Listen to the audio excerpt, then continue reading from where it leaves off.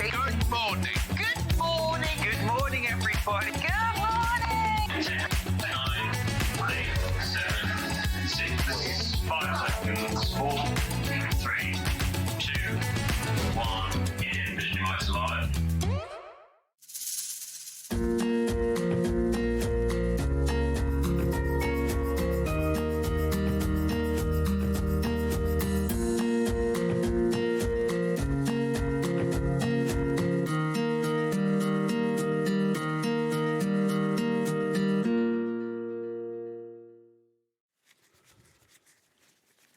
I'm not ready.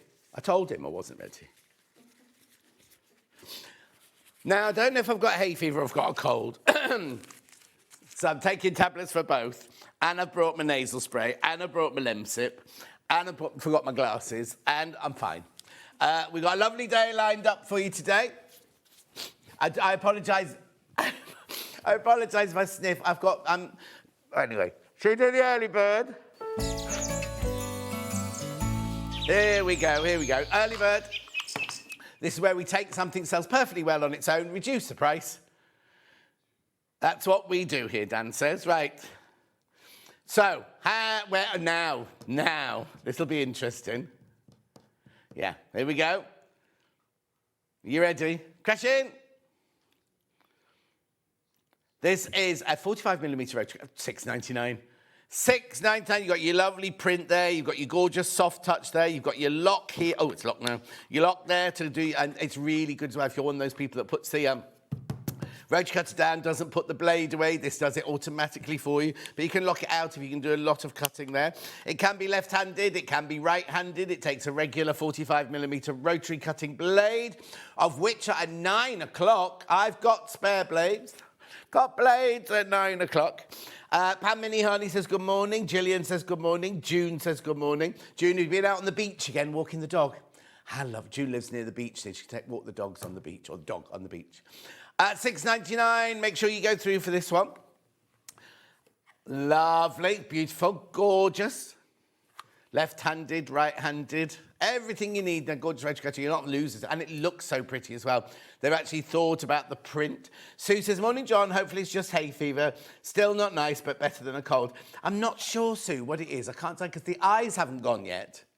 You see, it's just here, but it's kept me awake most of the night. Weirdest dreams. You know Adina from Gems TV? We were renovating a house. I know. I wasn't very good. And she was very bossy. Suzanne says, good morning, John. I feel the same as you. Not sure what it is. Also, it's my birthday today. Oh, Suzanne, happy birthday, my love. Happy birthday. Gillian said, loving the shirt. Liberty Lawn. Thank you very much indeed. Who is? Oh, Kinga next door. Her son is 2 today. Yeah, she was only just pregnant a minute ago.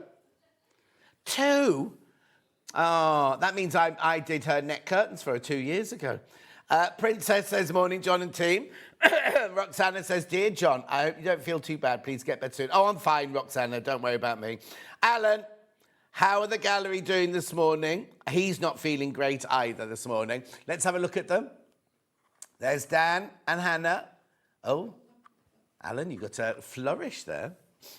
Anyway, $6.99. Keep going through for these. Lots of you there.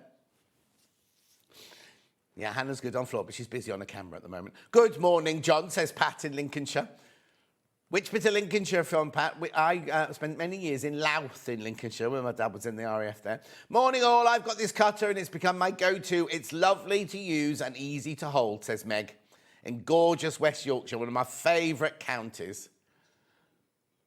Say that again. No, I was listening to Dan. What was Dan saying? Oh, I thought he said he'd been promoted. Some football team's been promoted, apparently. Which one? Hull, that's not in West Yorkshire. Yeah. Anyway, let's move on. Hull, that's where Debbie Paver lives in Hull. Anyway, shall we look at today's menu? Because it's busy, busy, busy. The Luck of the Irish Quilt with Lynne Goldsworthy at 8 o'clock. Here it is. Now, in the pattern, you also can make cushions. Look. Lovely, beautiful. Then at 9 o'clock, I've got Quilting Tools. That's where the blades are later on. Then at 10 o'clock, Lynne's back. She's doing a Kaffe Fassett quilt. There it is. It's lovely, isn't it? Beautiful. It's biggie, that one. It doesn't look very big on that picture, but it's a whopper. That's a 2-metre one, that one. And then Angie Attwood is in. We're doing the Westalee Ruler Masterclass. Now, these come, I can't remember what they're called now, but we've got the new box. They're from America. No, box two. Elevate box, right? They are such good value. You can only get them in America, and Paul, head of buying, has got them for us. And they're in our warehouse. They are in our warehouse now, ready to go. 3 ways you can get in touch. First way is by email.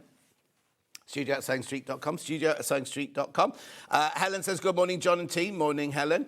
You can Facebook Live. And the other way is go to the website, www.SewingStreet.com. Go to the front page. Oh, Hannah's a bit slow this morning. Hannah's watching it like she's at home watching the telly. Oh, hang on. She didn't even have it up on her computer. Here you go. Top right-hand corner, click on Watch the Show Live. Wrong button. You'll see the white box on the right-hand side. Right a minute. It's all going wrong. Oh, she's got hand cream on and her hands are slipping off the buttons. Anyway, look, scroll down the page. You'll see everything that's coming up for the next 5 hours. You can buy. Now, I understand it's a lovely day. If you're going out for the day, do your shopping now. Don't worry about if anything's going to crash, you will pay the final price. You won't be paying the price. Lots of people pre-ordering today, apparently. So there's Lynne's quilt. Then we got tools. There's the blades I was just talking about. Hannah loves that little box with the flower with the blade on it there for some reason. She puts it in every single show. Rulers. Yeah, it's been next week's already. Then we got...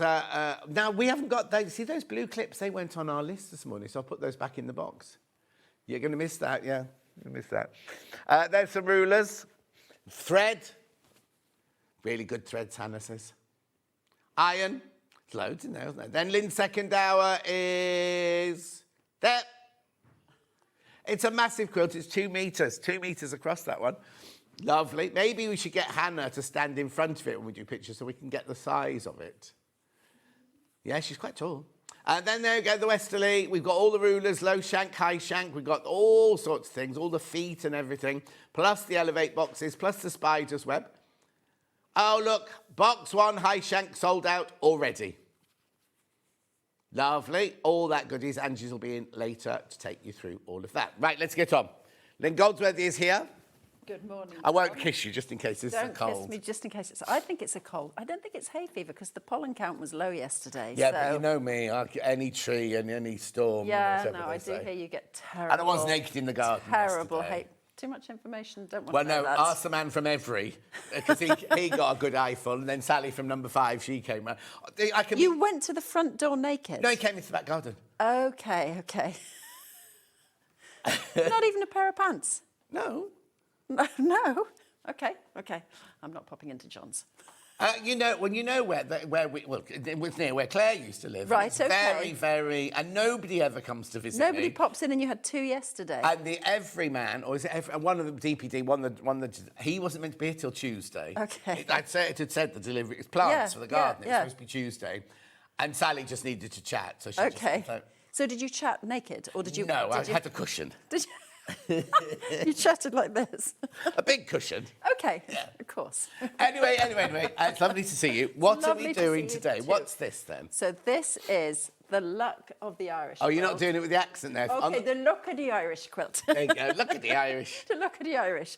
So, well, we had a bit of a discussion this morning because I thought these were 4-leaf clovers. Yes. And then John said maybe I should have had shamrocks because that's more Irish. But then Hannah did some Googling and a shamrock has 3 leaves and a 4-leaf clover has 4 leaves. So it's kind of an Irish-themed quilt because that is a double Irish chain. Yeah. And this, to me, is like a little Irish, No, exactly. What you could do, if you wanted a shamrock, you could, because these are appliqued on, aren't they? You could do a stalk there. You totally could. You could do 3 leaves and a stalk. That would be great. So if you want to be stricter about your shamrock rather than making it a 4-leaf clover.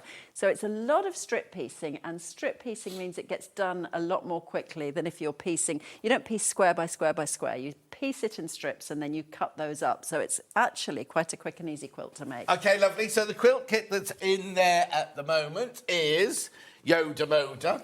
Corey Yoda. It's her line for Moda. So John's been saying Yoda Moda all morning. Okay, so you get 3 meters of your white background. You get ½ meter of your... Binding. Is it salmon? Yes. Salmon. And then this brand new fabric, you get a fat quarter of all 12 of the fabric. Such lovely, joyous, summery fabric, isn't it? Should be 89. Oh, that's a good price already. And why is it on split pay? You see, split pay is not supposed to kick in. These are the new rules. You're not supposed to kick in till 99.99. They're the old rules as well, which we've ignored completely. Anyway, it's not supposed to start to... Anyway, if you already checked out which lots you have, here we go.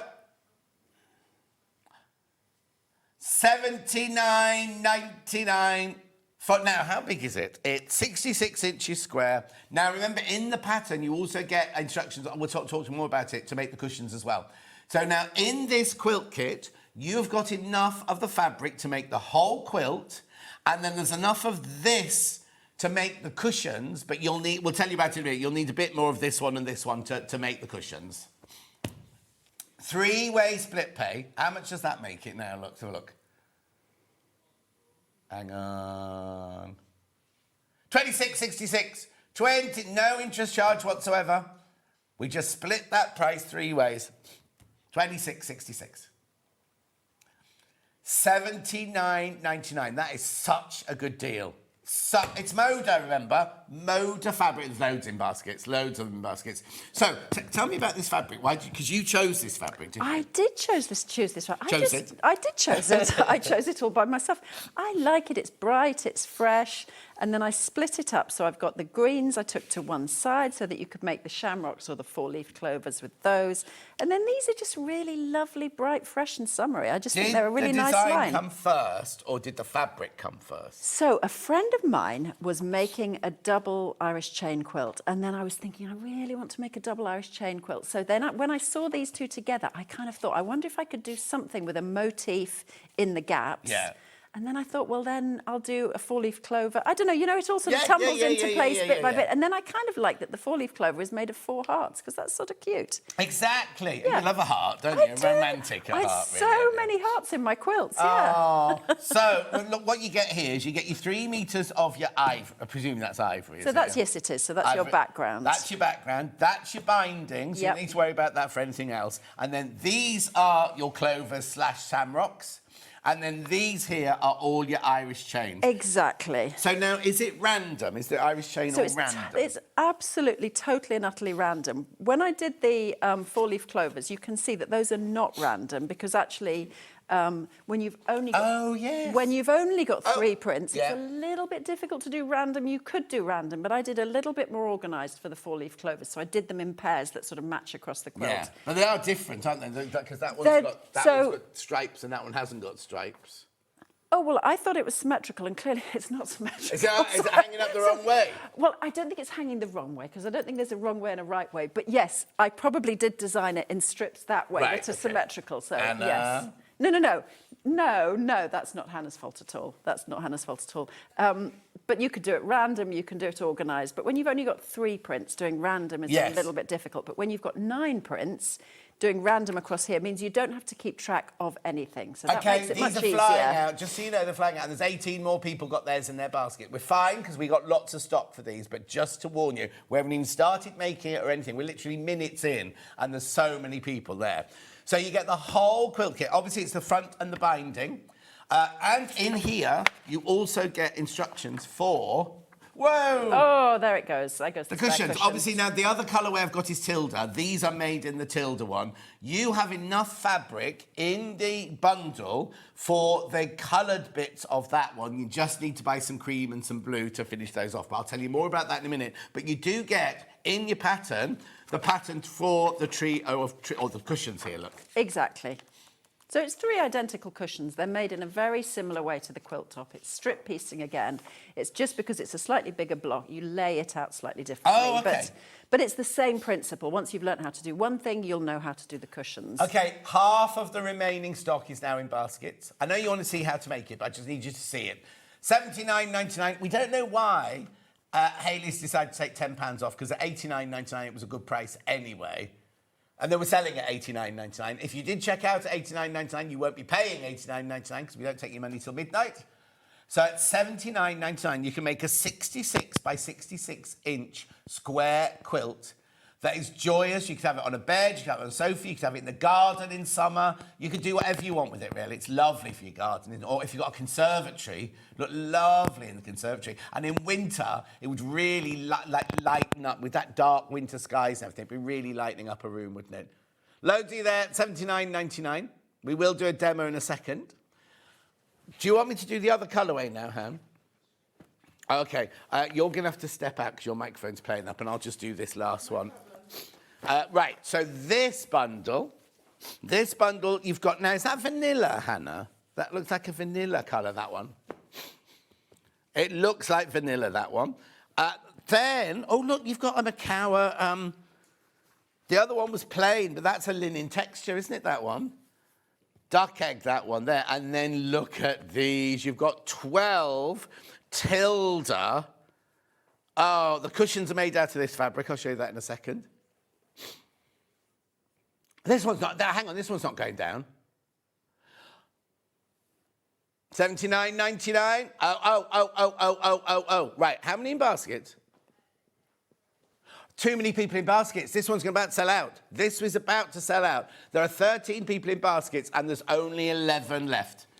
Beautiful Tilda. I love Tilda. I said to Hayley, can we do this quilt in another fabric? Yep. And she said, showed me 3 lines, and then she showed me Tilda. Well, if you're going to show me Tilda, then of course I'm going to choose Tilda. You're not doing a demo in this one, are you? No, I'm not. How have you split the colour? Because obviously this is... So basically, if we grab a cushion in exactly the same way, there are greens, there are reds, there are blues, there are yellows. So right. the reds, blues and yellows go in the double Irish chain, right. and the greens go in the half. four-leaf clover. So it's the exact same principle. It's just quite not as... the one it's not as in your face. Yes. Exactly. It's much gentler because it's Tilda. Oh, sold out. There go those. Sold out. Chuck them across the room.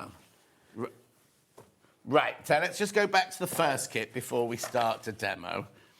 Now, you can do, remember, so this is enough fabric. Right, let me say, this is enough for the background of the quilt. That's enough for the binding of the quilt. This fabric is enough to do the quilt and to do 3 cushions. We'll tell you in a minute how much more of this you need to buy on its own, but you are getting enough of this to make your 3 matching cushions.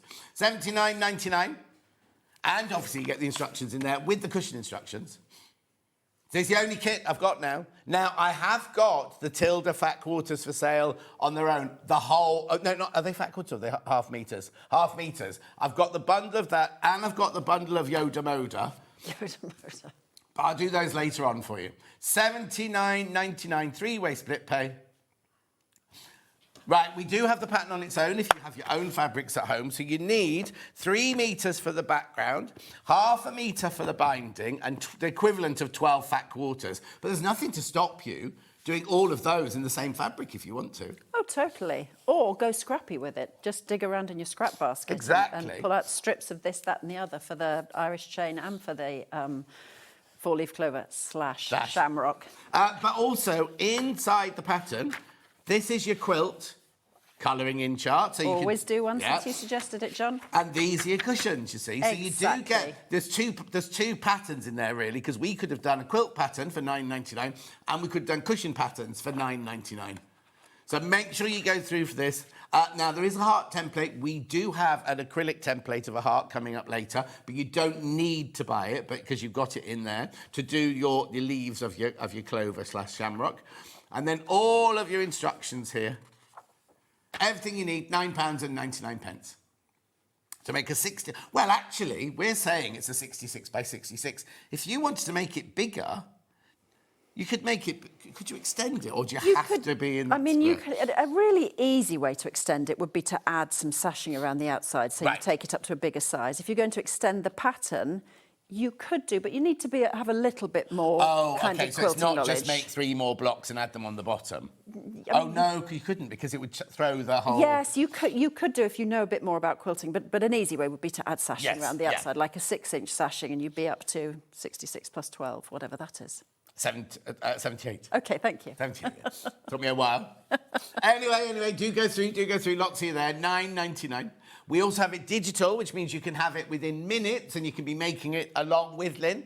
Now, I was going to say that you don't have to print it up. The only thing you need to print up is that one. If you're not going to buy the template in a minute, because the rest could just be on your computer, couldn't it? There's no pattern pieces, are there?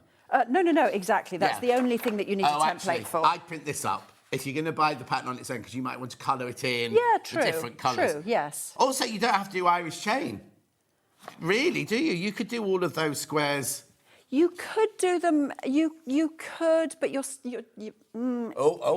The trouble is, if you start doing them as all different things, you're going to lose the sort of shape of how it all goes together and lose the kind of effect and the pattern. So I think it's better stuck as an Irish chain. Okay.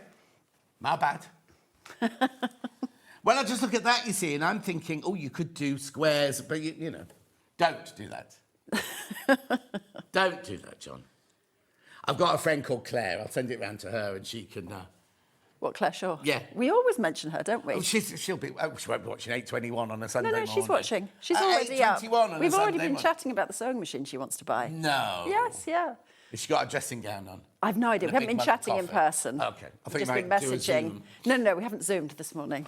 The heart template here. So I'm not going to open it, but it's a acrylic heart, the right size. You can open it. I brought a spare envelope, so we can trash the envelope, yeah. Lovely. Now, if they bought your quilt for my fabric, is this a different sized heart? It is a different sized heart, and it's fine. designed specifically to work, and I've aimed for that to be sort of close to a 90-degree angle. Oh, so it's a different shape. So that it kind of sits. Do you see what I mean? It makes that, like, the little parallel lines. Only because people will be going, I only bought a heart template last week. I know. Yeah. So each heart is designed for the quilt that I bring in with it. So you're going to get a collection of hearts because you love hearts, don't you? The hearts seem to go into most of my quilts. Yeah. They're always a good add-on, I have to say. £10, that one. Look at the Irish acrylic heart template. Oh, excuse me, I do apologise for sniffing. You really are a bit snuffly today, aren't you? Now I'm sneezing, Bless Be lovely all day you. tomorrow outside in the boiling hot sun with my hay fever and my cold, Because you've got a wedding tomorrow. Anna's sitting next to me at the wedding, so she'll catch it now. Well, if you're outside... No, if you're outside, you'll be OK. No, are we eating in the yurt? Oh, it's a very big yurt. You sure it's not just a marquee and she's calling it a yurt? What's the difference between a yurt and a teepee? Well, that's what I mean. A yurt is a teepee, right? Oh, is it? OK, yeah, so it's basically the same thing. How many people are going to the wedding? Do we know? No, but if you think about it, they're going to fit everyone in there. But loads of people have teepee weddings now, don't they? Oh, do they? Yes, yeah. Oh, what was Vix's? What kind of tent were we in at Vix's? Vix's wedding was amazing because Kieran made all the furniture. They went out and they bought all the lanterns. Wow. There was a horse in the field. Well, no, the horse wasn't meant to be there. That was Vix's dad because when he passed, she and Vix always went to see white horses, and in the middle of the wedding, this white horse just appeared behind them. It was incredible. No way. The horse wasn't meant to be there, but they'd got all like fur rugs from all over the benches and everything. He even built the bars that we stood at to drink and everything like that's that. crazy. I know. God, what a it was all handyman. outside. It was all outside. So there was the big tent that we were in. Yeah. And then they got married in a church first, and we all went to the big tent. And then outside there were like lots of little tents. So there was one with what are those? Shish kebab. What are they? Oh, OK. I know exactly what you mean. Yeah, like if you're on Hannah Edgware Road. broke it, and she was trying to get a young man to fix it. So, weren't you, Hannah? The shish kebab thing. No, she doesn't know what I'm talking about. What is it called? I don't know what it's called, but I know exactly what you're talking about. If you go down, if you go down Queensway, in London or Edgware Road, they're all sitting outside the cafes puffing away. That's right. Well, there were those, and then there was a coffee stand. It was amazing. Oh, it was fantastic. incredible. Yeah. But that was in a tent, but there were no sides on it. Now, apparently, the one we're in tomorrow has got air conditioning in it. That's amazing. I didn't know you could have air conditioning in a tent, but I mean, it's going to be boiling tomorrow, so you're going to need to cool down. Yeah, I think they're just going to wind up the sides, aren't they? And that the air blows through. Put a big fan on the side and blow the air through. Do be careful. £10. You can't even see it there. You can't see it anymore. I've taken the back off it. And it's nice because it's one that's got like a 90-degree angle on it. So that it gives this kind of effect here that they sort of all sit as a nice little group. Lovely. Yep. Lovely. Keep going through for that one. Shall we do a demo? Do you want to put the quilt kit back in and let's do a demo? Yeah, of course. So remember, this is the only quilt kit I've got now.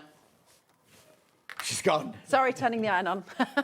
Because I would find out the hard way that we haven't turned it on. We've got now. How many did I start with? Okay, and how many baskets? Oh, be careful. Be careful, be careful, careful. There's only 15 left. There's only 15 of this kit left once you've all checked out. Right, okay, so where do we start? Once we get this home, where do we start? So we're going to start with, we will cut lots and lots of strips. So we've got lots of 2.5-inch strips, and I've brought just 3 so that we can demo how we're going to do this strip piecing. So where we're heading for is we're going to make some of the strips we make. There are various types of strips you make, but I won't make them all today. Is my microphone? I'm just moving you down there a little bit Okay. because...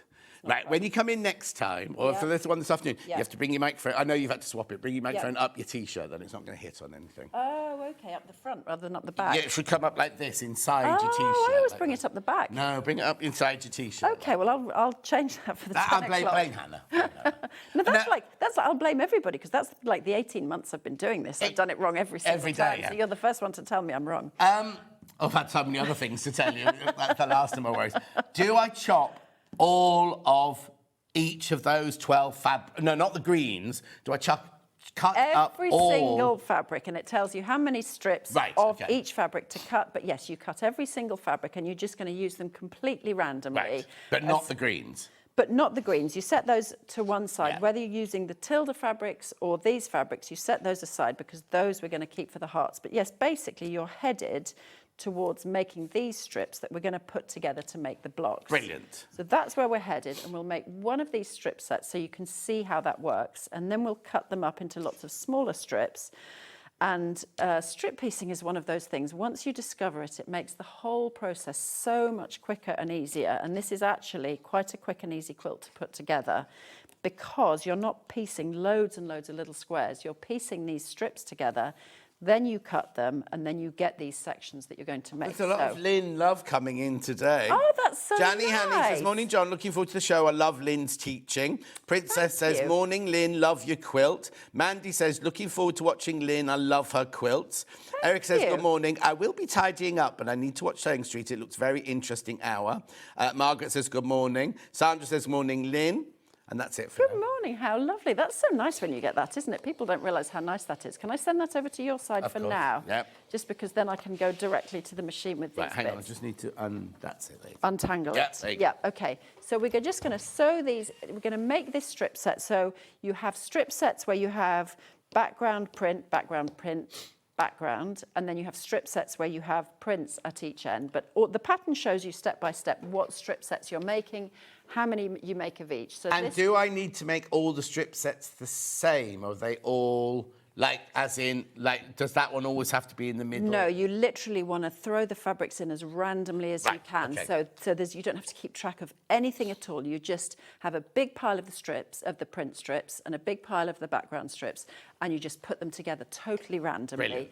And when you come to putting the quilt together at the end, mostly, if you can, you want to avoid putting two prints next to each other, but inevitably they will always end up next. You can spot loads. If you go across the whole quilt, you'll spot loads. So at the early stages, as you're going, just kind of avoid it. But when you get to the end, there are always going to be prints next to each other. It really doesn't matter. It doesn't matter. That's the way it goes. You can't pre-plan this and make it perfect. It's supposed to be random.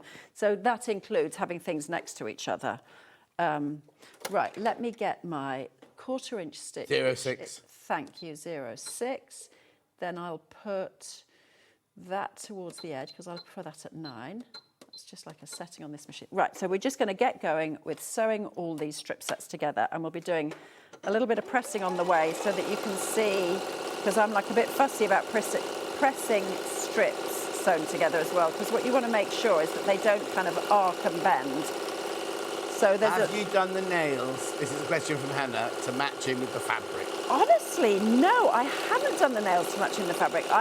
My niece always has, she's 25, but she always has lovely nails, like interesting, different, funny. So I said to her this time, rather than, I always choose boring nails, you know, she would choose them. So she chose them with the dots, but actually, they do work quite well, don't they? Okay, so I'm going to stop and I'm going to press this, because at this stage, when I'm sewing these strips together, I do press at each stage. I don't wait till I've got a whole strip set, because again, if you wait till you've got a whole strip set, they can sort of bend and arc. So it's really important that you want to press this and you get a nice straight line. Proper pressing or finger pressing?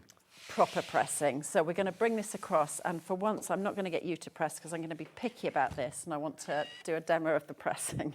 And I know you're like a clothing person and I'm a quilting person, so our pressing styles are different. I got a lady to do mine. You got what? A lady to do mine. What do you mean? That I iron my own stuff. What, you're making costumes and there's somebody ironing for you? Well, no, I meant my own stuff. Oh, you have somebody make your stuff? Yes, when I have my shirts made, Yes. they make them and then I send them out to be cleaned and ironed. I see. But I also, see. You don't iron your own clothes? No. Oh, my gosh, what a But princess. having said that... What a princess. No, it's the thing is, there must be something in your life that you do, and no matter, like, I always have flowers, no matter how poor I was when I worked in theatre. Okay. Even if it was a clump of weeds. Just something you'd have flowers, always right? have flowers. And when I have money, I always have my shirts laundered and my sheets laundered. But I'll do everything else. Okay, I get that. Do you I don't drink, I don't smoke, I don't do anything. You're very clean living, aren't Totally, you? it's very boring. That's amazing that Yeah. you're so clean living. I do like a glass of wine. But do you clean your own house? Yes. See, I don't clean my own house. There you go, you see. I bought a new house, and it's a lovely modern new build, and I thought, that's going to be so easy to clean. 2 weeks in, I thought, oh, God, I'm tired of doing this. I'm not doing that anymore. So that is a real luxury for me. No. I love cleaning my house. Do you? Because that feeling when you start, I always start at the top back bedroom, do all of upstairs, do down the stairs, then do all of downstairs. But when you finish, that feeling of like, well, sitting in a lovely clean I know house. what you mean. It's lovely and clean, but I get that feeling when Beck Someone has else been does on a it. Monday. Yes, and I'm very untrustworthy, though.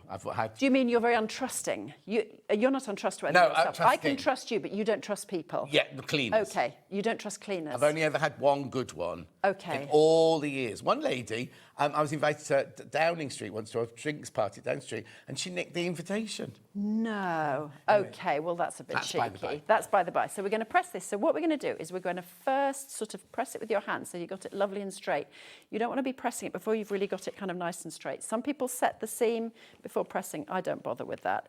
But you just want to give it a good...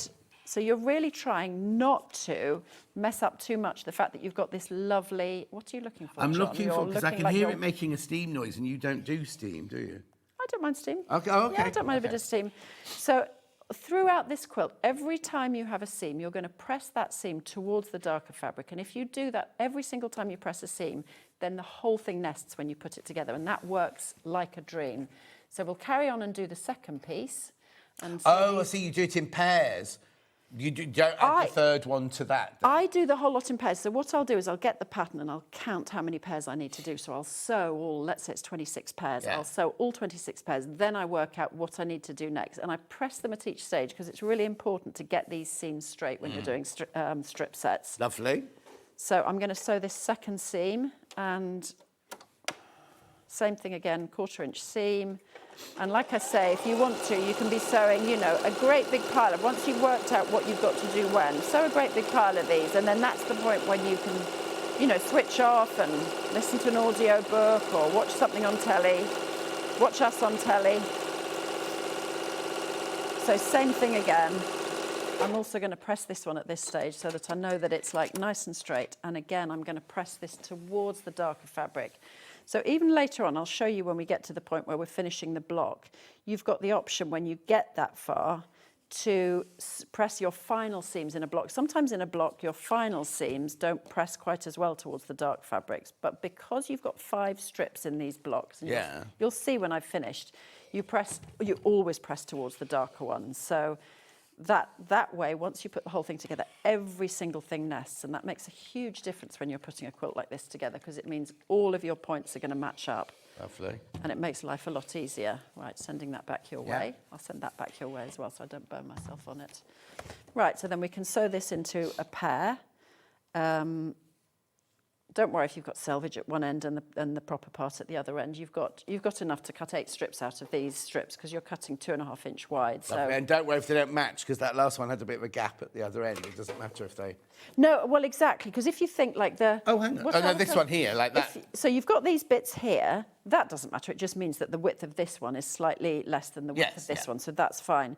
So basically, you're going to want to line where the selvage starts. Oh, let me move it so you can see. What I'm saying is where the selvage starts there, and where the top of the fabric is here, those are what you'll kind of line up. So it's almost like, do you see what I mean? So where your usable fabric starts, line those up if you're if you've got selvage at one end and raw edge at the other end. But you've got enough in between to cut your 8 2.5-inch wide strips. Yeah, so don't be thinking if you've got a step at the end, don't be thinking you've done it wrong. No, exactly, because quite often, I mean, for example, the fabric, the print in this case is Moda, whereas the solid is Rose and Hubble. So quite often just different manufacturers, it'll come out at slightly different widths. Yeah. Or even different types of fabric within a manufacturer will come out at different widths. Like say you have a Macawa print versus a Macawa blender. Quite often they're just very slightly different, so don't worry about that. It's just a sort of vagaries of, right, I'm going to press this one as well, because like I say, I prefer pressing as I go. And once again, we're going to press this towards the darker fabric. So the way I tend to do it is have the darker fabric on top and then fold it over and then kind of hand press it just so that I've got the seam all ready to go to be pressed, so that once I put the iron on it, I'm not really giving it too much in terms of sort of manipulation, so that it keeps the whole set pretty straight. And if you've sewn a set together like this and it seems to kind of be arcing, just give it a bit of a pull and pull it straight, because that way, when you come to sort of cutting it down into smaller strips, it'll have straightened itself up. But also, I quite like this because you're doing fat quarters here, aren't you? Yes. When you do strips of width of fabric of 0.5 meters, yeah, sometimes it does banana a little it does, bit, doesn't it does, yes. It's just inevitable. It's just because they're that long, Yeah. but if it does banana, even when you have strips that long, just kind of give it a bit of a pull and a tug, because it'll straighten itself up. Luckily, fabric is actually quite stretchy, especially when you've cut on the width of fabric like this. It's got quite a stretch in it, so it'll straighten itself up. So we'll put the final strip on of this strip set. Same thing again, 1/4-inch seam. I'm going to line up the selvage ends. And yeah, this is the point in time where I'm just basically sort of drifting mentally and no longer concentrating. Do you know what I mean? When you've got a big pile of work to do and you're doing a kind of repetitive thing over and over, you can switch off a bit. I think that's when sewing becomes quite mindful. Yeah. Because you're not worrying about lining seams up or points or anything. You're just kind of sewing and singing a happy little song in your head. Right, so I'll press that final one and then we can cut it into. And I know if people at home have got the, I've never used the stripology thing, but you know that ruler you've shown me before? Yeah. That's the kind of thing, if you've got that at home, you can use for sort of sub-cutting these strips. Have you not got one? I have got one, and I couldn't really, being stupid, I really needed someone to demo it for me. Oh, okay. I think you would, when you've got the swing of it, you'll absolutely I'd be fine love it, with and it. you'll be using it lots and I lots. think what I need to do is next time you have it on and someone's demoing it, I'll watch and have a look. So basically, now you can see that strip set has come out and it is kind of pretty straight, which is what you want. And then we're going to subcut this into 2.5-inch wide strips. So what I tend to do is I fold it in half. So I'm going to fold it so that the sort of usable ends join each other. So the top of the raw edge of that one is kind of lining up with the edge of the selvage. So I'm going to get the maximum amount of cuts out of this. Then when I line it up on the mat, what I know is that I need 4 lots of 2.5 inches. So I know that at each end, within 10 inches, so I've got the 5-inch mark here and the 15-inch mark here. So I know that's 10 inches wide and I can cut it at both ends. So you'll kind of want to line it up to make sure that on your mat you've got room to cut a full 10 inches out of it. And then, do we have your early bird rotary cutter? Oh, I yes. just use my ancient. I can use. I'll use my ancient one for now. So you can start at the left or the right. It really doesn't matter as long as you've got it all lined up on your cutting mat. We've got this ruler, and this mat is in the next hour. Oh, this ruler, I will say that now, this is my favourite ruler. I've never had this on this show before. This is my favourite ruler. It's so easy, 4.5 by 14 inches. But why has it got the slits in it? Because that is I think is it 1.5 inches, 1/4-inch pencil. You know what? I always thought I knew why it had the slits in, and the minute you've asked me that question, I have no idea why it's got the slits in it. Oh, well, okay. I have no idea. It says 1/4-inch pencil line. What does that even mean? Does that mean that you line up this line? 1/4 inch. Well, it would be 1/4 inch from there. Does it mean you line that up and you can draw lines? Maybe. But it's funny that it's set into the ruler. Yes, you'd think maybe it makes it too weak. I don't know. It's so funny this morning because when we said, which ruler do you want to use? She said, I've got this one because Yes, it's in the next hour. I've got this. I always use this ruler. This is my go-to. I've never had this. I've had a similar one on the show. There's a nice one that's about 3 by 12 or whatever. So I'm cutting. I'll stop and tell you what I'm doing. I'm cutting these 2.5-inch wide strips. So you're basically making lots of 2.5-inch squares, which is what the quilt is made of. But the way the pattern shows you to put all of the different strip sets together, you end up making this whole series of different blocks that all go together to make the Irish chain. It's kind of like a sort of feat of magic that happens at the end. So that measures 2.5 across there, does it? Exactly, exactly. So these are 2-inch squares once they're finished. So I'll join these together with ones I had left over, because if you make every single, you do have a few of these left over, so good if you want to do a demo. So I'm going to join these together so that I can show you how we actually make the block itself. So there are a number of blocks in here, but we're going to make the main one, which is the one you sort of see all the way across the quilt. And you make that with three strips that have cream on the end and 2 strips that have print on the end, and you're going to alternate those. So we're going to sew those together in exactly the same way. And what I said before about randomly placing the prints, if I put those 2 together like that, I kind of immediately think, okay, I've got 2 orange and 2 red, so I'm naturally going to swap that around so that your prints are placed a little bit more randomly.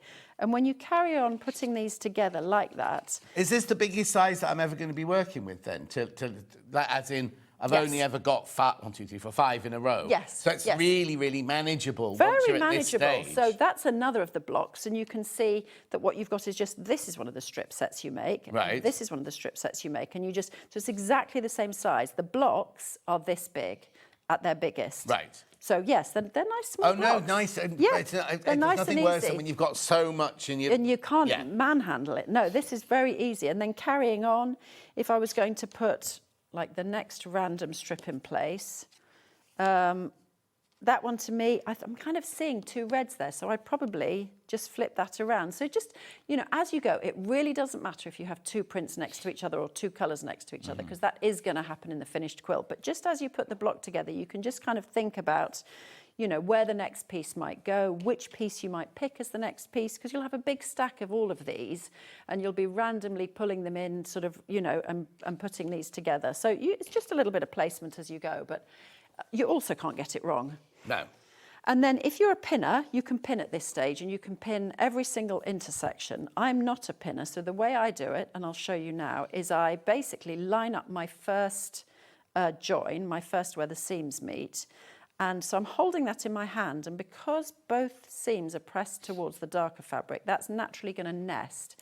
And nesting is where they almost kind of click together. If you push them together, it's almost like they click in place. So I'll start at the beginning and I'll stop at that point, and when I get to that point, I'm going to line up the next 2. When I get to that point, I'm going to line up the next 2. And what you might find is they just don't line up perfectly. Some pieces are bigger, some pieces, you know, because none of us have a perfect 1/4 inch seam all the time. If that's the case, you just want to pull a little bit. Pull the one that's shorter, so pull them so that they do all line up perfectly. So for the quilt behind me, there would have been a lot of pulling of different pieces, but once it's put together and you've pressed it and you've quilted it, you never see that. So it really helps to just sort of manhandle it a bit.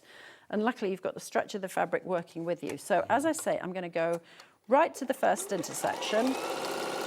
Did you never pin then? No. Well, the time I would pin is once you come to the point when you're assembling the whole quilt top, you're going to be pinning, I will pin that row to that row, right, just because you're manhandling huge, this yeah. enormous great big, but I'll just pin it at the block intersection, so you can see that's a block, that's the one we're making now. Yeah. Then the one next to it is the one I showed you just before. Yeah. So I'll pin them where the blocks meet, so I'll Right. pin them that much across the top, but not at every single intersection. Because pinning just takes more time. But if you like pinning, go for it. So now I'm going to the next seam, and I'm going to just line up those 2 and check that they nest, and I'll go to that one, and then I'll stop. Next one again. Right, first question is, what foot are you using? Just a 1/4 inch foot. 1/4 inch Yeah, foot, the just a one regular- with you've got the one with the guide on. I like the one with the guide on. I know some people prefer the one without the guide on. I like the one with the guide on when you're doing what you're doing, because you can butt your fabric up. Exactly. It's when you go across a fabric. Then I don't ever use the 1/4 inch with the guide on. No, exactly. Then I would swap for the, what do you call it, like a satin stitch foot, like the regular foot, the everyday foot. But I've got a 1/4 inch foot, which is that, but without the guide Exactly, on it as well, exactly. And that you can use for everything. Yeah. So this one, again, I've got to pull the bottom bit of fabric a bit because the top bit seems to be a bit longer. But you can do that, just kind of manhandle it a bit. And with this, I don't worry about pressing as I go. I will just kind of finger press this one and then add the next piece onto it. And again, like I did before, I would be piecing these in a great big pile of pairs. I'd be counting up how many pairs do I need and piecing it in a great big pile of pairs, and then working out later on, once I've done all of those, what I need to do to make those into the blocks that I'm making. Okay, Susan's asked, what fabric do I get in the kit? You get enough, Susan, to make the front, the whole of the front, and the binding. So the background fabric, the fabric for the Irish chain, and the fabric for the shamrock/clover. You don't get wadding and you don't get backing.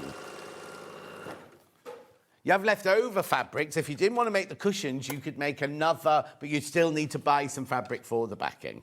Yeah. Yes, exactly. And you always need to buy wadding. Yeah. And you can buy the acrylic template or not. You get it in the pattern if you want to use it from the pattern, or if you prefer to use an acrylic template. So whenever we have those on, it's never a requirement to buy it. No. It's only if it makes your life a bit easier. Benita says, what a lovely quilt, beautiful quilt. I have my pattern and my template. How could you quilt this simply? Well, you could do exactly what I did, which is to do a diagonal crosshatch of lines. So what's great about a quilt like this is you don't even have to mark anything, because you just follow the centres of the squares all the way across the quilt. So that's what I've done. So my lines are about 2.5, 3 inches apart, and that is a really simple way to quilt a quilt. That's what you're saying, you don't have to mark it. No. You don't have to mark it, you just aim for the corners of all the squares. And someone else asked, could you do it quilt as you go? I don't think you could. No, you couldn't. No, because it would break up the Irish chain design, because quilt as you go, you always have these little strips added in, and that would break up the sort of continuity of the chain design. Yeah. So there you go. Sadly not. Right, we need to check out on this bundle. There are 42 people want it. I haven't got anywhere near 42 left, just so you know. Remember the Tilda one sold out completely, and this is the Yoda Moda one. Yes, and Moda Yoda. And there are twice as many people want it as we've got stock of. So I'm just doing this last seam in the block, and then we can press this block, and then you can see how quickly and easily, because obviously where I've done those strip sets, I'm putting together one block now, but I would be able to put together loads of blocks, because I would have all of these strip sets waiting for me that I just have in a big pile on the corner of my sewing room desk. And just work your way through them, just putting together these blocks. So we're going to give this a press now, and I'll tell you what I said before was that, I've made it wrong. I've made it wrong. So you see with the way I've made it so you've got prints in the corners. That is wrong. I should have made it so I have cream in the corner. So the way it should have looked. That one, yeah. So this is what I would. Give it a. You're throwing it a bit too well. I remember this from before when I've been on before. The thread was really strong, and actually I ended up ripping the fabric. So take that one off. So what I should have done, and I will actually do now, I'll get it right this time, is I should have put that one on. So the main block has the cream squares in the corners. Always, on all of them. Yes, if you see, like that's the main block there. So all of those, it has those in the corners. That's a different block entirely. Yeah. And then the blocks that are up here, they're like partial of the main block, if you see what I mean. Yeah. It's you'll see in the pattern, it's all laid out, and it will tell you how to do it the right way. I was just...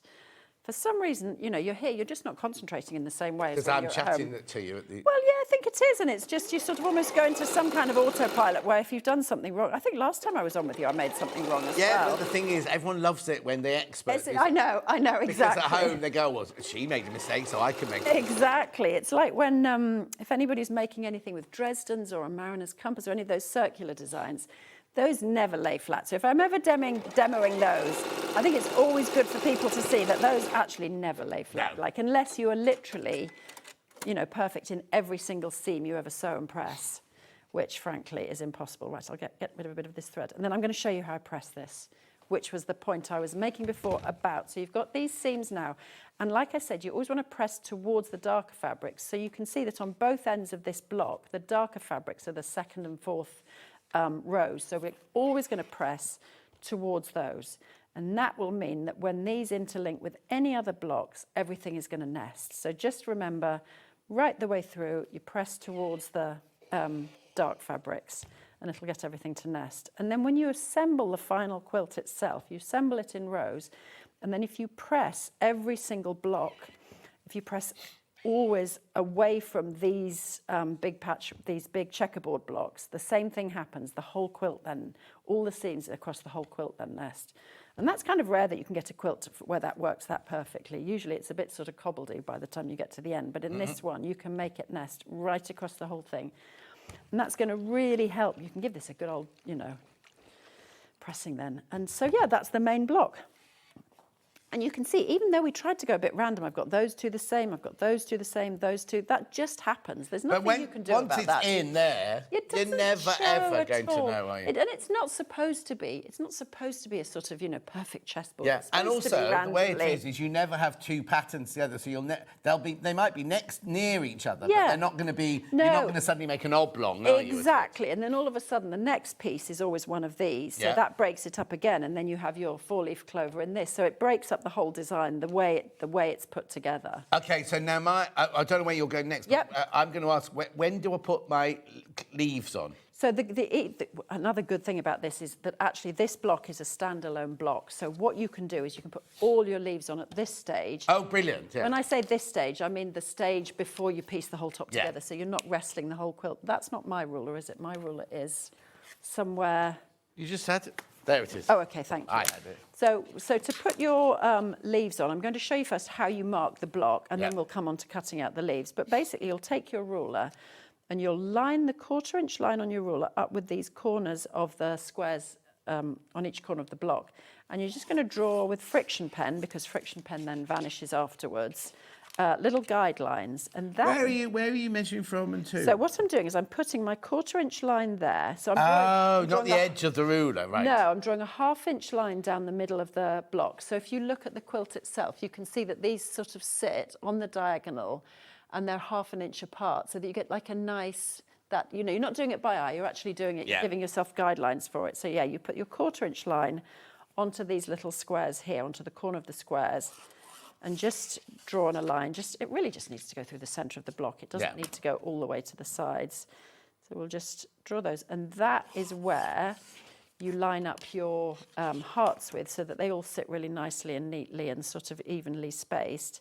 And yeah, do this with a friction pen, don't do it with a pencil, don't do it with some kind of disappearing marker, because you want those lines to go away later. You don't want those to be appearing in your final quilt. So that's how we prepare the block for the leaves that are coming. Lovely. And now we will have a look at how we do the leaves. So this is just raw edge applique, which I always think of as, frankly, cutting and sticking. Do we have the heart templates? Did we put it back? Oh, we put it back. So you draw for each block, you want 4 hearts, and there's a little diagram within the pattern of the best way to sort of lay out the hearts together. I'll just do, exactly. Just because right there, so it shows you how you lay your hearts on the fabric, because you do need to make sure that if you just put them completely randomly, you might not get enough out of the thing to make both your quilt and your cushions. So just follow the layout that way when you trace them either onto Bondaweb, or if you have them lots drawn out individually and then place them on the fabric. So I'm just going to do one for now, because it's just a demo of how we do the heart. Yeah. Does this come with a peely offy thing, or is it see-through? I just peeled it off actually before. Did you? Yeah, so that's the only one that's already peeled. So you're going to fuse your Bondaweb heart to the back of your fabric, and I'm just going to do, I'm just going to do one today, because there's no need to see all 4, and we're probably going to run out of time to do all 4 Don't worry, anyway. we're going to go a little bit over. So. Okay. So fuse that to the back, and then here's where a lot of people go wrong or don't fully understand something like Bondaweb, is you really need to press and hold for about 10-12 seconds. And if you don't press and hold for that long, then you'll find that the paper won't sort of snap off very easily. So give it a good, you don't want to singe your fabric, so do keep an eye on it, but do leave it on for a decent amount of time, because you really need to melt that glue properly.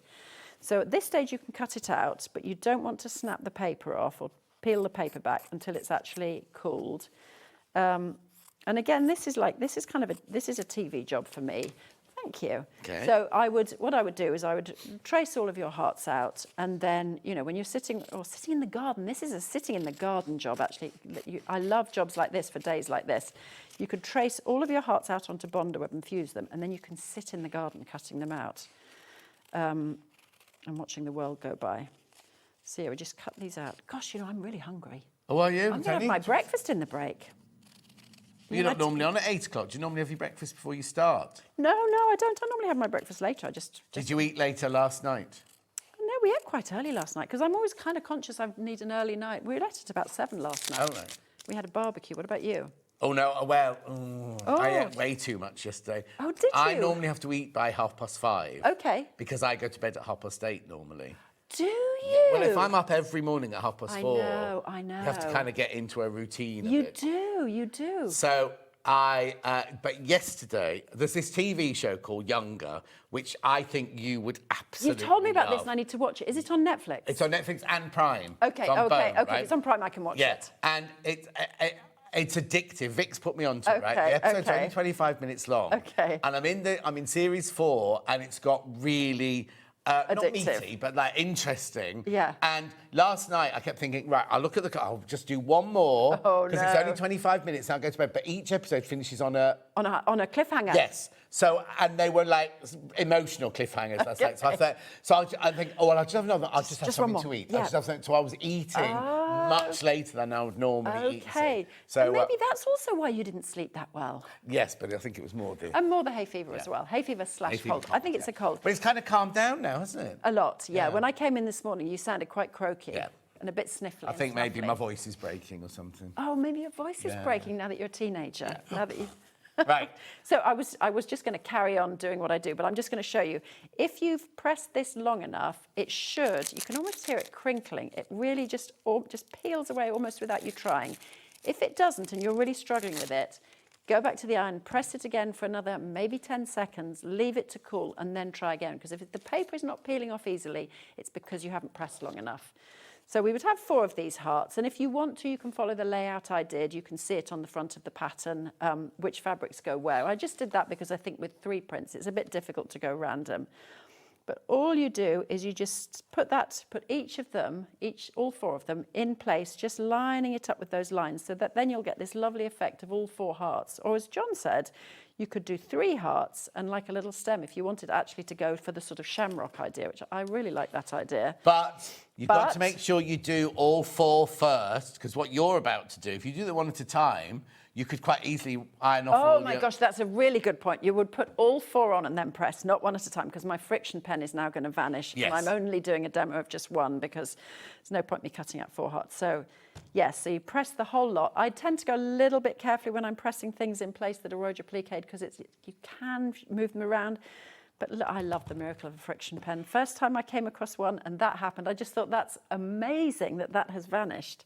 So you'd have 4 of these and you now want to stitch them in place. Let's put them the right way up because then it'll look nicer. So you want to stitch them in place. You've got a few options. If your machine has a blanket stitch, I would go for a blanket stitch because I think that looks the nicest. If it doesn't, you could do a sort of a loose zigzag. You could find another decorative stitch on your machine. You could, some people, what you could do is just raw edge, you stick them down, and then when you quilt it, you could do sort of free motion quilting around the outside. That's another way to do it. Or you could do a straight sort of top stitch, just maybe, I don't know, 2 or 3 millimeters in from the edges. So there are lots of ways you can sort of secure that in place and stitch the edges. But if you do have a blanket stitch, I think that's the one that finishes it off the best. Yeah, you do have to stitch it. Bondaweb is not permanent. Exactly. So if you put that in the washing machine, they'd come off if you hadn't stitched it. Exactly. There has to be some way, whether it's in the piecing or the quilting, there has to be some way that that's stitched in place. So I'm now going to have a look for my blanket stitch because that's the stitch I want to use. Or something Oh like my gosh, you're right. Good knowledge. It's 39. that. Oh, 39. So 39.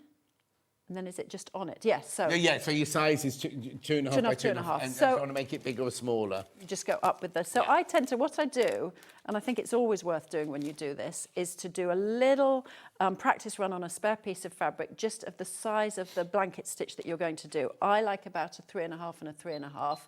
But you'll find if you've got very small pieces, you probably want a smaller stitch. If you've got big pieces, you probably want a bigger stitch. 1, because I think it looks a little bit nicer, but 2, because it also goes more quickly. You know, you don't want to spend hours and hours with teensy little blanket stitches. So I tend to go as big as I think I can get away with when I'm doing a blanket stitch. Now, I'm just going to use the grey thread that's in the machine, but for the quilt itself, I had a lime green thread. But don't sweat if you don't have like literally the perfect colour. Go for something close, because in the finished quilt, you'd be surprised. Not having the right colour does not change. It doesn't make it look bad. It doesn't ruin the effect. You know, if you've got something like, say, quite a much stronger colour, that gives a lovely, like if you see on the cushion I did there, I went for a really sort of heavy dark green thread. So it's not a perfect match for the fabrics, but actually it gives a really lovely sort of hand-finished look to it. You know, people feel they always have to have literally every single perfect But thread. also, you actually don't. The general rule of thumb when you're doing top stitching, like especially on dressmaking and everything, you always go the shade darker than the actual fabric. If you go shade lighter, it stands out more. I did not know that. Yeah, so you always go one shade darker. I did not know that. Another thing you can do is take your thread and lay it out on top of what you're sewing it on, and then you do get an impression of how it's going to look. So you can see that on the red, that really kind of sticks out. Yeah, because if you look in the whole roll like that, it's a bit overpowering. If you put that on there, you go, that's too overpowering. Exactly, but when you see it as just a piece of thread. One thread, aren't you? So exactly, you get a better idea of how it's going to look. But I'm just going to leave it. I've got a silver thread in here, and you'll actually see when it's done that it looks totally fine. And just go at the speed you feel comfortable at. If you want to put on your, like slow the speed down on your machine. I'm not going to do that today, but if you want to, you can do. If you have a pivot set up on your machine, I would do that. The pivot function is where your machine will stop with the needle down and the foot up, and that enables you to sort of readjust and move around as you go. This machine doesn't have that. You don't have to have it, but it does make it just a little bit easier when you're doing something like this. That one doesn't have the pivot machine, but it does have the button to make sure that every time you stop, the needle which again is really useful, but you just lift and you want to try and get your stitch right in the corner. If needs be, slow right down and just slightly manipulate the fabric to get that. I'm lucky it's just sort of sat itself in the corner. When you're going straight, you can go quite fast. You tend to have to slow down a bit as you're going around the curves, but if you're concentrating, sometimes you can get away with it. So I'm kind of concentrating now. If you find you're losing your concentration, you probably do have to slow down, because you are really trying to sort of keep along the edge of that curve. And don't feel you need to go the same speed as I'm going now. Go at a speed that you feel comfortable at, where you feel like you're actually getting a nice finish. Because I do this is one of the things I do all the time. I do tend to go at a bit of speed. But that'll look nicer when it's pressed. It always looks much nicer when it's pressed. Yeah. And look at that. I mean, the silver thread, that's totally fine, isn't it? Oh, no, totally. Yeah. I mean, you really also, don't what colour need are you going to quilt it in? What colours did you quilt yours in? I quilted it in a sort of, I kind of went with the coral. And again, I think, you can overthink that. Right, I've got to recap. There are 12 of these quilt kits left, but how many in baskets? 44 people want it. There are only 12 left. So now's the time to check out. Should have been $89.99, which was a really good price anyway. Hayley told us to take it to $79.99. We don't know why. It's on three-way split pay. We don't know why. But there are only 11 left available. That's it. Do you know that the Tilda one completely sold out? We had lots of these, but there's now only 11 left. But way too many people in baskets. Right, I'm not going to take you through. If you want, we've got the mega bundle of the fabric underneath us, and we've got the Tilda bundle underneath us. But what we want to talk about very quickly, because we're way over into the next hour, is the cushion. So if you buy this bundle, you've got enough of this fabric to do all the pattern fabrics on the quilt and the pattern on 3 cushions. But however, in the quilt kit, you only have enough. This is your binding, your salmon, and that's your background. If you're going to make cushions as well, you don't need to buy any more of this, but you do need to buy more of this. So what you need is 1 metre of whatever colour you're going to have in the background. So you need 2 units of this. This is ivory. So you need, if you're going to make the cushions as well, you need all 3 of them. You need 1 metre of that, which is 2 units. And then whatever colour you put at the backing and the binding, you need 1.5 meters, which is 3 units. So it's up to you. You choose. Basically, you want 1 metre for your background and 1.5 meters for your binding and your backing. So you can choose which colours you want. So if you've gone for this Yoda Moda one, they're the matching colours. If you went for the Tilda one, this is the background colour, the vanilla. 1 metre of that if you just want that as your background.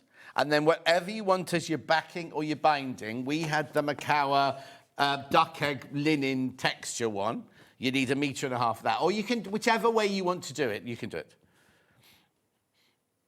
Lovely. We also have the pattern on its own, remember? Physical. Oh, and the template. So where's the template? Yeah. Yep. I've got the new envelope. We for got that. ready. I have. There's the pattern on its own, $9.99. That's your physical pattern. There you go. This is what you'll get sent. And it has the quilt and the cushions in there for your $9.99. We also have it digitally, which means you'll have it in the next 5 minutes in your account, sent to your account.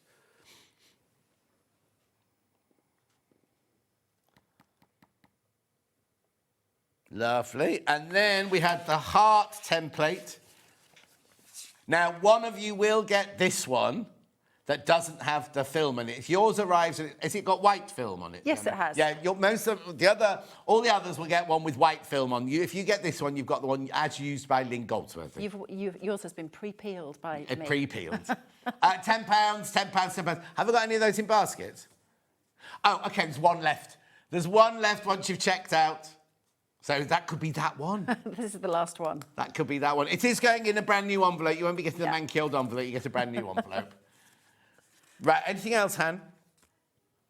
OK, I'm taking that ruler with me, and I was taking something else with me, wasn't I? No. Right, don't go anywhere. Oh, no, you're back in an hour. I'm back in an hour. I'm back at 10. Gorgeous. Look at this Kaffe quilt. It's 2 meters in size, that one. Big quilt. Big quilt, but easy to make.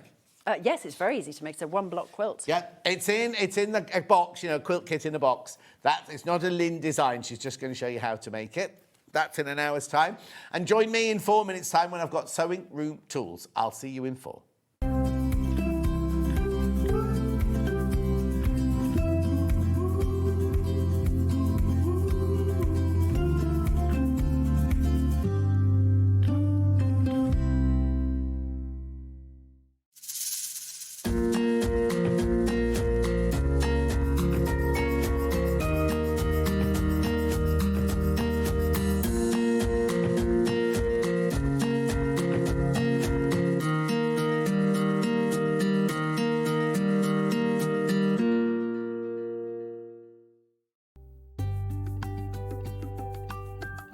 So you're most probably wondering, is my machine high shank or low shank? Well, you can look it up, but there's a really simple way to work it out.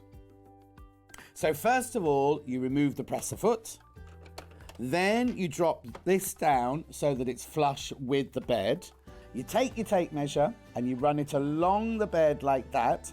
And then wherever that screw lies, that's how you know if it's low shank or high shank. As you can see, this one is 1/2 inch. That makes it low shank. If that screw is nearer the inch, then it's a high shank.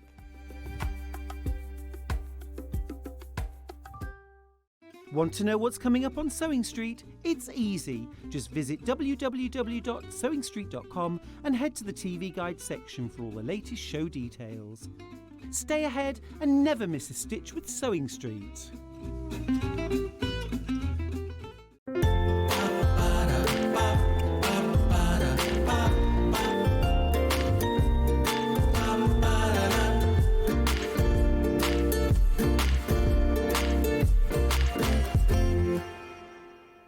Shopping with Sewing Street couldn't be easier. You can shop via our website at www.sewingstreet.com, where you can watch our live shows and see all the products from that day.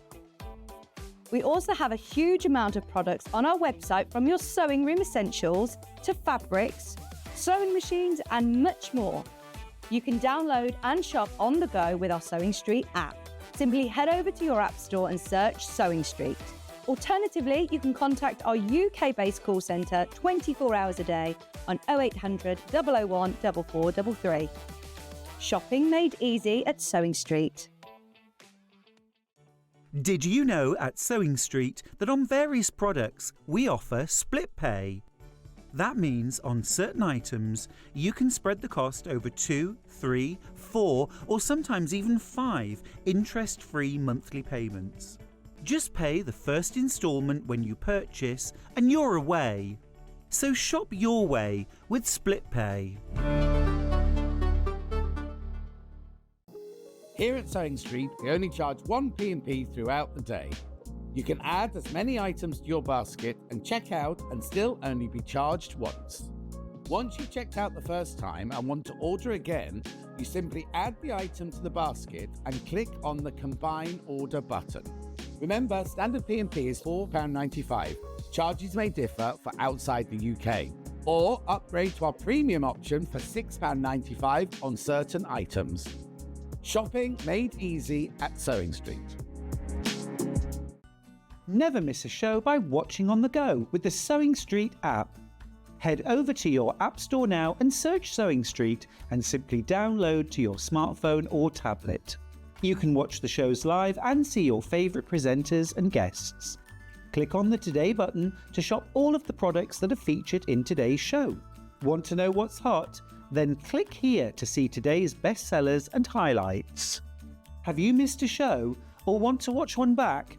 Then click the schedule button and you can go back 7 days to watch and shop, and you can also see what's coming up over the next 7 days. Want to say hello or ask a question to our guests? Then send a message to the studio. You can also keep in touch with all the latest news, events, product launches and much more by clicking here for our social media pages. Never miss a show by watching on the go with Sewing Street. We're proud to have some of the most skilled and experienced experts in the industry. They're brought to you here every day on Sewing Street. The Designer Quilt Block competition is back! Make your very own quilt block using the fabric on this panel that features 8 different prints. 12 winners will be chosen and will win a £100 credit to spend with Sewing Street. Your winning block will feature in the Sewing Street quilt that will be displayed at the Festival of Quilts 2026. Please label the back of your block with your name and phone number so we can contact the lucky winners. Please send in your block by the 12th of June. Winners will be announced live on air, so stay tuned for the updates. For more details on the competition, please visit our website. Good luck from all of us here at Sewing Street.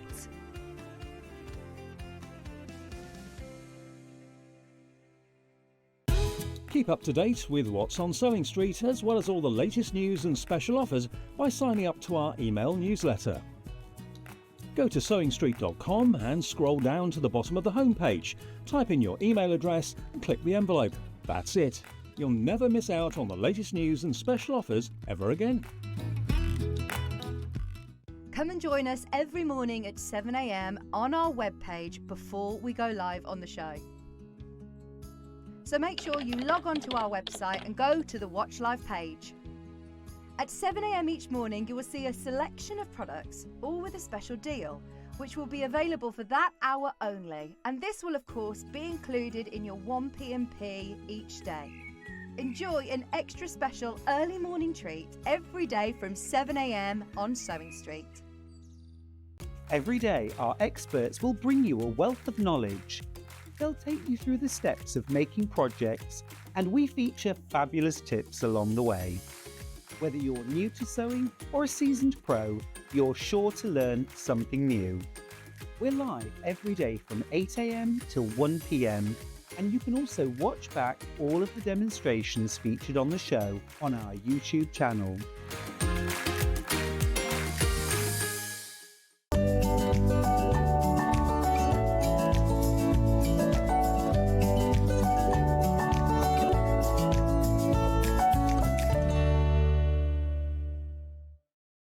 Right, before I carry on with the tools and everything, we had loads of these. There are 4 not checked out. There are 4 of these not checked out.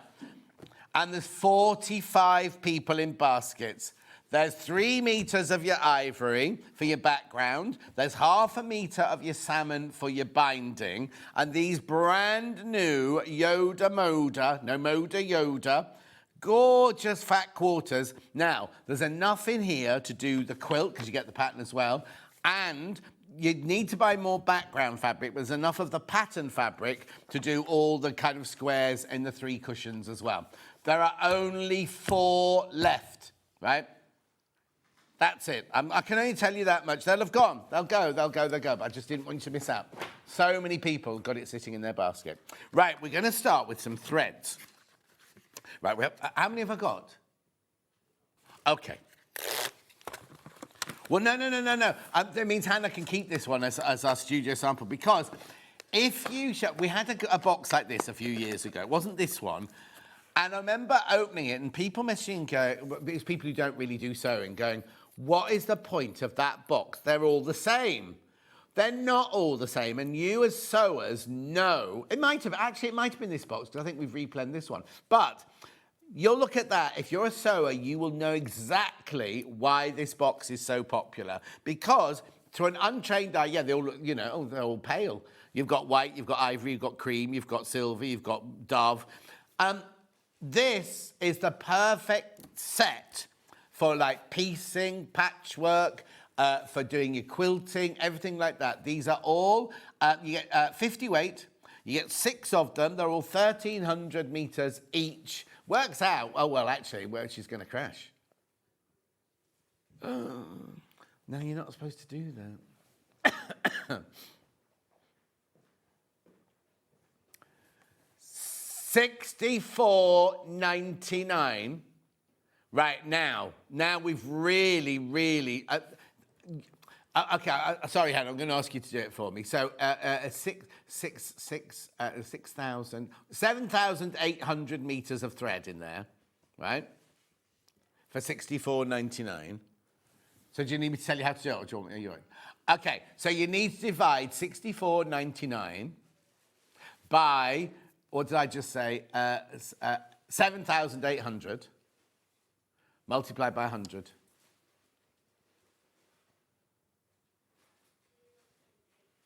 Okay, 80p or 83p that is now.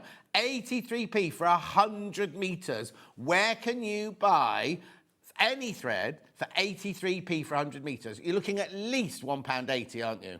And out there, any other thread, this is Orifil thread, which we all know is Egyptian cotton taken to Italy, made into these, using the long strands, beautifully made and twisted and everything, $64.99. Now, I know, because pardon? Oh, so you've made me do that whole sum, and that's not... But they're going, Hannah, you don't need to... Right. That was a bit of a shopping... I do apologise. That was a bit of a shopping telly reaction, wasn't it? I had no idea...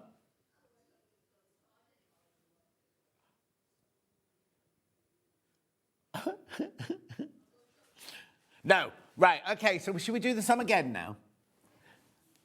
Yeah, so $59.99 divided by 7,800 multiplied by 100.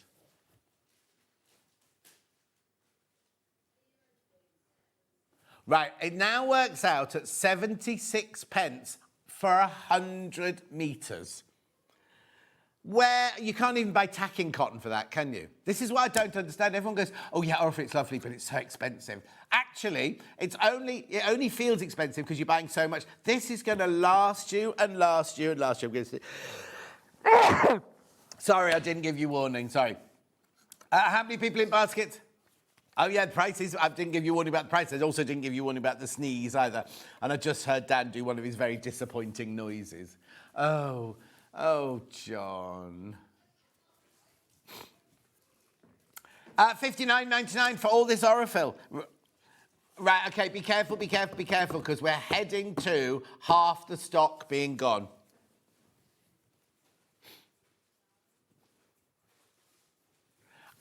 Right, $59.99. $59.99. Beautiful, isn't it? So you've got your cream. You've got, hang on, let's work this out. So what would you call that one cream? But then that one's creamy as well, isn't it? Oh, and that one. Actually, look, so you've got 3 different creams in there, look. And then you've got a grey, a pale grey, and a white. $59.99. These are brilliant. This is such a brilliant price. Now, where's the lady gone? Now, there she is. Quilt in a Day, Eleanor Burns. I don't know her, but she does lovely log cabins, look. Well, there's log cabin there with the, like the stars in between. And, oh, that one, she's very... Anyway, $59.99. She's very smiley. Morning, John. Bless you. Thank you, Lou, my love. Christine was going to have a lie-in this morning, but her new neighbours have started the building work. They're young and keen. Well, as long as it wasn't before 8 o'clock. Doesn't help that my cats decided they wouldn't come in till 1 o'clock. Oh, mine were out all night last night because it's hot, isn't it? They want to be out there playing, don't they? Morning, John. I've never used Aurifil before, but thought as these were all neutrals, I tried them, especially at this price. Pamela, best way. Best way. Yeah, what sum did you do, Hannah? What was the final?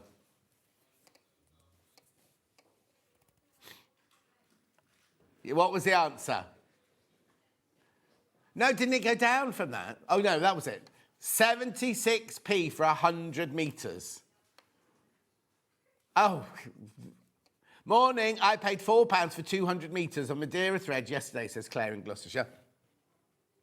Can't always do deals, but in any of our Aurifil boxes, I know you look at them and you go, oh, that one's £99, that one's £129. When you work out price per metre, it's actually fantastic value for the quality of the cotton. $59.99. Yeah, we can do a good deal because we actually, if you went to Aurifil and bought one, you wouldn't get it for $74.99. It's only that we buy in bulk, don't we? However, we buy in bulk, we also sell in bulk. So how many of these have we got in baskets now? Okay, there are... Hang on, I've got to work this out. 28, 29, 30, 1, 2, 3. There's only 8 left.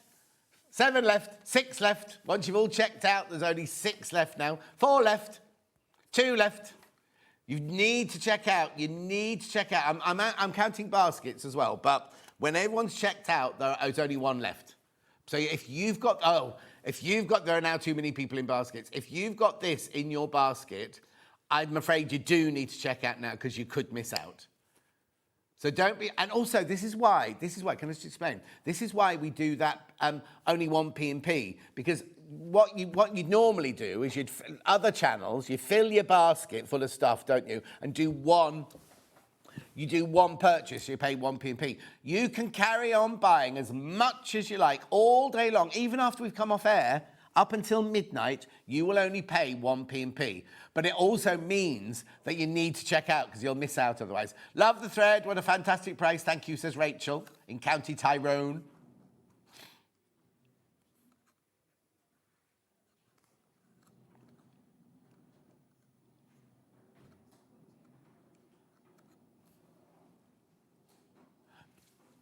$59.99.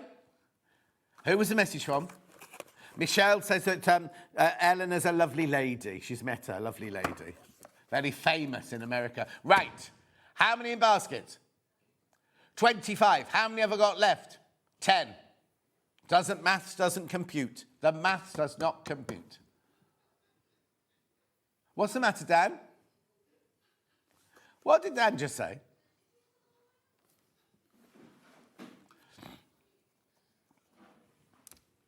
Honestly. So Dan is one of those people. Dan, our director, is like, why are you buying all those? They're all the same. We know, don't we? We know why. He's Philistine that we have to work with. Just as well Michael Wolf's not in today. Yeah.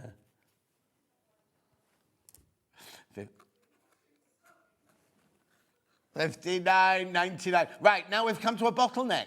I've come to a bottleneck. I've got, no, there we go.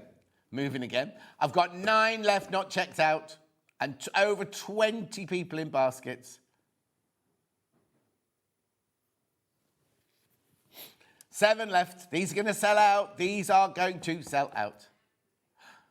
I'll keep an eye on them. Dan's making us move on, everyone. 6 left. It's his role as the director. Morning, John. Enjoy my Sunday watching you. My 2-year-old Amelia says hi, says Penelope. Oh, Amelia. Hello, Amelia. How are you, my lovely? Oh, apparently Hannah said I've scared her now. Anyway, $59.99. No, we're going to move on. We're going to move on. There's way too many people in baskets now. I mean, there were already, but there's even more people in baskets now.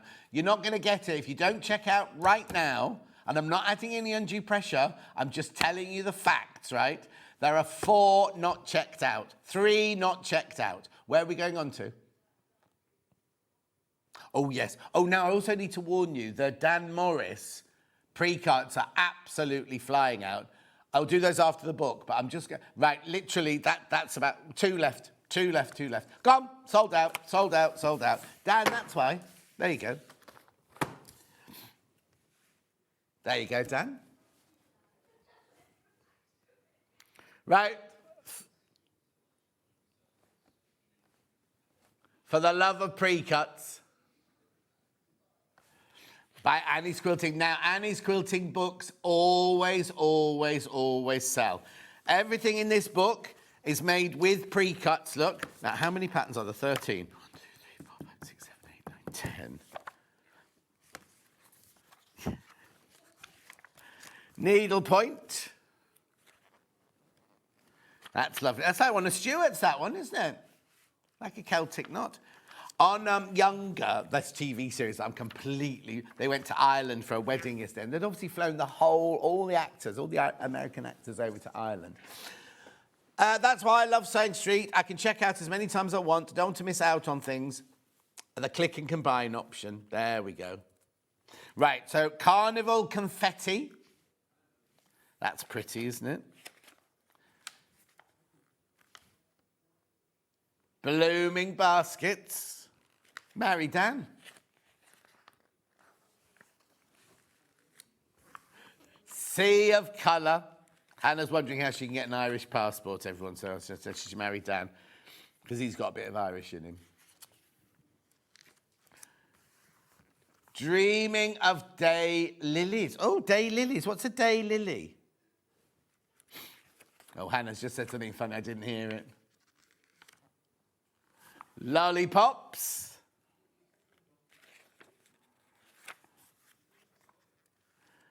Granny's lemonade.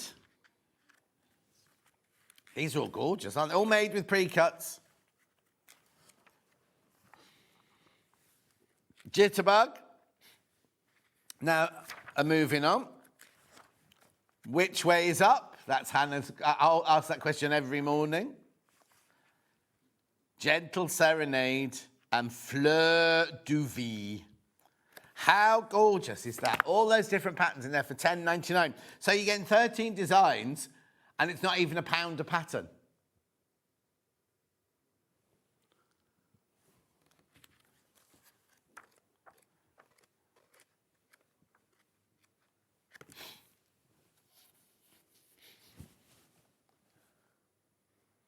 $10.99.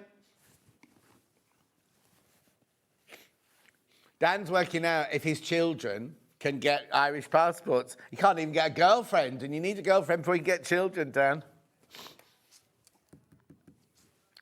Yeah, Hannah thought she'd get an Irish passport because her granddad was Scottish. $10.99. Check out, check out, check out. Pre-cuts galore, this one. So you saw, you got jelly rolls, you've got well, here you go, so you see. Fat quarters, this one. Message on bottom. John, thank you. You've made Amelia's day. Amelia noticed you said hi. She's now running around the room saying hi, John, and waving at the TV. Yeah, terrified. Lovely, $10.99. Right, now these pre-cuts, which are absolutely flying out. Which one first? 10-inch charm, 10-inch layer cake. Oh. I cut my nails and I can't now get the packet open. Hannah. Oh, I've got a paper. Don't worry. This is.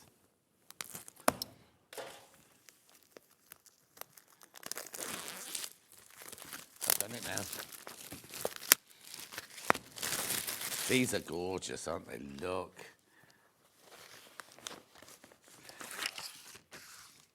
How fabulous are these? Luminique, these are called. Luminique. Do you know what these would look lovely with? You know, Hayley had her stained glass windows yesterday. Wouldn't these look lovely with those?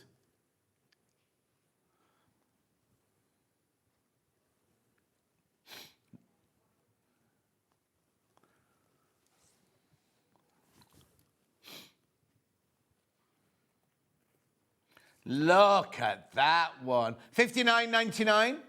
$59.99. How many have we got in here? 42 10-inch squares. Stan Morris is designer.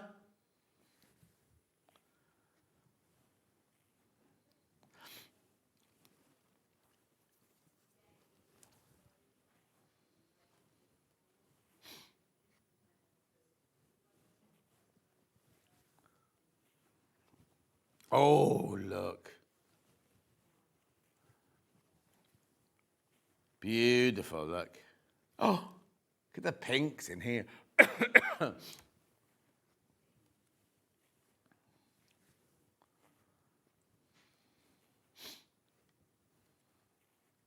Aren't they lovely? You could use these. Tell Hannah I'll adopt her for the Irish passport.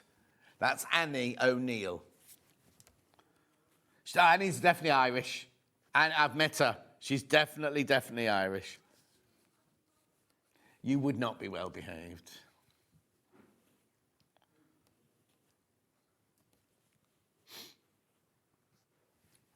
Lovely.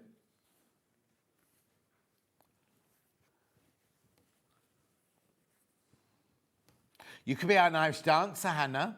And did you know, I found out yesterday, you know they dance like this? And they don't move their hands. It's because when it was first invented, the men of the cloth, the priests, or if they went like this, they'd get all the passion, the young men's passions going. Yeah, so they had to dance like this to keep their boobies in place. I love these. They're all the same pattern in here. Look, all the same pattern, just different colours. You do get a couple of each colour in there.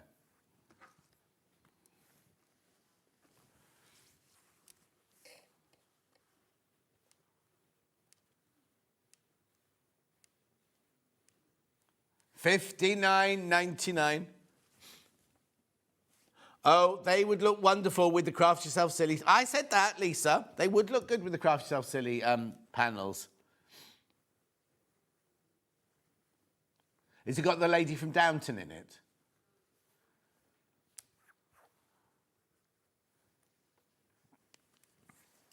Beautiful. $59.99. Hannah's talking about a TV series that she wants to watch, that's all.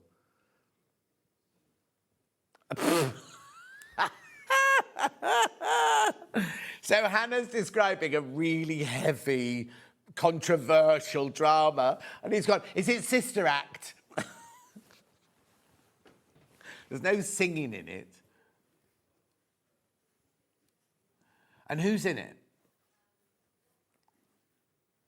Did it not tell you?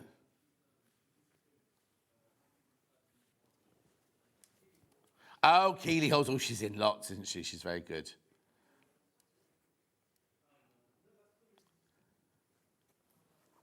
$59.99. Dan, you really need to get out more.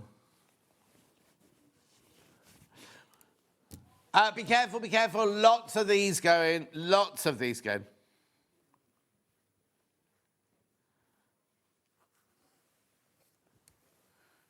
Well, yeah, because he'd be...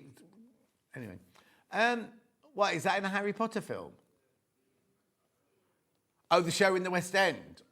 Oh, on the TV? Oh, I've never watched it. I've never read a Harry Potter book, so I wouldn't know. Lovely, beautiful. So many of you there for that one. Well done, congratulations. Now, I've got this in a design roll. Right, how many of those have I got? Okay, I'm not going to open it. I'm not going to open it. It's the same fabrics, look, it's the same fabrics, but in a design roll. Oh, excuse me.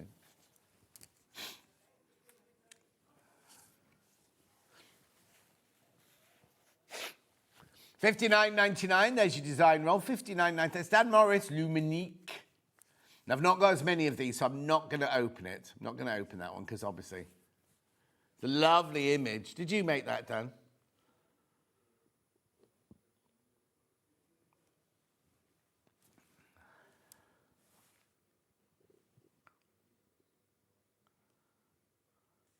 Who's off? I don't know who that is. Who what? $59.99.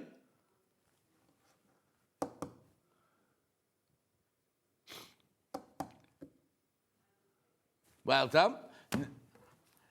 Now I've got the Dan, thank you. Then we've got the 5-inch charm pack.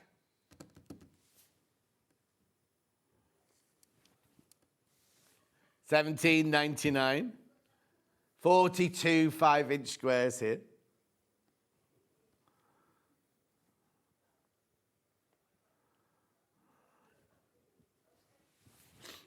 $17.99.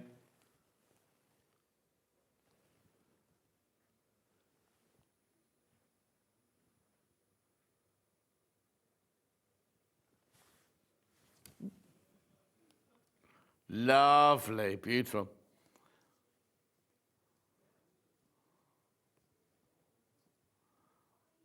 Gorgeous, look at these. $17.99.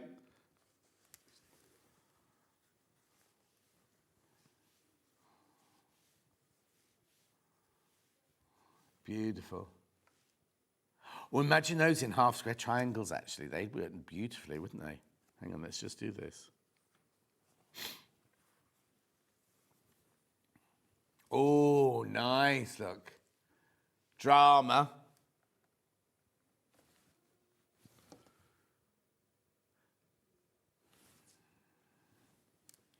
Beautiful. Love, love, love. Is the Gilded Age, has the new series of Gilded Age started yet? I can't seem to find that one yet. The Gilded Age, it's a Sunday night drama. It's a bit like, it's done by, what's his name, who did Downton, but it's set in America. And Christine Baranchi is in it. Is she called Baranchi? Yeah. Anyway, it's on series 4, I think, though, Hannah. You'd have to go back and watch the others.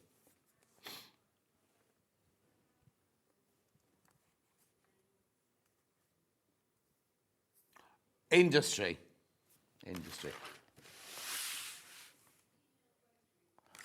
60mm rotary blades. No, that's fine. I was just waiting.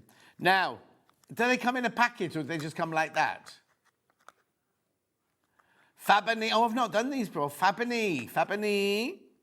60mm. They're completely round on the inside. Look there. 5 of them for $14.99. That's a good price. They do come in this. They do come, on the picture obviously just shows 5 blades, but they do come in that case. I just wondered if they came in a... No, 60mm, remember, 60mm. So you need this size rotary cutter for them to go in. Younger. Oh, no, that's Gilded Age.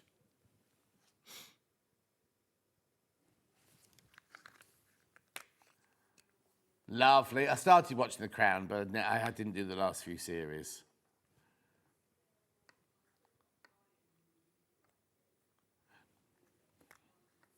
Yeah.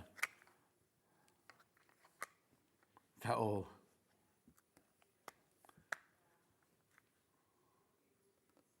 $14.99.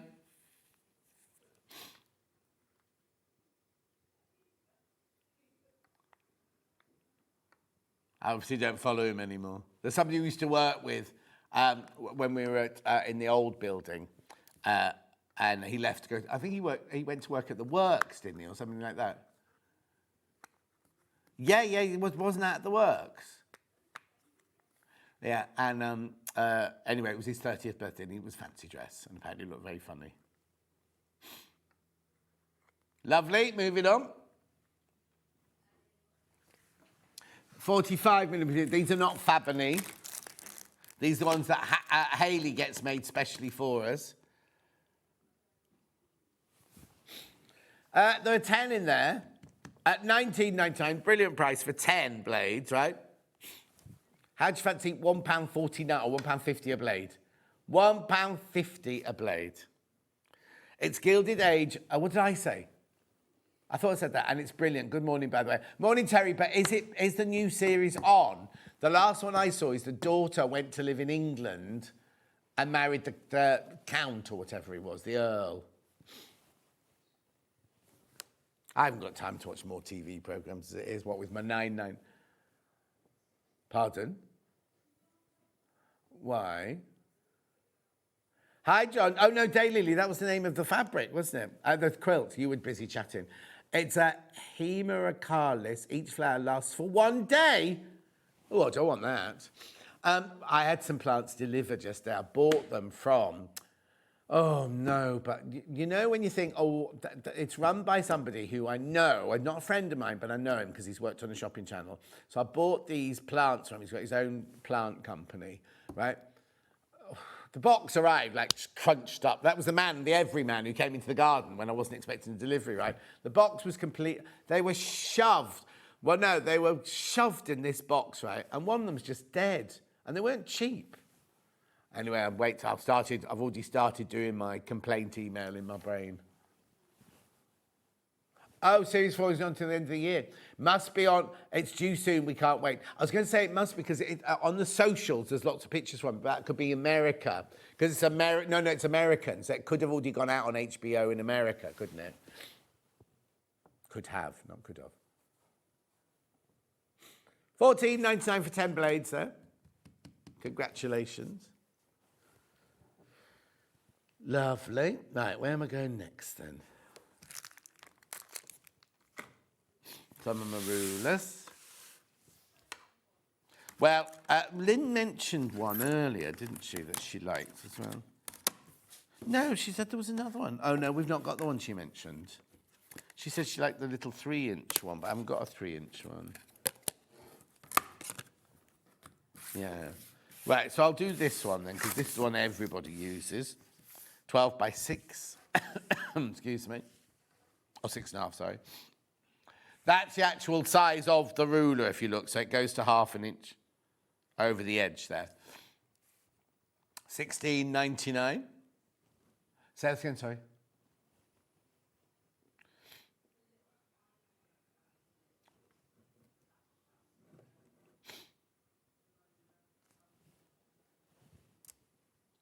Lovely, 12 inch by 6.5 inches. Oh, actually, what's good to get with one of these is this. I've got this coming up in a minute, which is your ruler grip suction handle. They're good for these because they don't have any. You see now, Lynn doesn't like the ones that have got grip on the bottom because she likes to be able to move them around.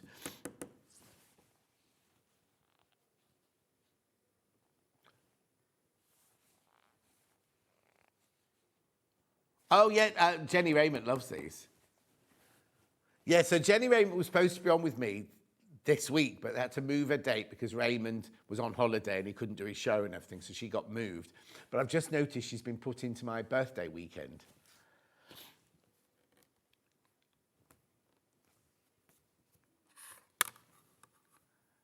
$16.99.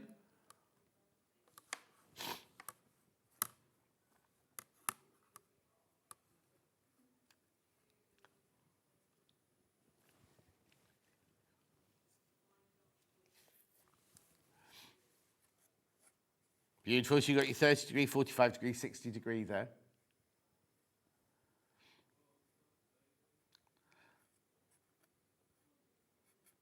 I'm in Spain the following weekend. Delia says, good morning, John and everyone. Morning, Delia. Okay, lovely. Moving on.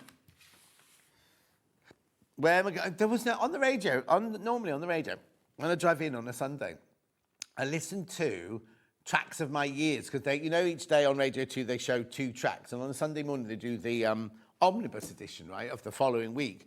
It wasn't on this week, so I don't know if Vernon's not doing it this week or something, with everything that's going on. Oh, yeah, suction, ruler, I can't even speak. Ruler grip suction handle. What you do is you put that onto your ruler, you turn it round so it creates a suction, and then you can hold your ruler when you're using it in the middle like that. So you don't have to put, oh, it's stuck there, look, already. You don't have to put your rotary cutter anywhere near your hand. It's a bit like, you know, the big telephone we sell? This one won't come off. There you go. I didn't even put it on. So you create the suction there, you turn the handle to create the vacuum, and then it stays on the ruler while you're using it. At £4.99. Oh, excuse me. I do apologise for all my sniffing today. I'm off till Wednesday after today. I'll just sniff all the way through the wedding tomorrow instead. I'll get told off. Not allowed to wear shorts till later. Beautiful, £4.99.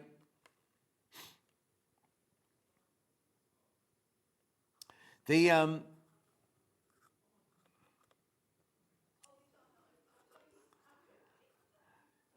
£4.99.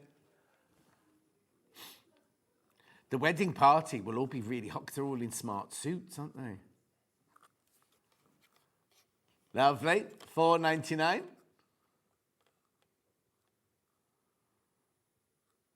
Lovely, moving on.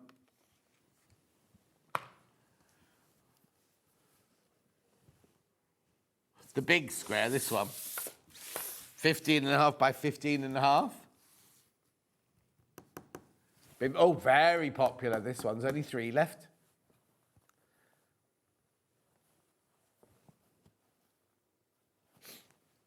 Lovely. Again, you've got your 30, 45, 60 degree. You've got all your inches. You've got your 1/4 inches in there. Now, there's a dotted line there. I wonder what that one's for. 2-colour grid of essential measurements ready to cut fabrics and papers with ease. But I wonder what that black line is there for there. Because it's only across there. Oh, no, there and there. I suppose it's squaring off, is it? 14 and 14.5. Don't know. I don't know. 2 left. There's only 2 of these left at £23.99. Excuse me. Oh, Pauline, how are you, Pauline? Did you have a lovely birthday this week? Christine's woken up very hungry, so decided to use the konjac flour in my greens drink. I'm very impressed. No longer hungry. Oh. Suzanne Campion's watching. She's on with me soon. £23.99. 2 left. I can't believe it's nearly June. It's terrifying, isn't it? 12.5 by 12.5 next. That one's about to sell out, by the way, that one. Laser cut for precision. Got a few more of this one.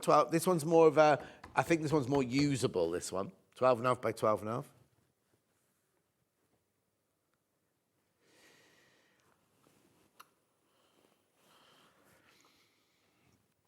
£21.49.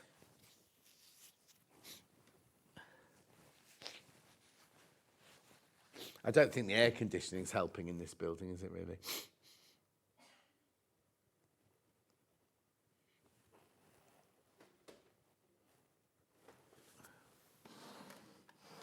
Oh, Hannah, you know, I'm always telling you how brilliant Hannah is, right? She let me down. She let me down as Hannah.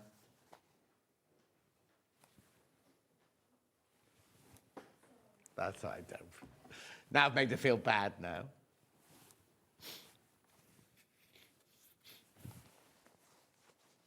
£21.49. Oh, Suzanne Campion. Morning, John. Loving your Liberty shirt. I started Series 7 of Younger last night. Feeling distraught. It's the last series. Suzanne, Vix has got 4 left to watch. And every day she goes home, she goes, I'm not watching them yet. I'm not going to watch them yet because she doesn't want it to finish. I think I'm only on Series 4 or 5 now. So easy to watch, though, aren't they? Lovely. Which one would that be, then? 6? No. 8, 9, 9.5. I'm just shouting out numbers now. 9, 6, 8. Pauline had a quiet birthday with the family. Bank holiday, I'm going to Richmond so my daughter can row us in a boat. Oh, you can do that in Stratford-upon-Avon. I used to love going to Richmond and when I lived in Twickenham. It's so beautiful. No, it's not where the sausage is from. That's Richmond in Yorkshire. This is Richmond in Surrey. Yes, upon Thames. Beautiful. $16.99.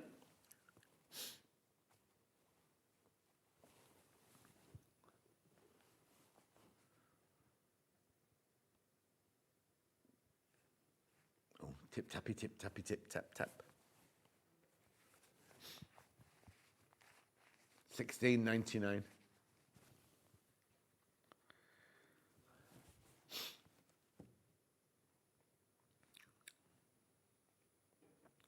What's the matter?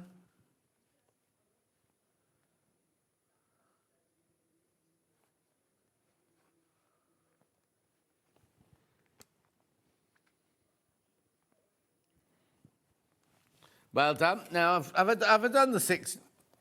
Have I done the 6.5? Oh, do 6.5 next.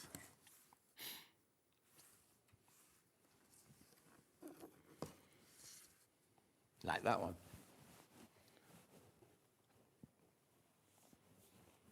$14.99 this one. Yeah, Richmond is beautiful, says Pauline. It is. I do miss living there, but when I go back, I'll live more set. Well, I'm now thinking I might not go to Acton. I might go somewhere like West Hampstead now. Oh, thank you. Ah, I've got a little love heart on top of it. You're trying to poison me with the ink now when I drink it. Got a little love heart. And then on Friday, I'm going to Toft's event at Kew. Oh, Pauline, I'd love to do that. I bet that'll be brilliant. Dan would like to go there as well.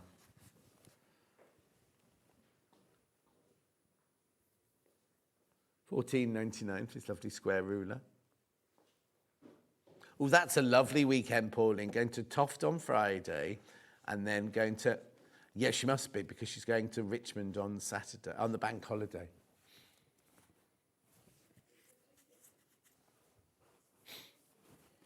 $14.99. Keep going through for that one. Lovely. Dan's trying to sing now, everyone, just so you know.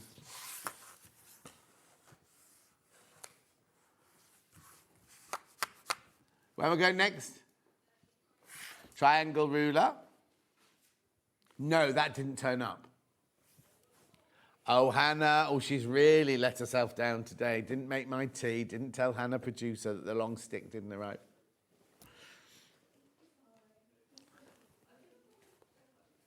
Oh, there's a new wool shop opened in Richmond as well, says Christine.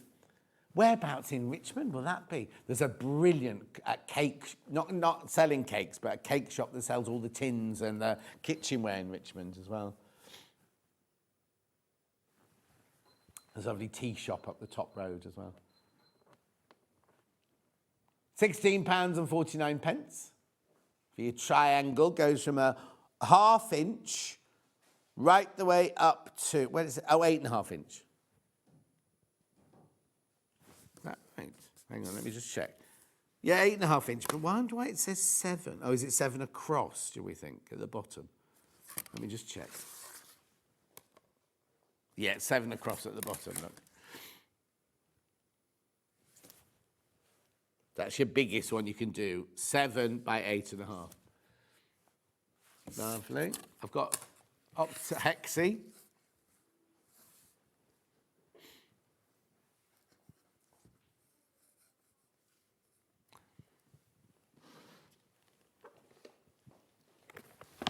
Home. $6.99.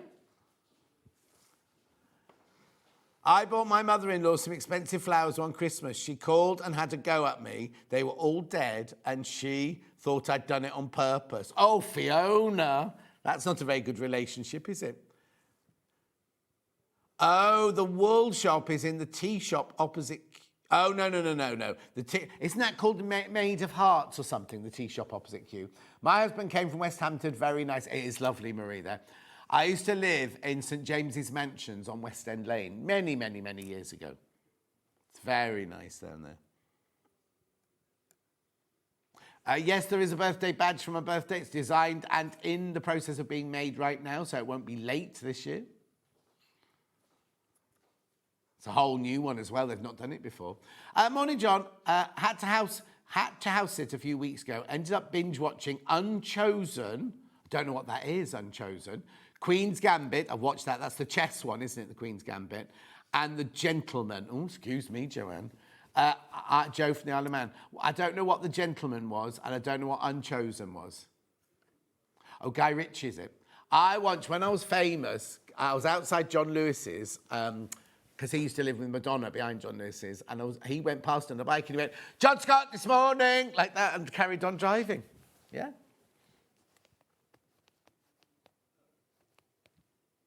Lovely, $6.99. It was 18 years ago tonight, or last night, that I was a judge on Dancing on Ice as well. Yeah. When I was famous. Beautiful. Keep going through. I also noticed the shirt, not this shirt, but my travel shirt this morning. I wore it when I met Nadine, you know Nadine Bagg at the Beauty Editor, and Jane Makeup. I met them for lunch at Soho House in White City 8 years ago today, and I was wearing the same shirt that I travelled in this morning. By quality it lasts. Right, I'm going to go. Oh, lovely cakes. Yeah, they're lovely. It's called the Maid of Honour, isn't it, that shop? And the Maid of Honour cakes are those, like, tall ones with, I can't even got coconut on them. But it's lovely, that shop. It's where Mick Jagger, you know Mick Jagger lives in the road next door to Maid of Honour, the little road that goes up. That's where Mick Jagger lives. I know. Anyway, I've got to go. I'll be back in 4 minutes. This cave quilt is coming up. Lynn's going to show us how to make it. That picture does not give you an idea of how big it actually is. Should we check if Dan's got it the right way up on this hour? We'll see you back here in 4 minutes from now.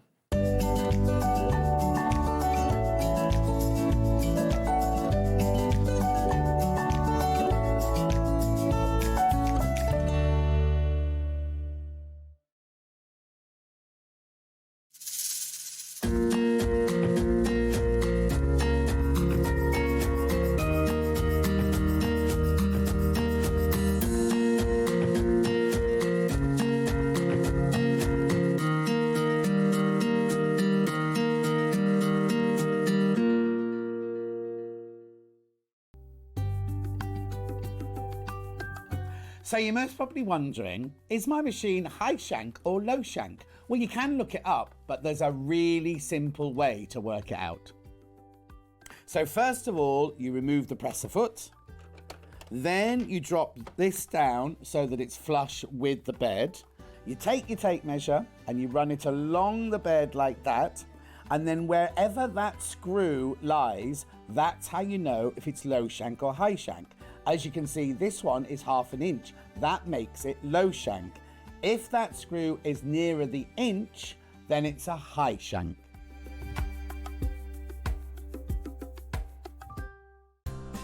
Looking for the perfect gift for the sewing enthusiast in your life? The SewingStreet gift card is just the thing. Choose between a physical card delivered to their door or a convenient e-gift sent straight to their inbox. It's easy. Just head to the SewingStreet website, scroll to the bottom of the page, click Gift Cards, or use your smartphone, scan the QR code and go straight there. Pick the amount you'd like to load onto the card, and that's it.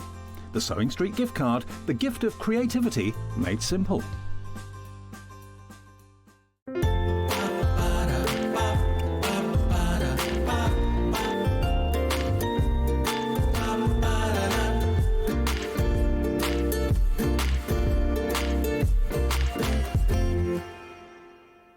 Not only is SewingStreet live from 8 AM till 1 PM on Sky 670, Freeview Channel 73, YouTube and the SewingStreet app, now Virgin subscribers can watch on Channel 754, which means there are more ways to watch your way with SewingStreet.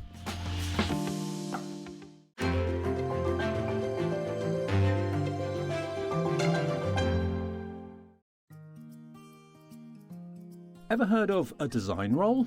It's a bundle of pre-cut fabric strips, each typically 2.5 inches wide and the full width of the fabric. Design rolls are made up of coordinating prints and colours, making them perfect for quilts, patchwork or other strip sewing projects. No cutting or matching needed, just unroll and start creating. Design roll, a simple way to bring your project to life.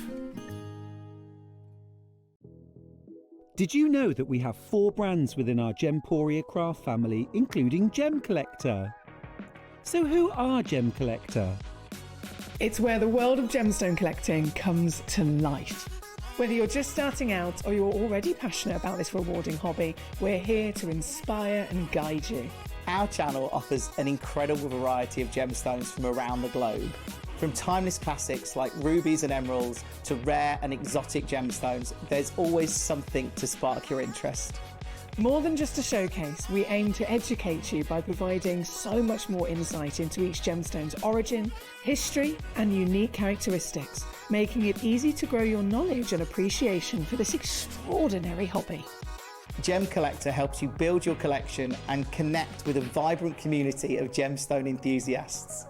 Go over to our website or download the Gemporia app to discover how rewarding gemstone collecting can be here with us at Gem Collector.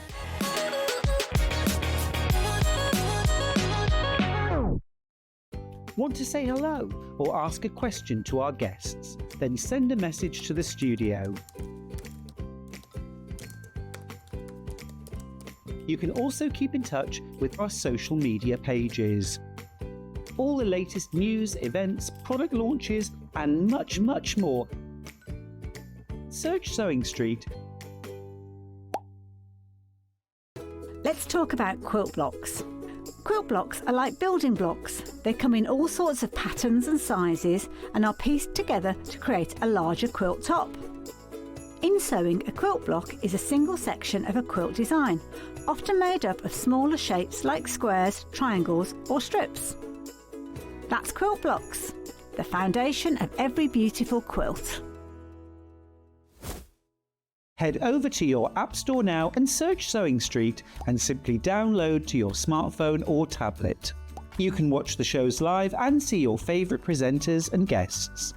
Click on the Today button to shop all of the products that are featured in today's show.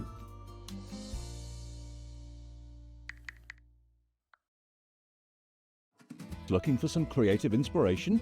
Head over to the SewingStreet website and click on the SS Hub. It's packed with ideas, tips and projects to spark your creativity. Plus you'll find the latest news and information on sewing machines and overlockers. Get inspired with SewingStreet.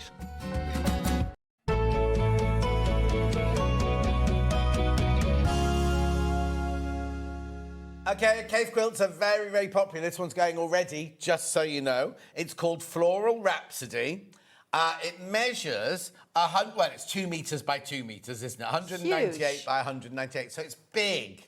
It's big. Should we just go and stand next to it so you can actually see physically how big it is? Look. So I'm 5'7". It is. It's enormous. We'll see lots of studio, I'm afraid, but look how big it is. It is. It is huge. It's a It's a massive whopper. quilt. I do love a big quilt, I have to say. Because from the picture, it was a lovely picture, but you couldn't tell. You don't get a sense of how big it is. No. It is a very big quilt. And it's like a celebration of colour, isn't it? Well, Beautiful, every time you have a beautiful. Kaffe Fassett quilt, it's a celebration of colour, isn't it? Exactly. It's an explosion. Right, let's it's open not this for the then, please. faint-hearted. This is for No. people who like pattern and colour. And also, I always say this about Kaffe, if you went into a shop and you saw all those colours on shelf, there's no way you'd go, oh, I'll have half a metre of that. I know. And yeah, it works. When you see his books and his patterns and the way he puts fabrics together, it's incredible. Yeah. Here's the I've done one of his workshops and they are really good. He's brilliant. I've got some Kaffe Fassett fabric shoes. Oh. Brandon gave them to me as a gift, yeah. I took them off Brandon, he gave them to me. Just took Okay, them well, off next time I want to see those. Oh, yeah. I'd love to If I'd see known them. we would do it, I should have brought them. Not that you could see them, but... No, but I could see them. You could see kind of lift your foot up and we could that show high, them. yes. Yeah, you could do like some kind of a can manoeuvre. Can you imagine? From your days on Dancing on Ice. Yeah, no, I was a judge, not on it. I know you were. And I got booed because I Were said... you the baddie? Yeah, because I said Bonnie Langford was it, who's a friend of mine. And I said, well, Bonnie's no spring chicken, is she? And the whole place started booing me and everything. Did she laugh? Oh, yes, she laughed. Yeah.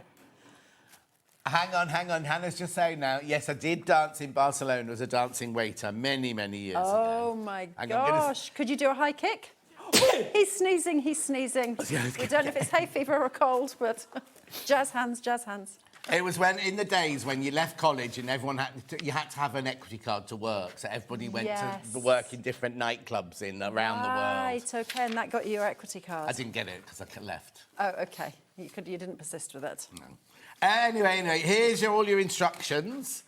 Now, did you say it's just a one-block quilt? It is. So basically, it's one block, and then they reverse it. So you call it a two-block quilt, but it's really a one-block quilt. But how funny they look different, don't they, on that one? They do. The way they've placed the fabric, it does make them look different. In the black and white version, if you flip back to the colour version, it looks a lot less different, if you see what I mean. But the placement does make it look like all different blocks. But yes, it's just one basic block and then reversed as you go across the pattern. Dan was intrigued by this middle bit here. Okay. So Hannah and I were in the gallery earlier, and we watched Dan and Floor Hannah in here, and Dan can't go like this.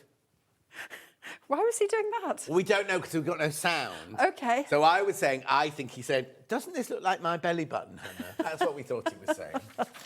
Right, fabric-wise, look at this big bundle of fabric in here. Lovely, gorgeous fabrics in here. Lots of... Oh, now, look. Is that one over there? Is that one of another colourway. I've got a bolt of that one in another colourway in a second. Okay. Right, so, there's a woven in here. So these, I think, I may be wrong, but I think these are Kaffe Fassett's shot cottons. Yes, they are. There is shot wovens, cottons, which definitely. are gorgeous. Now, don't worry about mixing his woven. Anna Maria Horner does this all the time. Oh, and I've got that fabric on a bolt in a minute in a different colourway. I love that. It's got an unusual name, that one, hasn't it? It's like the name of the flower. I don't know the names of these. Excuse me. Then we've got the paisley. Then we've got the spots. Oh, I haven't seen that one. That's pretty. Lovely. Oh, there's just a little piece of that one. I guess you only need a tiny little bit of that one. I don't know where that one gets used, but I guess you only need a tiny bit. You got your banana leaves. What's the matter, Han? It's only in the middle windmill, that Hannah's right. Look, it's only there. That's why you only have a small piece. Oh, maybe that's what Dan was saying earlier then. Well, I guess the pattern is all symmetrical, so the centre block, there's just one of it, and everything else is probably now I've seen that around now. the No, you said it. I've seen that. I didn't see that before. I thought it was random. Beautiful. Look, and this is gorgeous. I love that. Did we have this one, Hannah? I don't remember this one. Han? Yeah, those. I've never seen those before. I like those. I love that. Yeah, those colours are amazing. Did we have...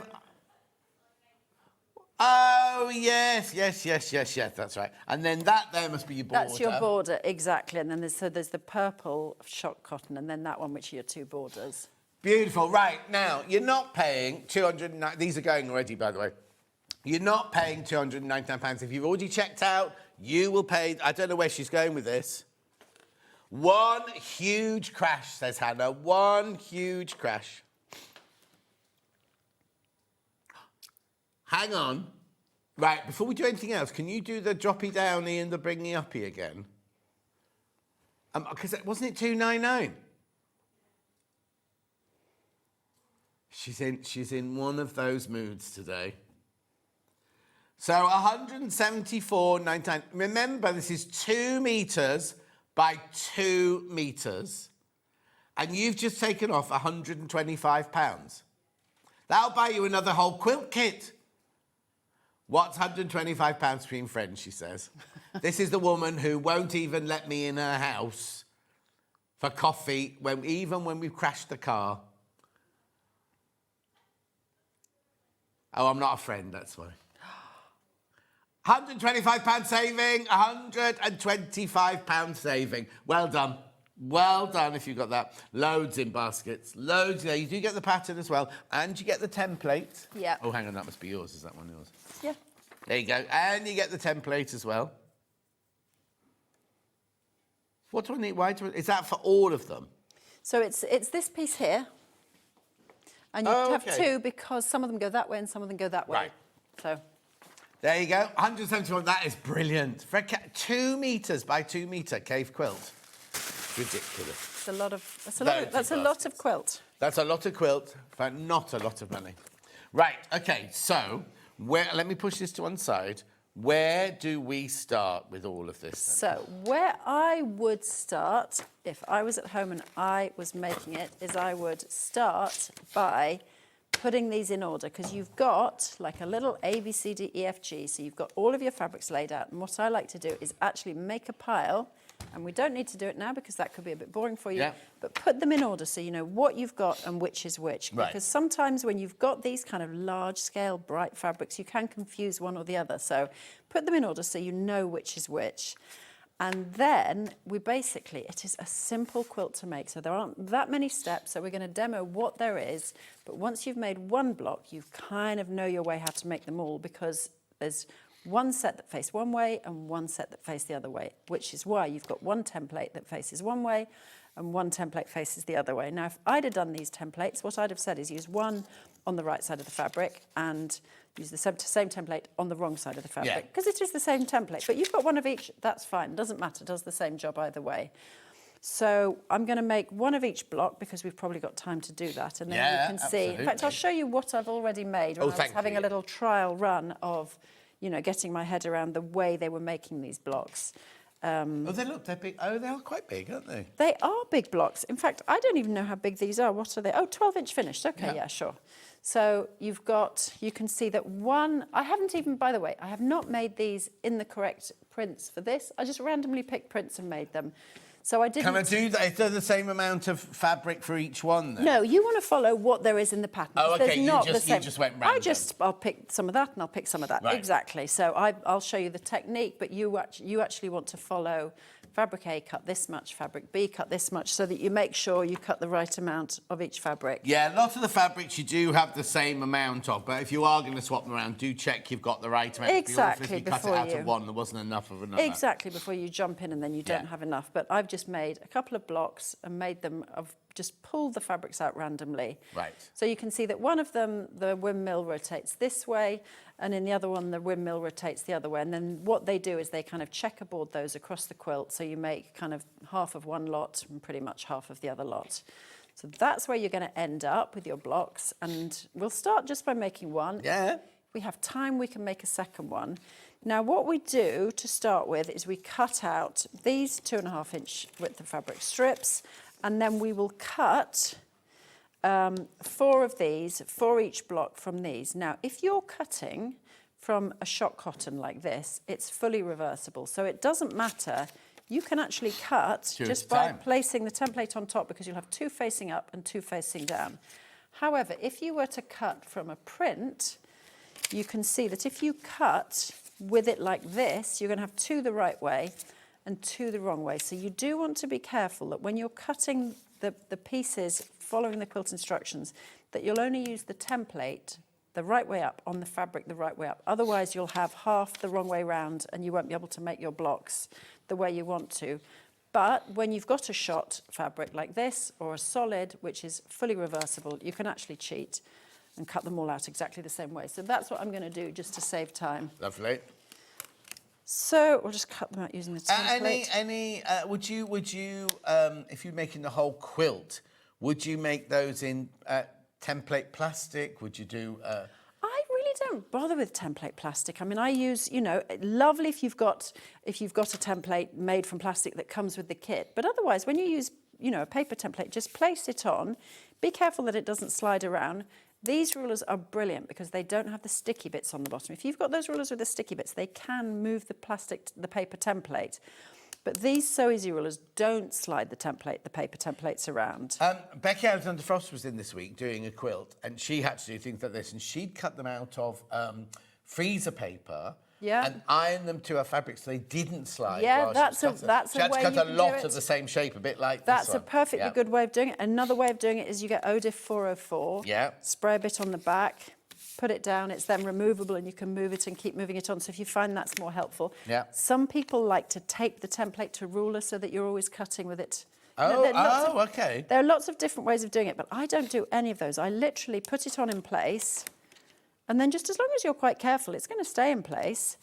And then you can cut out 4 of those, and it's still, you know, it's fine. But yeah, people make plastic templates and all sorts. And you're right, if you've got loads and loads to cut, freezer paper is actually a great way of doing it. So you need 4 of those per block. and then we will randomly select this fabric. You cut smaller squares, which are 4 7/8 of an inch. So this is a strip I already cut for when I was making my previous block. And people get a bit concerned about doing 7/8 of an inch, but don't worry about that. Just think of it as 5 inches. So go all the way to your 5-inch line there, and then just slide your ruler back until that little 1/8 of an inch line lines up where your 4-inch. Do you see what I mean? Like you've got that lining up there, slide it along 1/8 of an inch, and that's how you'll get 7/8. So you don't need to stress about 7/8. I know people don't like cutting that amount, the 7/8 amount, but that's the way to do it without thinking about it. And then we cut these in half, so you've got a set of triangles, and I'll show you in a minute how this is all going to go together. And then we have some bigger strips of fabric, so I've got... And is all this in the instructions? This is all in the instructions. You can see, if you look at the instructions, it's actually not a long pattern, because it's not a complicated quilt to make. Like, half of it is the cutting. Once you've cut one, you know what you're doing. You just keep on going.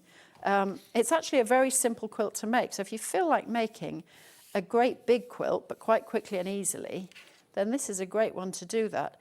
And then whether you want to quilt it yourself or send it out for quilting, I'd be tempted with something this big to say to somebody, you might want to send it out for quilting because it's enormous and you might want to struggle wrestling that through your machine. Yeah, but they've only done straight lines on this one, look. Yeah.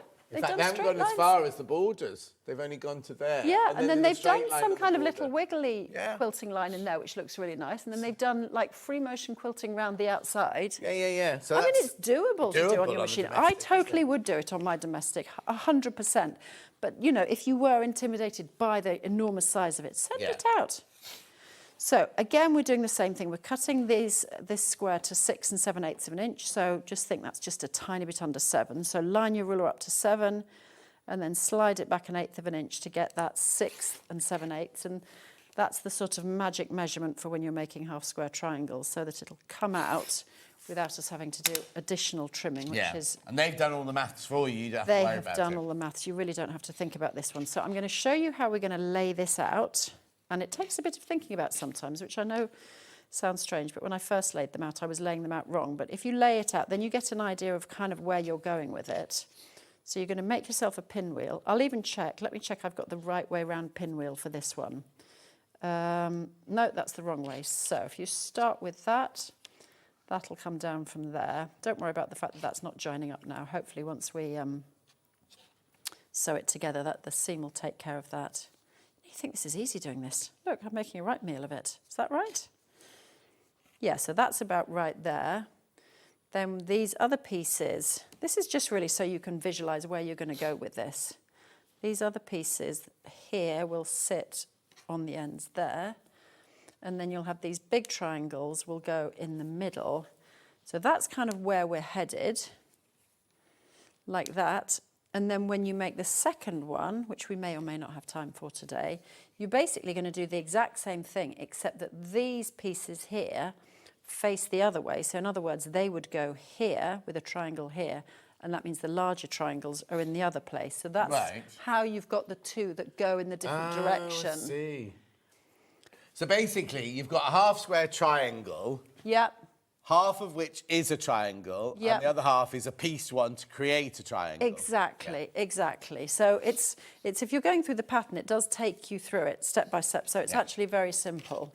And as I say, once you've done one of these, you've done the lot. So I'm just folding these so that they're all ready to go and sew. And then we're going to just sew all of these together with a 1/4 inch seam. And when you've got two pieces like this, where you've got this kind of funny sort of, let me just find something to point with, I'll point with my finger, funny sort of bit here where you've got a sticky outy bit and it doesn't quite line up.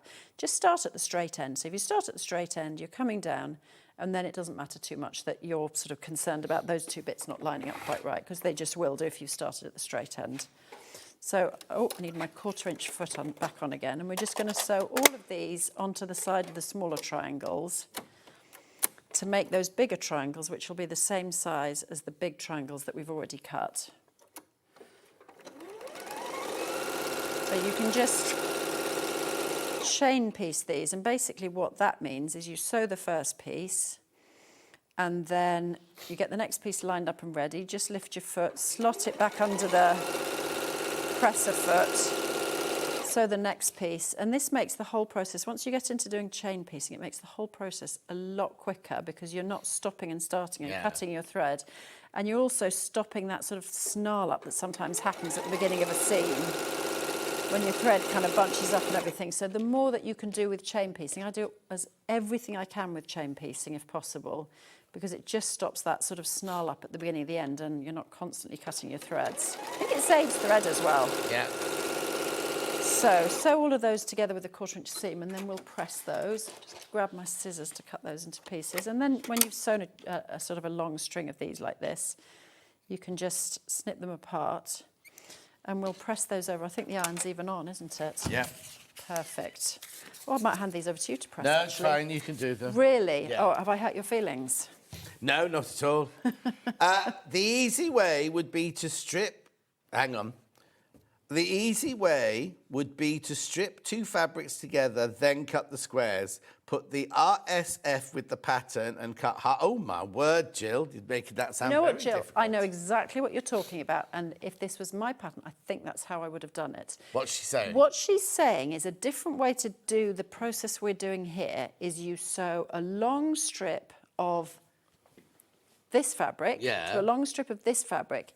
Then you cut that into squares and cut them in half. And then you've got half square triangles for that. Now, the only issue with that is that you'll get one set where the red's in the middle and this print is on the outside, and another set where the opposite happens. Right. So I suspect the way they've designed this quilt, they don't have those 2 options. But I agree with you. In terms of piecing, I think that is absolutely a brilliant way to do it. Do they not repeat? Well, I don't think. So, for example, I don't think there's one where you've got, say, the purple in this bit and that fabric there. So for this, let's say for those 4, you've always got the purple on the outside. And you've always... so you've not got the reverse of any of them. Exactly. But a way of piecing something like this would be to use the 2 things, to use the 2 different types of triangles.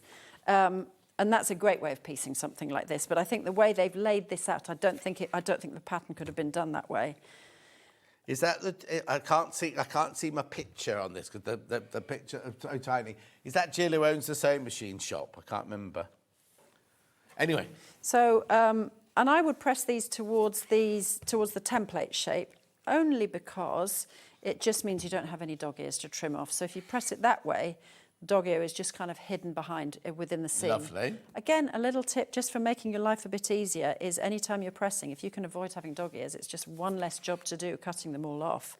So I press them that way for this one. And I always do this the same way. So I'll start with, if I want to go towards this fabric, I'll start with that on top, sort of straighten it all out with my hands, just kind of press it over and straighten it out and then press it. So you're not actually using the iron to kind of do the manoeuvring. You're just using the iron to press kind of what you've done.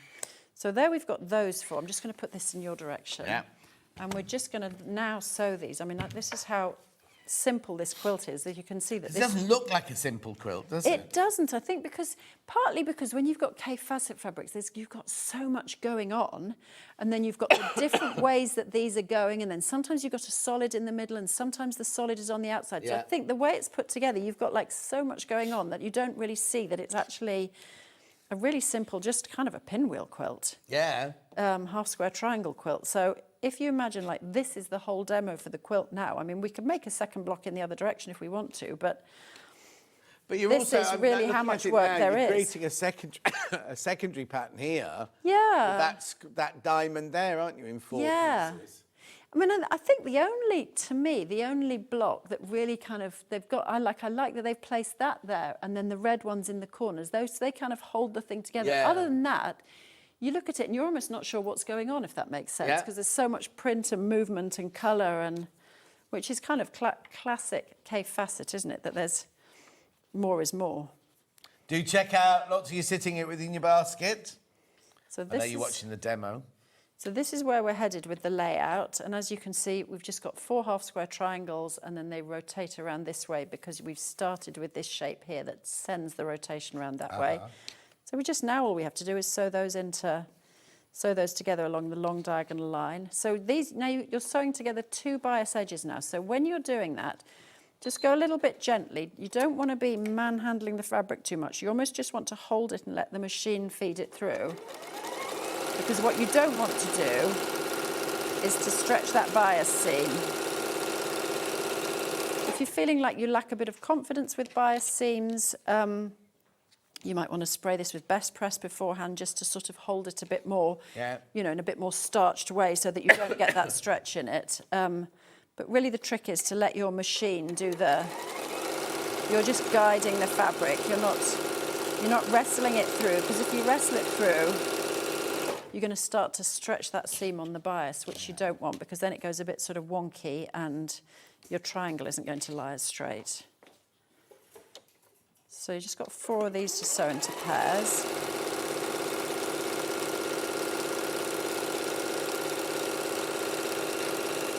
And because the cutting you've done beforehand, you've done those 4 7/8 inch and 6 7/8 inch, which at the time you might think, oh, I really don't want to cut 7/8 of an inch, but it does mean we'll have no trimming to do at the end. When the block's made, the block is the right size, finished, ready to go, because I think trimming half square triangles is one of the most boring jobs.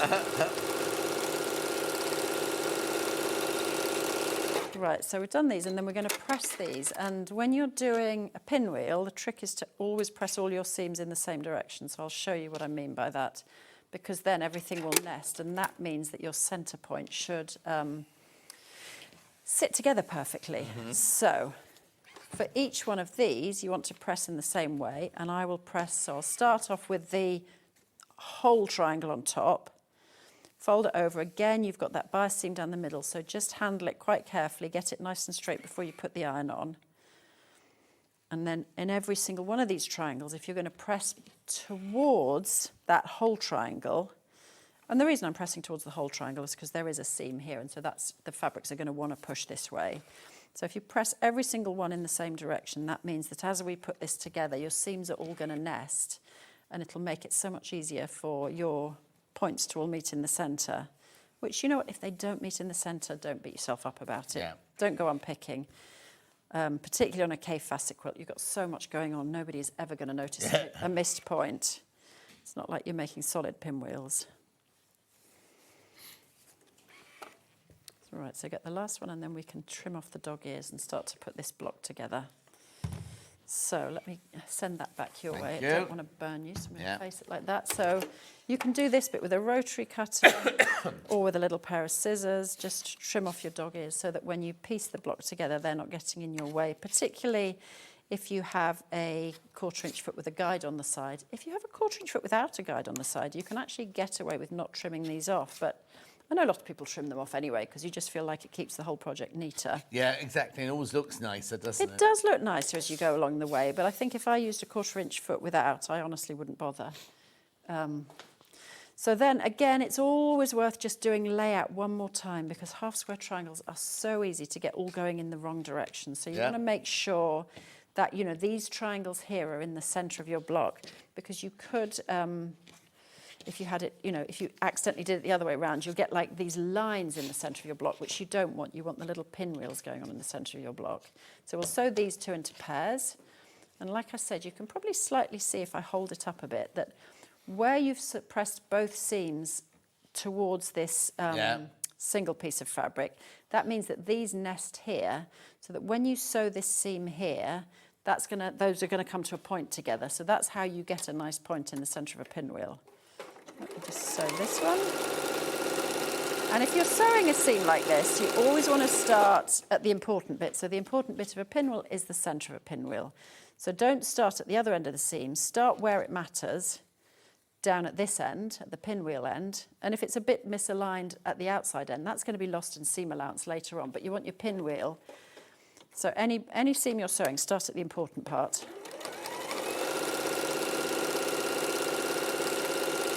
And then when we come to press these, we're going to do the same again, which is to say that we're going to press them both in the same direction. And again, that means that they'll nest when we do that.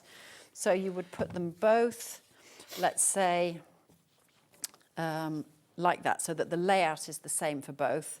And then you're going to press them both in that direction. So whatever direction you press them in, you just want the layout to be the same.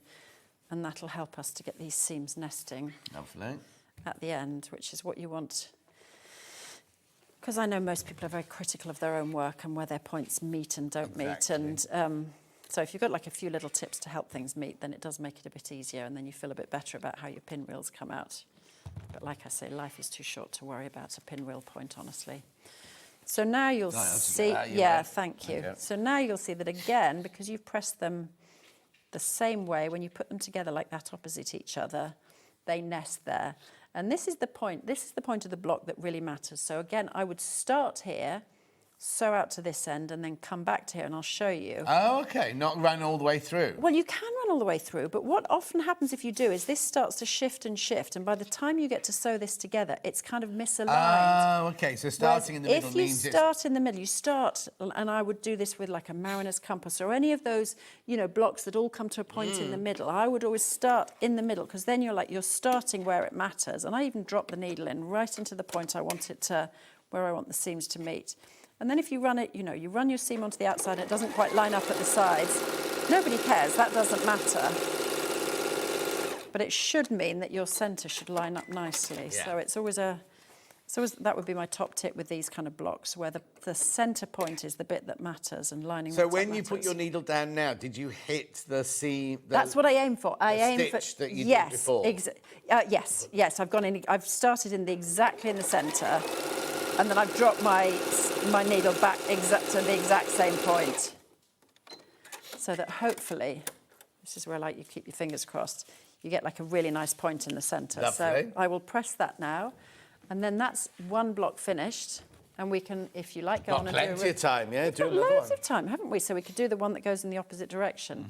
And then you've got a choice here, like either you can just press to one side, or you might choose to press your seam open so that you get a really nice flat centre here. And particularly, I think, if you're thinking later on that you might quilt, and you might take your quilting lines right through the centre of the block, then you might want to open these seams up, because if your needle hits the whole lot in the centre, that can be a time when your needle really objects, or your machine can't push it through the fabric, or sometimes your needle breaks if you're really slamming into the centre. Whereas if you open up your seams, then if you are going to quilt through the middle there,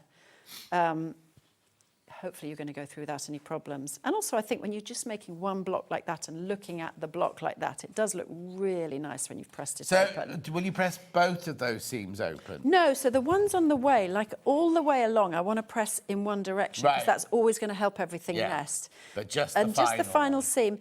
And you actually don't have to, and I probably wouldn't, because I'm probably going to end up with, 25. So you're going to end up with a stack of 25 of them, and I'm going to press them all in one go. So I'm honestly too lazy to take the time to press that open. So I would press them to one side, because it makes it quicker. But if you're a lot of people like the look of a seam pressed open, and a lot of people like to see their block as they go along, looking really, really nice. Also, we have to remember, how many quilts do you make? Do you know what I mean? It's your job. I reckon it's 50 a year. Okay, so 50 a year. Yes. Most people will make 1 or 2 a year. Exactly. Do you know what I mean? And they want it to be, take your time, enjoy the process. Exactly. Whereas if I don't make it at speed, I don't make any money. So I always have to make them as fast as I can. So everything I do will be sort of it's good to know the quick methods as well. Yes, exactly. But also, don't think you've got to go fast, because you spent all this money. You want to enjoy every minute of it, don't Enjoy the process. Yeah. Enjoy when you've finished a block and you press it and you press the seams open. That looks gorgeous, doesn't it? It looks lovely when you press it that way. And when you press it to one side, although you would never notice in the finished quilt, but when you're going block by block, if you want to stop and enjoy the moment, then I would take the time. Yeah, press and it also, open. if you're sending it too along on Quilter, if you've got I don't know what you call it, lumps in the middle of each, then the long-arm quilter's going to say, oh, I'm sorry, you've got bumps in the middle. Well, I don't think they would say anything, but they would prefer it if it was... I don't know. Oh, really? Have you heard of... No, I haven't. But, I don't think if I was a long-arm quilter and somebody brought me a lumpy one, I'd say... I think generally, from all the long-arm quilters I've ever met or spoken to, they are so incredibly generous about the quilt tops they're given. So even if they don't line up beautifully, don't sit flat, or they can work their magic on them and work their way around it. Yeah. So, but maybe they think it. I don't know. Maybe they think. I'll bring Amanda a little later and ask her. Okay, let's make another one. So let's make the other one. So what we need to do is be very careful about placing these. What shape was that? Oh, I don't know. I don't remember from my joke. Is it like? Dan will know. What's that shape? Quadrilateral. Oh, okay. So that just means 4 sides. Yeah. Like, I thought there was a word like, say, like a trapezium or a rhombus or Isn't a something like that. trapezium the one that's like that? Is it like it's like that? pushed Yeah, over, you I might be don't right. And a rhombus might be the same. I don't remember. Anna would call it a rectangle with a pointy bit. Okay, well, let's take the temple for the It's not rectangle. a parallelogram, no. With the... No, because I think a parallelogram has parallel Has to have sides, parallel lines which is both probably ways, where yeah. you said, like, the thing where it's like that. That's Yeah. probably a parallelogram. I mean, I think Anna's there's more... got new words for it now. Hang on, what are we saying, Han? Is that one mine? Yes, it is. I'm just going to slide it A past you. 'Cause... Grecian column where the top's eroded off. Oh, OK. Well, we're really going complicated now. OK, sure. So I'm going to do the same as before. Just going to lay the paper template on here and slide... Oh, my ruler's upside down. Let's start that again. And I will remind you that if you're using a print when you're cutting these, you are going to want to go one by one. You don't want to have them stacked up in 4. I've only got it stacked up in 4 because I've got a fully reversible fabric. So you can cut like this with solids or with a shot cotton like this, but you can't cut like this with... Patterns. Thank you, with a printed fabric where there's a front or a back, because it's important for this pattern that your triangles go the right way. So we'll use, what have we used? We've used that, we haven't used that, and we haven't used, I don't think we've used those two, have we?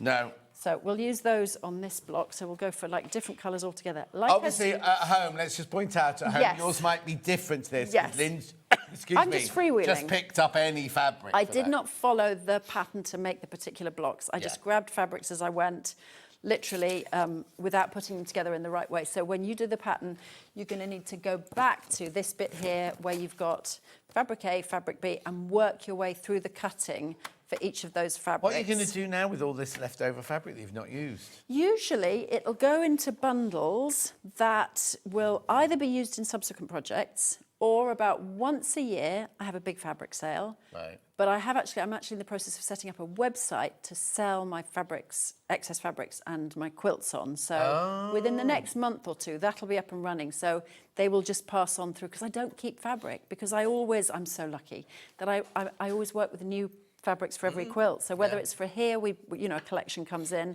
Whether it's for today's quilter, a collection comes in. So my house would be overrun with fabrics. For today's quilter, don't you have to make the whole quilt? I always make the whole quilt here. No, today you haven't. Oh, for these? Yeah. Oh, yeah, for today's quilter. But if you imagine for today's quilter, let's say I usually work with Moda, so I'll get a fat quarter bundle. I probably only use a third of that because of... No, with your designs. But if you get a box like this, today you've only made 4 blocks. You're not going to make that whole quilt. No. So you're going to have loads of Kaffe left over. So it may well go into another quilt because I love Kaffe Fassett. There you go. Depends on how much I love the fabrics. So if I love them, it will tend to be... I do tend to hold on to them. But, if not, then they'll move on. Or if after a year I haven't used them, then I'm probably not going to.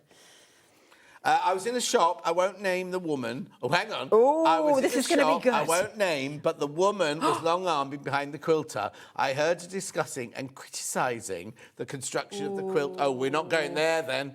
No, we're not going there. OK, that's rough. That is rough, I have to say. Especially with people listening. Do it to yourself in your back shed or You whatever. might think it, but yes, I think it. And somebody's put their heart and soul into putting a quilt top together. And I think whatever, as a long-arm quilter, whatever you've been given to quilt, anyway. But I've heard it at quilt shows. I've heard people, basically walking around the quilt show, picking things apart as if, Yeah. I don't know. I just think that's... I've been asked to make a block for one of the exhibitions at Festival of Quilts this year as well.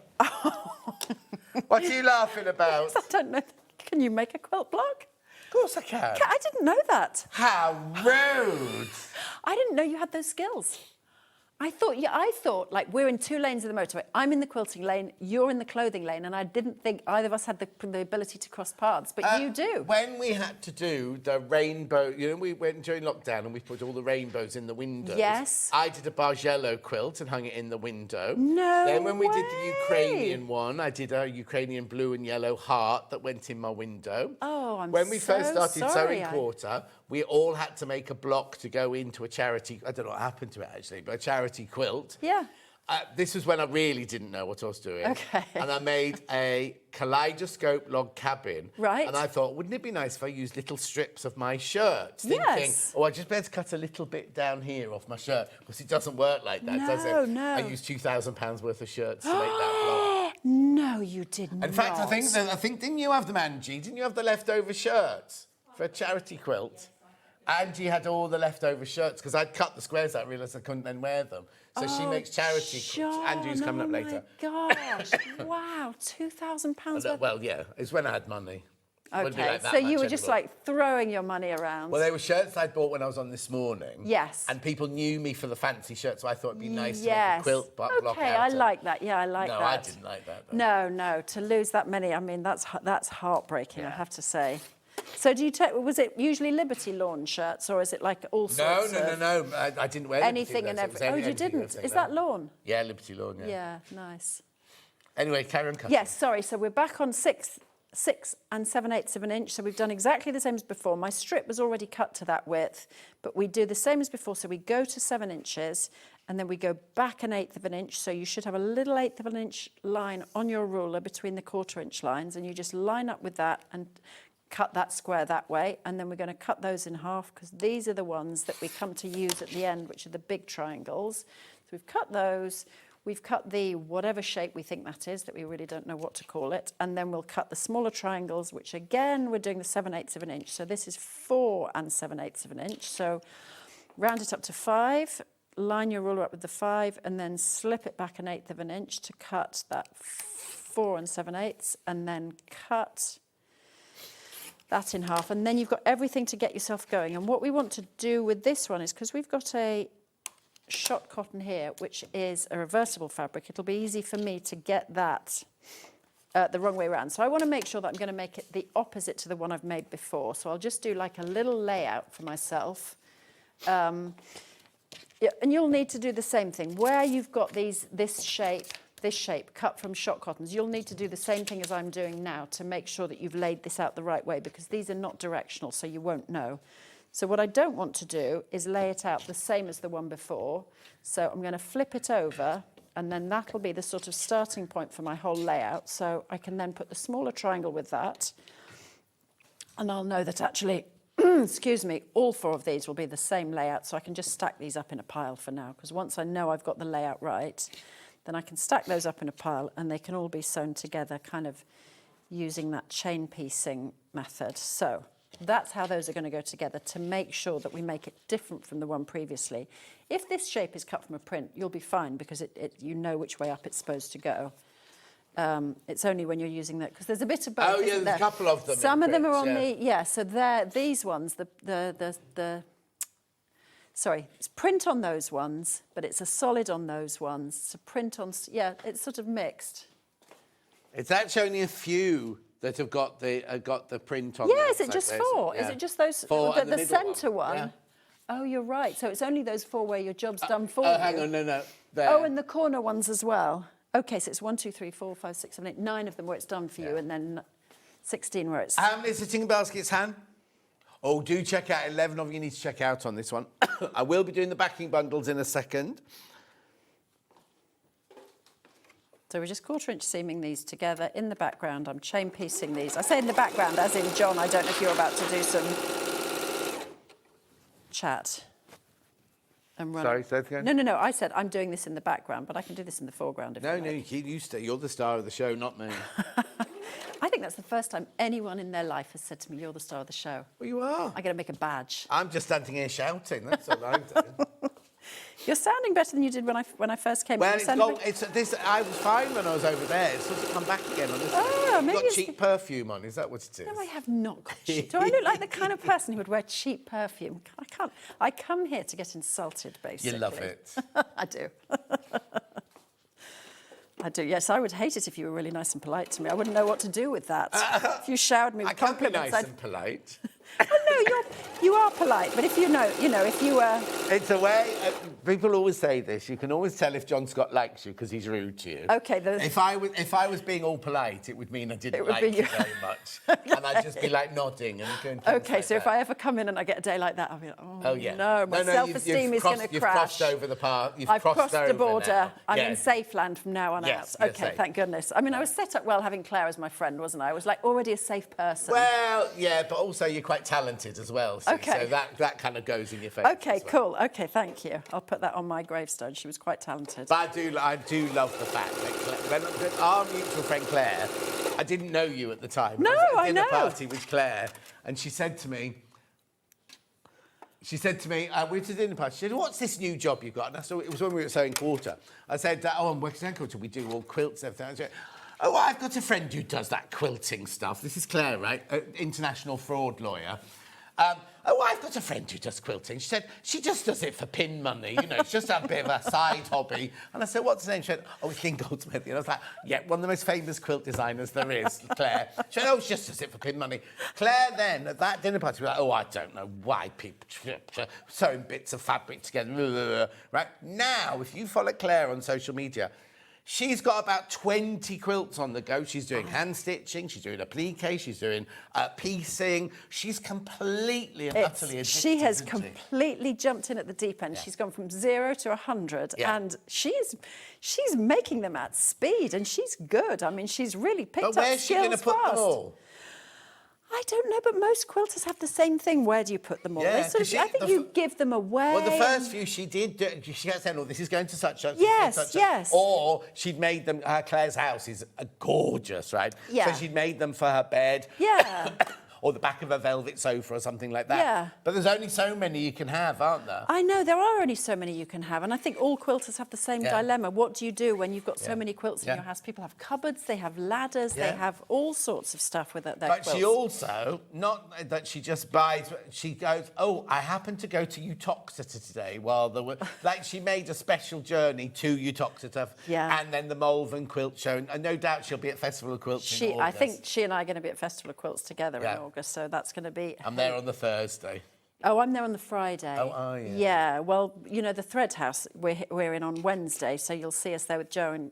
Right, have you got a stand at... No, we don't have a stand, but we always go on the Friday, and then we have a sort of meet and greet with the people who are members of the Thread House, so we meet up with them. So if anybody from SewingStreet has joined the Thread House, come and join and meet up with us. And so we do that on the Friday. So I think Claire and I will go on the Friday and have a wander around. But I find it a lot, Festival of Quilts, because it's so much stuff and it's so many people, and so I can't do 4 days like some people do. No, but that's the only way to get it all done is do 4 days. I know, really. I'm there obviously working, but you don't get a chance to see half the stuff. No, you don't. You really, I mean, it's nice. I have worked there, and when you work on a stand, you get in early, and then you can wander the halls when it's quiet. Still not enough time. No, because there are always so many quilts. It's lovely to go and see all the quilts, I have to say. That's amazing.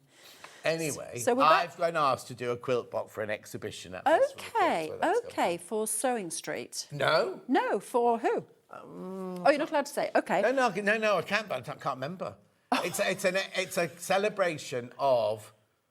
Now, is it men's sewing or is it world sewing? I can't remember. Okay. I'll tell you about it. It's only just come in now and it has to be... Okay. What have you got to make? Just a block. Any block at all? It's got to be one that I've designed. Yeah, you've got to design the block. Yeah, and it's got to be finished. It can't just be... Like when we do our quilt block competition here, we make it and they want it bound and quilted and everything like that, but just one block. Oh, you make one block and you quilt it and bind it? Yeah. Oh, okay. Oh, let me know if you need any help. Oh, thank you, I will. I can draw up templates. I draw up templates for Karen and Joe, you know. You do what? I draw up templates for Karen and Joe. Like, that's a skill I have that sometimes they have and sometimes they don't. So we're just sewing our half and our 1/4 inch seam. And for Claire Shaw as well, she'll need templates for this or that. And can I do those for her? So if you design something and you don't know how to do the templates, let me know and I'll sort them out for you. So yeah, just once again, we've got these long bias seams. So you just want to always go gently when you're sewing with bias, because you don't want to stretch the seam out of shape and have a bendy half square triangle. Louise, hello, John and team. Will you be at the Belfast Quilt Show this summer? Is there one? I got an email saying they weren't happening anymore. You mean Yvonne McAtamney's one? I don't think she's... oh, no, hers wasn't in Dublin. Hers was Belfast, wasn't it? No, I'm not going to be at the Dublin one, Louise. Didn't you just read out Belfast? Do what? When you read that question, you said Belfast. Oh, it is Belfast. It does say Belfast. Yeah, I don't think the Belfast one's happening this year. I might be wrong, but I got an email from Margaret Lee this week saying they were not going to be doing the Belfast shows anymore. Do you normally go? Yes. Yeah. What do you do when you're there? Working for SewingStreet? No. I've asked me to go and open it, and You go there as the celebrity. yeah. So the first year I had my book. Well, I wasn't selling my book. Yvonne was selling my book. Yeah. But so I'd usually go and cut the ribbon and eat the laces. Oh, nice. Right. So we've sewn all of those. Bias. Actually, I'm going to hand these over to you to press. Do you want me to press them? I'll press them. If you don't feel like it, I'll press them. Very well. No, you're not, are you? You've had a long week anyway, because you've been Yes. here all week. And now you are under the weather with something or other. So it's What's the matter, Hannah? not fair for me to ask you to work today. Oh, Louise is in. Oh, I see. The reason I said Dublin is Louise lives in Dublin. Okay. And she said I'm in Dublin, but Louise, I'm sure I might be wrong. But Yvonne McAtamney's in next Thursday, so we can ask her on Thursday. So is it her show? Does she sort of run she the and show? Margaret Lee set up the whole. It's like a mini festival of quilts in Belfast. Wow, It's okay. fantastic. Is it? Yeah, really, Yeah. really lovely. So they have all the same stuff like the retail stands and then the people put quilts into the show and and talks and and workshops and I do an evening question and answer and things like that. Okay, nice. Do you give talks? I do. Yeah. Do you give talks on your cruises? I do. Yeah. But I'm kind of whittling them down because I never charge for them. Okay. And I would say to the people, just give the money to the charity that the evening's for, whatever. That's good. But it's getting to where there's like 3 a month and it's a bit too much. That's a lot. In fact, the village that Claire used to work in, their WI have been badgering me for months to go and do one for them. Really? Yeah, I asked to do something for the local, I really don't like doing public speaking, honestly, so... I always get so nervous. Do you? Gosh, I wouldn't have thought you'd be nervous. Put me at festival courts with 5,000 people in front of me. I can do that quite easily. Okay. Go to my village hall in front of my ladies in my village and I'm... Really? Is it because it's... a rude word then. I'm bricking myself. Is it because it's like you look out and it's all your friends and neighbours and it's But more intimidating when it's even people Claire's you know? village, it's only the next village, and you kind of go, they're not interested in me. Why would they? I did the big WI one a couple of years ago. is that your nervousness that you feel like nobody's going to be interested in Well, you? why would they be interested in me? I've got nothing to say. Right, I see what you're saying. Because I have to put up with Hannah going, yeah, you're boring me, Hannah. Is that what she says? Is that the feedback you get? You don't get that feedback from Hannah while you're on. She's talking now, Is right she? at the moment. Is she? Yeah. Anyway, Dan, what were you saying about public speaking? Number one phobia, public speaking. And I don't want to call it a phobia. I just get nervous because I don't I'm not prep. phobic. I just turn up. I'm not relishing it. It would be a job that the I thing would think, is, oh. no, you don't love it. But then once you've finished it, You feel go, on a high. Oh, love that. I know. love It's that. like when you don't want to go to the dentist, but when you walk out of the dentist surgery, you're like, I've done it for a year. I don't feel like that. You don't feel like what after you've. I do. When I walk out the dentist, I'm like, yep, tick that box off. Great. Oh, you tick the box off. Yeah, No, I mean, when you've done the talk and they're later all clapping and going and clamouring, it's asking questions. Clamouring. No, my dentist, I have that white coat syndrome, so my blood pressure. Your blood pressure dentist, skyrocket. doctors, Really? any of them. So you take it at home and you're completely fine. Yeah. You go into any kind of surgery type situation and your blood pressure's like off the charts. And then if they do 3 or 4, it goes back down again. So all the doctors I know go, oh, come on in, let's do 4 of these. But if it's a doctor you've never met before, they're you should be dead. Yes, okay, and you've got to explain to them that if you can wait half an hour, I'll be absolutely fine. Yeah. So I'm just sewing the 2 halves of the block together. And again, each time you do this, you definitely want to lay your pieces out on the mat or table or whatever so that you know you've got them all going the right way, because half square triangles do have a habit of flipping around the wrong way if you're not concentrating. Having said that, when I used to go for my Botox in Beecham Place in London, when I was on this morning, I used to love that. You'd have 17 injections in your face. And you I loved that? I loved that. I loved having my filler. I loved having my Botox. Why did you love having 17 injections in your face? Don't know. Really? Brenda Botox used to laugh at me because she used to say, everyone else that comes in here sits quietly on the desk, and I'd be like, but I used to love all that. So do you mean you chose to get all that done, or this morning, sent you to get it done? The first time I had it done was live on air. On This Morning, and that's when I met Brenda Botox. Okay. And then she said, oh, you should just come in every 3 months and get it done. Okay. So that's what I did. And then a Dr. Nabette gave me something called Sculpture. Okay. Which is where they... oh, hang on, what time is it? You're not eating your lunch. You'd have to have an injection. It would have to go right into the bone, and it made your body, create its own collagen, and you looked amazing. Really? That was quite painful. Oh my gosh, it sounds painful. I loved it. You look gorgeous. Do you still do it? Oh, no, look at me. I mean, I don't know, but you look great. Do you still? Blimey, if this was with Botox, imagine what it would look like naturally. So why do you not still do it if you loved it? It's too expensive. Is it? Okay. And it is, you do have to keep doing it every 3 months. Okay, so it's just the bill that keeps on coming. Yeah, and also when I moved up here from London, yeah. I went to see one lady and she bruised my face completely. Oh, and Brenda Botox, when you used to go to her, she would draw your face, she'd take Polaroids of your face and go, this side of your face is slightly, so she'd know to put more in that side. Okay. The one I went to up here just went... Just started jabbing. And also Brenda used to go, have it done, then 2 weeks later she'd go back for a free thing and she'd make sure it was all... This one...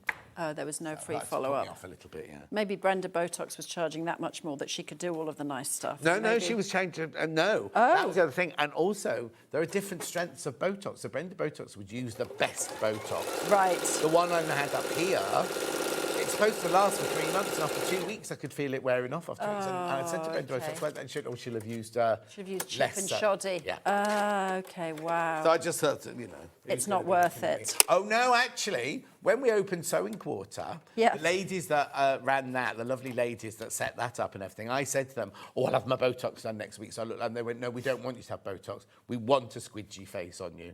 Oh, okay. So why didn't they want Botox? They just want you. They want us to be relatable. To pull my face yes, in, yeah. They don't want you looking all. It's bye from the boy with the squidgy face.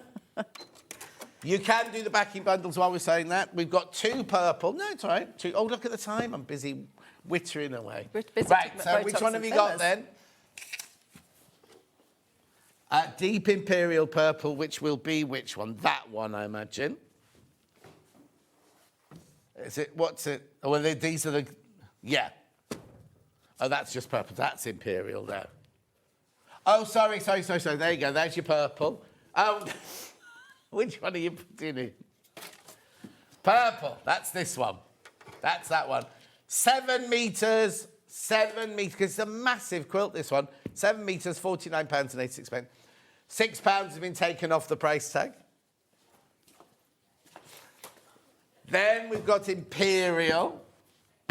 There, £6 has been taken off. There's your Imperial Purple. £49.86. And then we've got the duck egg. I'm presuming it's duck egg. Is it duck egg? That's right. Lovely. And do you want to do these 2 bolts of Kaffe fabric as well while I'm here? Now, not enough here to do the backing of the quilt. These are just 2. It's the same collection. In fact, that one's in there, I think, isn't it? In the different colour. That one there is in the red, is in the quilt. What's the name of it? Potentilla. Potentilla. We can take some money off there. 4.5 metres on that bolt there. 44 inches wide. £70.91. There's only 5 of those left, just so you know.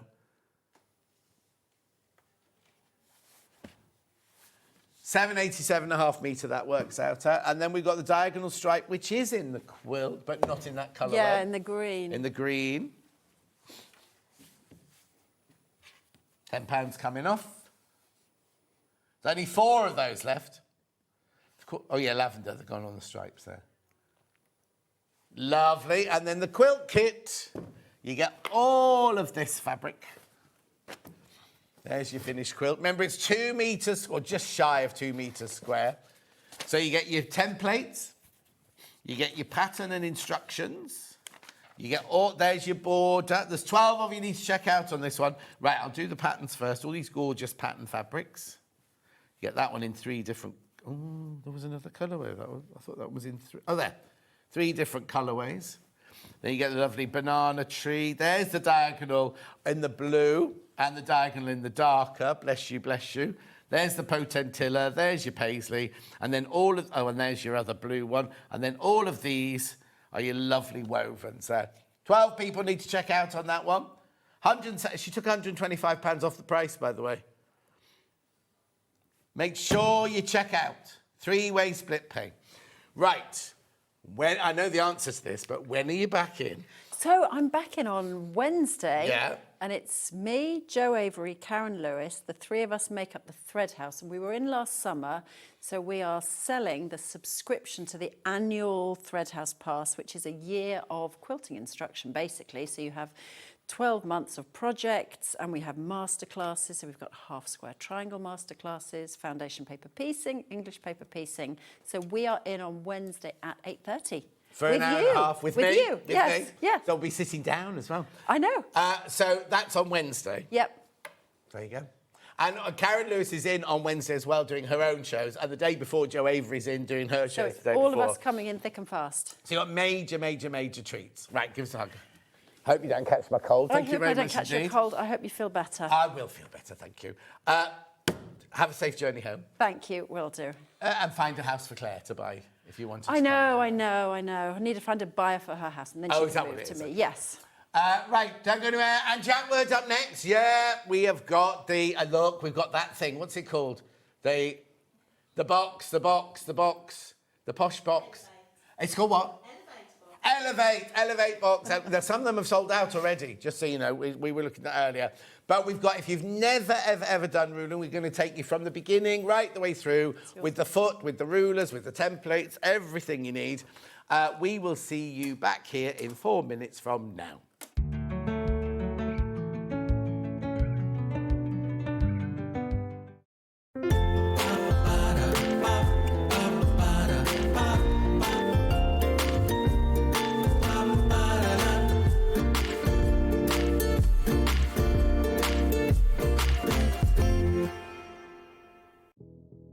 Did you know that we have 4 brands within our Gemporia craft family, including Gem Collector?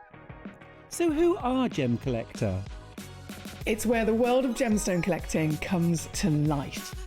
Whether you're just starting out or you're already passionate about this rewarding hobby, we're here to inspire and guide you. Our channel offers an incredible variety of gemstones from around the globe. From timeless classics like rubies and emeralds to rare and exotic gemstones, there's always something to spark your interest. More than just a showcase, we aim to educate you by providing so much more insight into each gemstone's origin, history, and unique characteristics, making it easy to grow your knowledge and appreciation for this extraordinary hobby. Gem Collector helps you build your collection and connect with a vibrant community of gemstone enthusiasts. Go over to our website or download the Gemporia app to discover how rewarding gemstone collecting can be here with us at Gem Collector.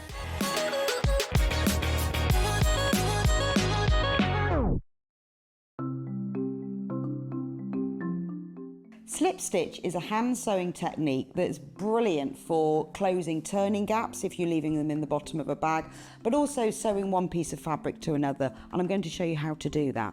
So I've got a piece of fabric here that I've sewn together, and then I've left a gap for the turning gap. So you can close this by machine, but I think if you do it by hand, you get a neater finish. So to do this, thread a sharps needle with some sewing thread and bring your needle out just a little bit along the seam. It makes it a bit secure. Leave an end on the right side, and you can just hold that down with your thumb. That stops it coming undone. And then work 2 or 3 small stitches on top of each other just to secure the thread. You can cut that off later. Now thread your needle under the fold of the fabric and out the other side. Then on this side, if you hold the 2 pieces of fabric together so the folded edges are level, push your needle just under the fold so you can see it's not coming into the front or back, just out the fold, and then into the fabric on the other side. Now take a vertical stitch going from one piece of fabric to the other and bring it out, and then back under the fold of the fabric so that all you're getting on the right side are these little vertical stitches. So this is why slip stitch is also known as ladder stitch, because you've got the long stitches that go under the fold that are the uprights of the ladder, and then you've got these vertical stitches that go from one to the other that are the rungs of the ladder.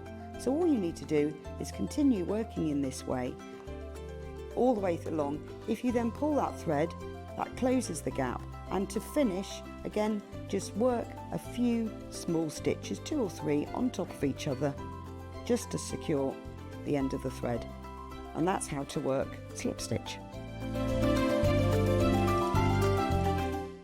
Come and join us every morning at 7 a.m. on our webpage before we go live on the show. So make sure you log on to our website and go to the Watch Live page.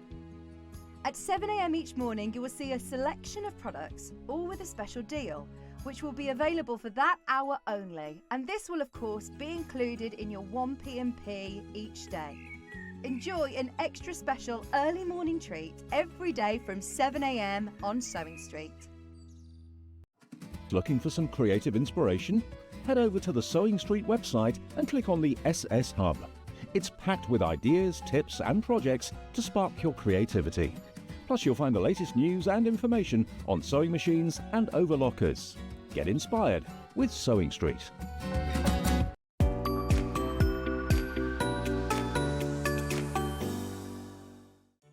Did you know at SewingStreet that on various products we offer split pay? That means on certain items you can spread the cost over 2, 3, 4 or sometimes even 5 interest-free monthly payments. Just pay the first instalment when you purchase and you're away. So shop your way with split pay.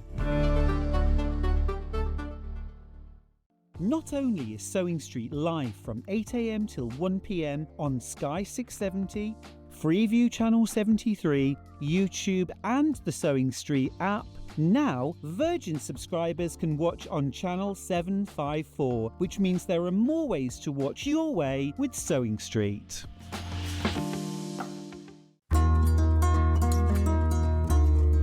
Please don't forget about the notches when you're cutting out your pattern pieces. Every notch on one piece will match up with a notch on another piece of your garment, and they'll make the whole thing go together so much more easily. This is how you do it.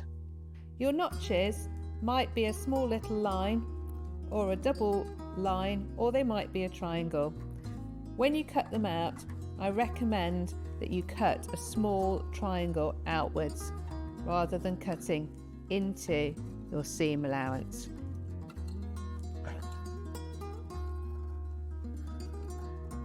Notches on sleeves are particularly important for helping you to get them into the right place.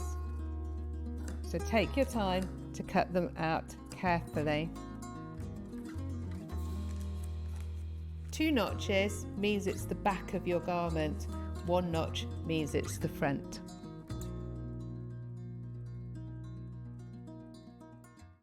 Want to know what's coming up on SewingStreet? It's easy. Just visit www.sewingstreet.com and head to the TV Guide section for all the latest show details. Stay ahead and never miss a stitch with SewingStreet.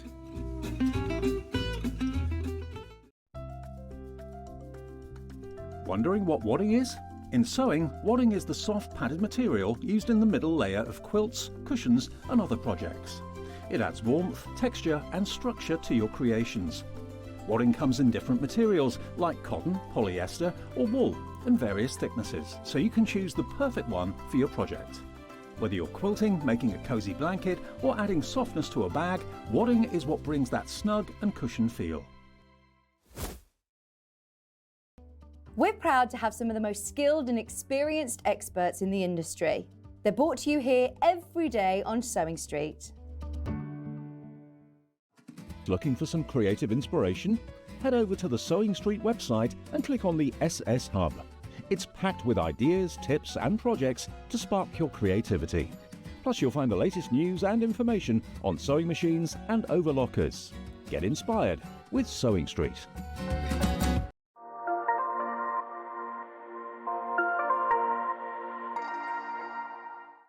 Let's talk about quilt blocks. Quilt blocks are like building blocks. They come in all sorts of patterns and sizes and are pieced together to create a larger quilt top. In sewing, a quilt block is a single section of a quilt design, often made up of smaller shapes like squares, triangles or strips. That's quilt blocks, the foundation of every beautiful quilt. Head over to your App Store now and search SewingStreet and simply download to your smartphone or tablet. You can watch the shows live and see your favourite presenters and guests. Click on the Today button to shop all of the products that are featured in today's show.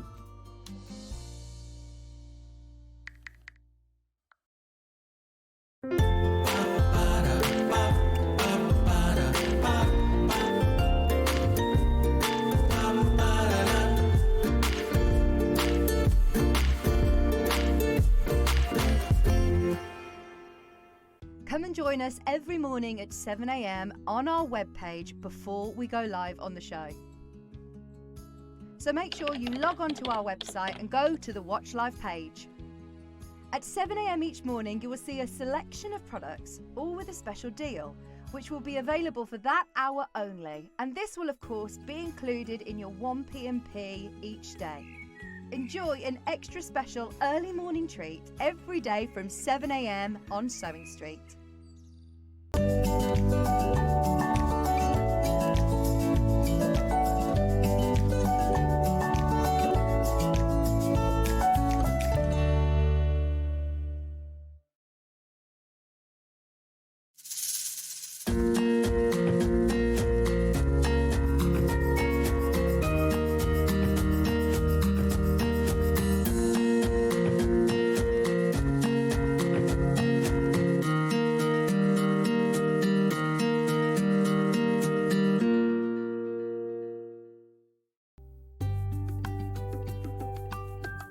So you're most probably wondering, is my machine high shank or low shank? Well, you can look it up, but there's a really simple way to work it out. So first of all, you remove the presser foot. Then you drop this down so that it's flush with the bed. You take your tape measure and you run it along the bed like that. And then wherever that screw lies, that's how you know if it's low shank or high shank. As you can see, this one is 1/2 inch. That makes it low shank. If that screw is nearer the inch, then it's a high shank.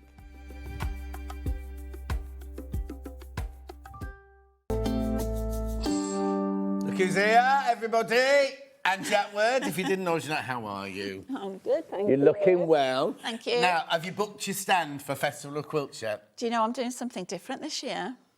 Apart from on the first day with me? Yes. Go on, what are you doing? So I decided I'm not having a stand this year because hubby was ill at the end of last year when you had to confirm your stands, and I can't do it without him. No, of course not. So I didn't know if he was going to be well enough. So I decided this year I'm going to teach workshops and do talks. And lectures. On the Thursday when I'm there, because we have sponsored the theatre, I think one of the first shows is you and me, isn't it? It is on Thursday. Because people keep saying, I've booked my ticket to see you and Angie. I didn't even know about it to start with. I've booked my ticket to see you and Angie. I've booked my ticket. So we're going to be in on the Thursday.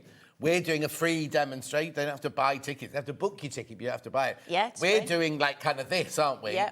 In the theatre with cameras and everything like that. So you're going to be teaching classes in the classrooms. Yes. So people can go to the Festival of Quilts website and book them, can they?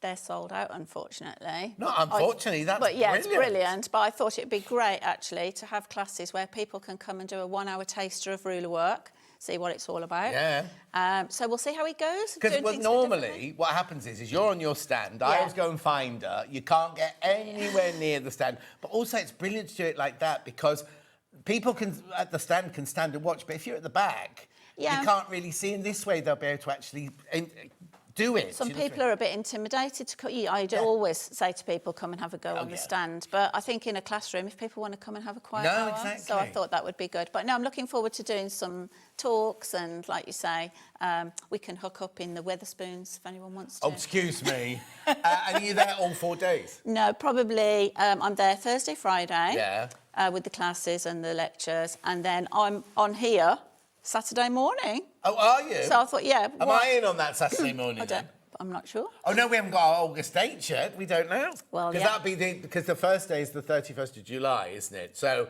it'll be the 1st or 2nd of August. Because I'm tending to be on the show every 2 months. So I was saying to the team, it's going to be the end of July, and I'll be over for festival anyway. So Oh, of course, because you don't live locally anymore, do you? I've actually drove from this morning straight here, which was lovely. Oh, yeah, because you're late. Oh, that's why you wanted to come in late. That's why I wanted to come in later. Because, you don't mind saying, you used to live in this bit in Birmingham, over the little hill. So occasionally I had to drop her off over the little hill and the houses on the left-hand side. Over the canal by the bridge. canal. You don't live there anymore. You've got like it's not got animals, but it's like a small holding. It's a couple of acres, but we're growing plants, not animals. And whereabouts in the world is it? It's near Lake Vyrnwy. Near Bala Lake. A bit more south than Bala, but that direction, yeah. And are you loving it? Absolutely, yeah. Everything's growing like crazy, well, of course it is, including the nettles and the brambles. Well, no, but that's part of your job. And what about him indoors? Is he all right now? He's good, yeah. Thankfully, all the tests were clear, which was a bit of a worry at the end of the year. So I think he was just doing it to get out of doing festival. Yeah, really. of course it is. That's typical way. Right.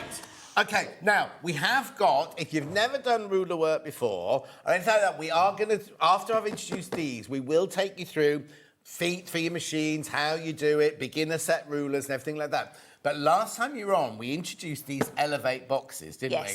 And they were so popular. So now, just tell me, before I open the box, because this is something that you sell on your website, or you did, but you don't ship them out, do you? They have to come over from America. Am I right? Is this how I'm saying it? So they have to come over from America, right? So Paul, our head buyer, brought some over. So you haven't got to wait for them to come from America. We physically got them in our warehouse now. Yes, you have stock. Yes. We've got our own stock. Yes, you've got your own stock. That means what, Han? Oh, yeah, that means when it's sold out, that's it. That's it. You can go to Angie and order it from Angie from her website if you want, but you'll have to wait for it to come from America. Yeah, it's got. And I'm not trying to dish your website, but buy them from me first, basically. So, what was this? Or how often did they come out, and what was it all about? So it's a new thing that So Steady started last year and was so popular. So this is the second year it's running. It's really good. So basically, it's a curated box that comes out once a quarter. So it's a quarterly Elevate box. So for those people that want not just to buy templates, but actually want the education, and also there's goodies in there, like there's fabric panels and threads. And we'll open it for you in a second. We'll open one in a second. So it's basically a whole quarter of curated classes, online classes that you can access throughout and after the quarter. And if I buy this one, are there other classes that I can go to that are already on there, or can I only see the ones that are in this quarter? It'll be the classes from this quarter that are relevant to that box. Yeah. Each box tends to be linked with a patchwork block as well, so it could be a log cabin block, or I think this one's a big T block, the new one. So that's hence what you can do with the projects and things. And they've just been, really, really great. But So Steady actually launched them. So basically, this one launched, it's April, May and June, isn't it? That's the second quarter, this one. And So Steady launched it 2 weeks before the beginning of the quarter, and then they stopped subscriptions as well. And then, as I say, through myself, it's available until about middle of June, when they release the new one. No longer available from anywhere. So not only is it important to get it because we've only got a certain amount, if you don't buy it before the next one comes out, you can't get it. In 3 weeks' time, this one won't be available at all. It won't be available, but any of the videos, if you bought it, are available. Yes. So you don't suddenly lose all the videos. No, all the class access on the So Steady University remains open access. Exactly. So now you're thinking, £75, what am I going to get for my £75? It's such good value for money. Now, what it is that if you've never done ruler work before, maybe this isn't for you today, but next time you come in, we'll have the next box sort of thing. But for those of you who want to advance your technique and everything, so you get this box, you actually physically get this box. Oh yeah, this is the low shank, first of all. That's the low shank. We can what's in the high shank is exactly the same, but we can only have one graphic in at a time. So I'll just do the low shank first and take you through everything that's in. Well, I'll let Angie do this. Take us through everything that's in here then. So we've got registering. You get your box, you register your box, right? Then you've got a little booklet about thank you for joining the box club. Then this is all about everything that's in the box, isn't it? And the whole guide, the schedule of classes. So what they do throughout the quarter, they'll be live, like I did a live last week, was my class, that I've got an actual pattern in this box, which is lovely.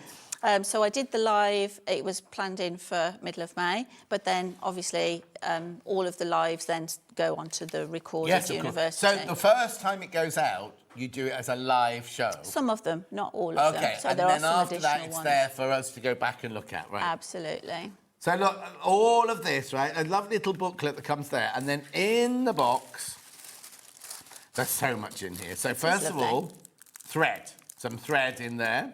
Then, fabric. Yeah, there's usually some fat quarters or fabric for making one of the projects that will be This in the box. thread, why has that thread been picked then? Is that good for... Usually it's sponsored by, Wonderfil, a part of it. Yeah. So it'll be different types of thread for you to try. But if you buy this box, will everybody get that Yeah. thread? Yep, Yeah, lovely. absolutely. Then we've got lovely bits of fabric here. Yeah. For you to do practice work. And that will be one of the projects in there, one of the classes. Then in here, so this is the Big T miniature quilt pattern. So that's the pattern to actually make that block. Yeah. Then we've got the Big T lookbook. So this is printed inspiration only, but it's all the things you can do with the Big T template. Well, with the Big T, not the patchwork block, but with the templates that we're going to show you, the ruler work templates. And if you have an embroidery machine, So Steady have actually started to do embroidery, they call it, from Westalee. Embroidery from Westalee. And what? So is that something like a JPEG or something I could put in my machine? Like a stick, yeah. So for those people that are, do have embroidery machines, that's like an extra that can be available. So there's lots in the lookbook there that you can. Brilliant. Teresa in Dorset says, love my Elevate boxes, get so much for your money. Classes, projects, not forgetting the rulers, would recommend if you like ruler work. There you go. So, we have got here, so there's 4 of these a year, aren't there? Yes. They're all different. Yeah. So, rulers. This is your Spinifex Dahlia template. And I'm really chuffed because this came out of, I've been involved in designing the template because of one of my patterns. So previously we did, can I grab my pattern? Yeah, grab your pattern, of course. So some of I'm you... just going to move this out of the way, Dan. I don't know. Some of you may have seen this on my website or in person before. Lots of petals done with a Spinifex shape called Spinifex 10. Oh, that's... And it's this petal shape, you can see it's fatter at one Yeah. end than the other. But previously you had to buy a set of templates that was about £80 to £100 and all the different sizes. Right. So I worked with So Steady to produce one single piece of acrylic that would give you multiple sizes. And it's in the box. And it's in the box. And it's in the... So basically, you're getting what you would normally have to pay more for. Yeah. It's one of the things in the box. Yeah. And So it's a you design. Yes. It's an Angie design. Yeah. And you'll get the pattern to stitch this out. Oh, what? How gorgeous is that? So is that like reverse applique? Yeah. So that's in the box, right? That's in the box. If I show it without the applique, so you can see the shape of the actual... So if you wanted to quilt, you could use it. Yeah. You could use it as a quilt pattern. Curvy petals are so versatile, aren't they? So lovely. So that's in there. Then so that is just... sorry, I'm finished. 35. Oh, $35, that is. Just that on its own. And they normally equate to pounds in dollars. Yeah. That's $35. That's so then I've also got this. There's so much in this box. Then I've got this one. So what's this one here then? This is it's like a spinning... Like a spinning feather, really. Yeah. Like a Spinifex feather, but done in a wreath, and it's 3 and 5 so, inch. oh, actually, there's two sizes, or 3 sizes, because you've got an echo plus as an well. echo. And again, what they do is, if you've got a Spinifex feather previously, they never repeat sizes, so this will be a different size. Oh, okay. So you're never going to open a box and go, oh, I've already got that one. No. Also, right, okay, look, $35, $30. Yeah. Right? The box, everything in the box is $74.99. All the classes, all the things you're going to watch and everything like that. Let's put that there, that there. There is High Shank coming up, don't worry. We're just showing what's in the box, right? A lot of you have already found it. Right, so what's this one then? Modern quilting on traditional blocks. That's ideas of what you can do. So that is the Big T block. It's several together. Yeah. And again, using the Spinifex Dahlia petal shape in a different way to show you how to do that. Lovely. Then this one's a bit thicker then. What's in this one here? Oh, it looks like it's a project to make this little. Oh yeah, look. Little pouch. And then that's the other ruler And that then we that's just the saw other there. ruler. Yeah. Lovely. And there. Oh, excuse me. Sometimes they have like little buttons. There should be some little buttons, maybe. Maybe they're in there. There's something in something in the middle of that one, though, isn't there? They are quite easy to pop back in. Oh! Oh, is it got the a panel of I was fabric. going to say. What's this? Oh, that's one of those purse things. Oh, Yeah. so you can literally make That the whole of that. Snap. It's like a snap. Yes, Yeah, so it's a panel with the blocks already made for you, made Yeah. easy for you to then practice your quilting. Lovely. So then you can make it as well and do the quilting, but put Yeah. the little snap opener in there. With all the instructions as well, and there will be a video tutorial for that. To go with that, And it's lovely we've got that in, because we know how much those cost as well. So Yeah. you've got your little panel in there. Then I've got this one here. That's my dahlia pattern. So this is actually your pattern. Yeah, and again, if you wanted to do it over a quilt, not just one block. Oh, they join together. Yeah, so it's a 12-inch block, but you can make it you could do a table runner or a quilt as big as you like, really, either with or without sashing. That's me. That's you. That's you. How brilliant is that? Right, there's more. Yeah. So now this looks like an FPP. Is this an It FPP does, yeah. block? FPP block. So you get that in there as well. Then there is big tulip. Yeah. Big T tulip. Yeah. Then I've got gumdrop. So is that a quilt pattern? Yeah, it looks like. You see what I mean? You're getting so much. There's not just like one, two things. There's all the. Right, hang on. There's more. Buttons. There's your little buttons in there. And then Decorative cross. buttons. Oh my! Well, you're going to see how we don't sell this one, but you're going to see how much these cost in a minute. That's at least well. About That's, 35. you're going to say that. So That's a those curvy three one. things is over $100. Yeah. All in there, right? All in there. So that's your low shank one. That's all of your low shank box. We also have exactly the same thing in high shank. Oh look, there's so much. They're sliding Okay, out. right. The high shank's already limited. You want what? All sliding around. Too much stuff. I'm not going to open high shank. High shank is exactly the same, but for a high shank for... Oh, now, single figures on this one now. Single figures on this one. So it's spring 2026. That runs out in June. About June 18th, yeah. Day before my birthday. Oh. $74.99. Morning, Angie. Lovely to see you. Say hi to your hubby. Oh, this is Laurie. She's been flirting with you. See you at Festival of Quilts. You will. Thanks, Laurie. Anyway, that should... Oh, right. Be careful. 4 left. 4 left of the high shank now. 3 left. When you're out there doing that programme? Yeah, that one, yes. When you're out there, do more people have high shank than low shank? What's usually the most, or is there even... Do you know, when we first started, there was a definite more low shank than high. But actually, strangely, my husband Wayne was saying, actually, at Festival last year, because we sold out of high shank a lot. We're about to sell out of high shank of this now. 3 left. If you don't know what high shank and low shank is, we'll play a little video before the beginner set. So when Angie goes over there to set up and everything, play a little video that we did. Right, high shank's about to sell out. There's 2 left. I think more and more people are going for bigger throated machines. Seriously, and if is they're that serious. when you get the higher shank? and a lot of them go there. 2 left. 2 left of the high shank. Right. What I'm going to do now is we're going to go start on the sets, aren't we? Oh, right. No, these are from last year, right? These ones from last year. This one was the last one, and then that one was... Oh, yeah. So this is what we call winter... See, to me, winter 2026 hasn't started yet, but this is January, February, March 2026. We only have it in low shank. We've called it 1, have we? But there's nothing on it, so it's winter 2026. And also the last show that we did together. Yeah. 21st of March, if you want to watch back, I think. And did we do this and box we did on this there? box, yeah. So even though that data's gone, right? So nobody can buy this now because they have. It's only because not even from my website. So we've got these in stock because Paul bought some from the last one. Yeah. Don't be panicking, thinking, oh, well, where will the videos be and everything like that. You can still watch all the videos in here. Yeah. Can't get any more, and it won't be for sale again. They won't do this one again at all. So if you like the, it's personal taste, isn't it? If you like the shape of the templates in this box and they appeal to you, or the projects appeal to you. Right, we do not have this in high shank. We only have this in low shank. Right, so Oh, I remember all these. So you get your fabric. So this is card trick. Card trick, the block there. Patchwork. Then you've got your back roads quilt. That's a whole quilt pattern in there. That one there is your game night table topper, piecing and quilting set on that one. Then you've got your winter scenes table runner pattern. Look at all these because you're going to be able to do these. Then you've got your brochure there, your card trick brochure.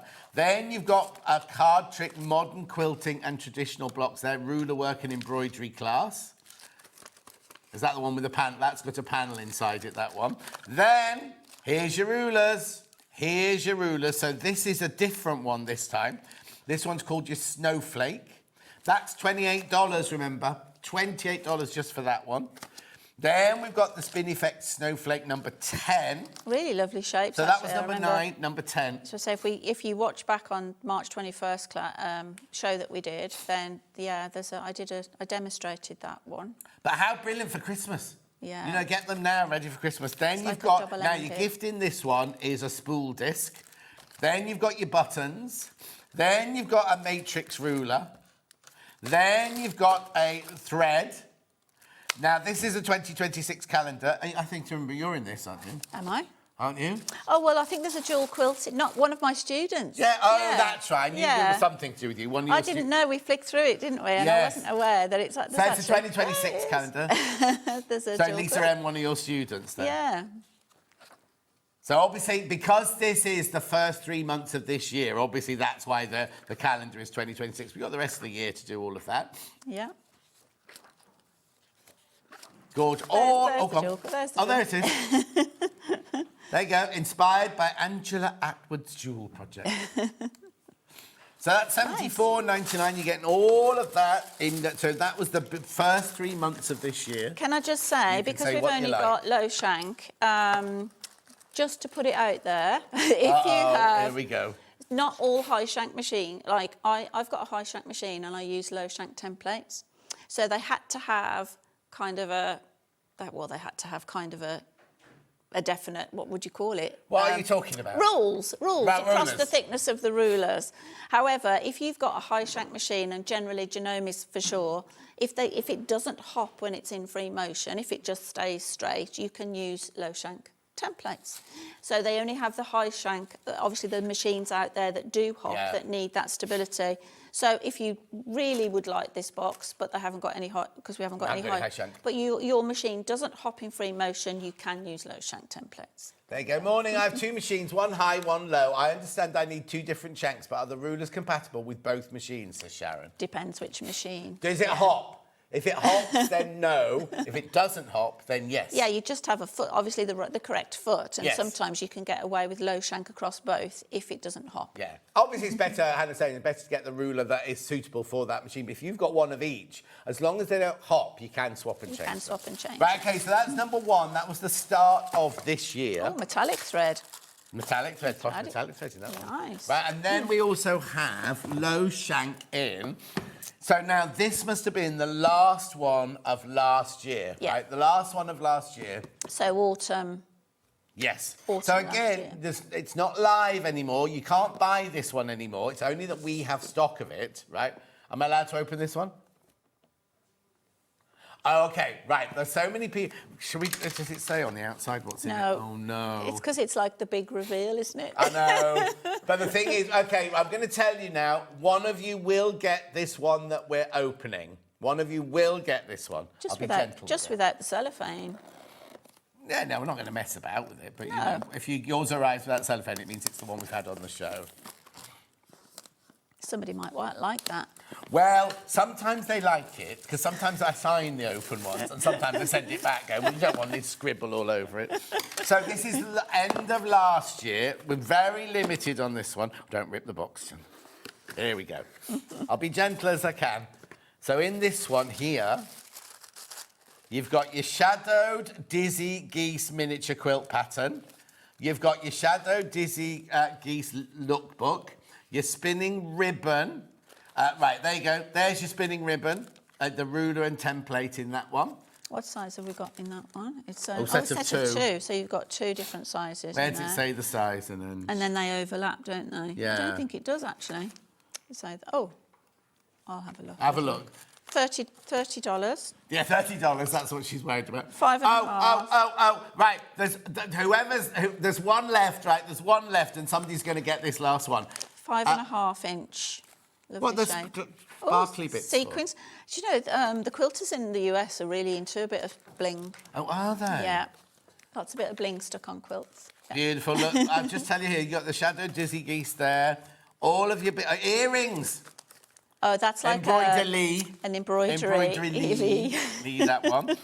Then you've got your pillow project in there. There will be panels as well. Yeah. You've got your present there. Your present, your lime green thread in there. You've got your coasters and picture mat. Sold out. Look, and sorry, I will just show you if you bought this one. You've got they're little 1/8 of an inch lines, that's aren't good. they? For turned applique.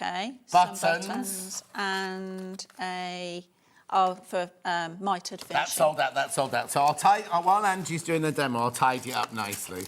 Don't worry. Don't lose any bits. Right, Elevate Code Box 2, which sold out before. Hang on, which one's that one? Today's new one on low shank. Let's put the lid on That's there. this one here. High shank sold out already. So this is brand new today, low shank. If you've got a high shank machine that doesn't bounce, as long as you've got the right foot, you can use these. You'll see me using low shank today. Yeah. Now, Angie's going to go over there in a second, but while she does, have a look at this, because people are messaging going, is my machine high shank, is it low shank? Have a look at this little video. So you're most probably wondering, is my machine high shank or low shank? Well, you can look it up, but there's a really simple way to work it out. So first of all, you remove the presser foot. Then you drop this down so that it's flush with the bed. You take your tape measure and you run it along the bed like that. And then wherever that screw lies, that's how you know if it's low shank or high shank. As you can see, this one is 1/2 inch. That makes it low shank. If that screw is nearer the inch, then it's a high shank.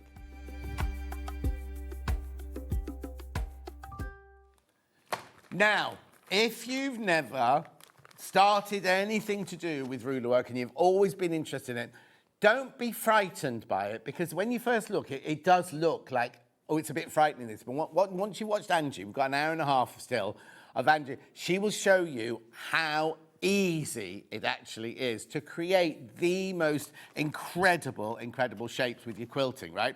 So what we've got here is we've got beginner essential kits. Now this, money-wise, this is your best bet if you're just starting, because everything that's in here we do sell individually, but if you buy it here in the total package, you get it for a better price.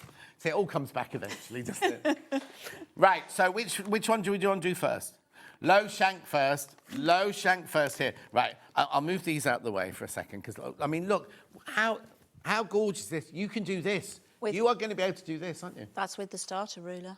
That's with the straight ruler. Yeah. The starter ruler, which is in this kit. I'll show you that in a second. Look, right, let me move those over there. So in this kit, low shank, right, we're doing low shank first. £99.99. Now, it's the most affordable way of getting all of these bits. Right, so what you get in this bag of goodies is, now these are in our warehouse ready to go. So you get the foot. You get the ruler foot in here. You also get your starter ruler, which looks like nothing, right? It just looks like an arch. And you think, well, how many arches am I going to do? Just you wait to see, right? Plus, you get a strip of this sticky tape, which you cut up into little squares and you put them on your ruler. And you'll show you all this in a second. I'm just telling you what you get in there, right? So that's your foot, your ruler foot, plus your beginner ruler, plus your sticky tape, right? So then you also get a crosshair ruler, 8 point, 6.5 by 6.5. You also, we've got these all for sale in the show. You'll see what good value this is.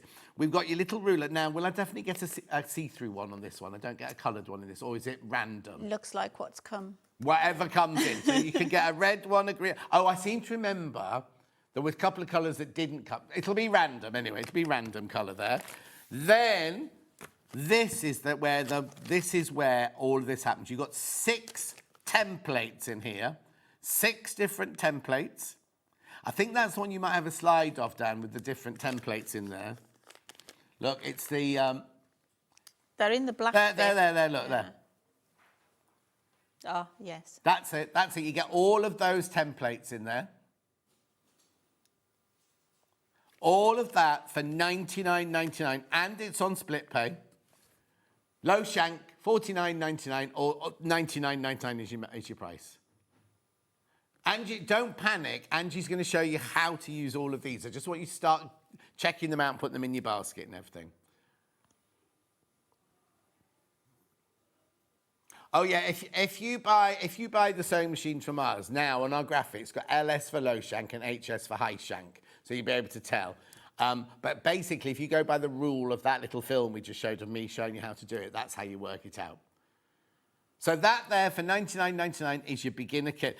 This could keep you going forever, really, couldn't it? I've been using the sampler set for 10 years now. It was first came over in 2016, and I'm still designing with it because it's still a go-to. You see this one here? I know I'm going off kilter a little bit. But you see this one here?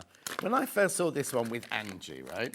So this is the one you get with the foot in. I know, because you think you want pretty kind of shapes. So you see that, you kind of go, well, what shape's that? What am I going to make with that shape, right? That's this one, isn't it? The dark navy one. Look. You can do all of this and more with this. And you'll think, oh, is that one there? That one there. Oh, hang on, where was I looking then? That one there looks a bit obvious, doesn't it? Because that one's like just a curve. But look. You can do all of those plus more with just this one. So you have your ruler foot on like that. And she'll show you. I'm not going to try and pretend to show you. And you have your little... Now, you don't stick all this in one go. You have little bits put on your ruler. I mean, that's just one of the things, isn't it? That's just one of them, right? And then you've got all of those templates in there. Oh, yeah, I'll show you that picture there.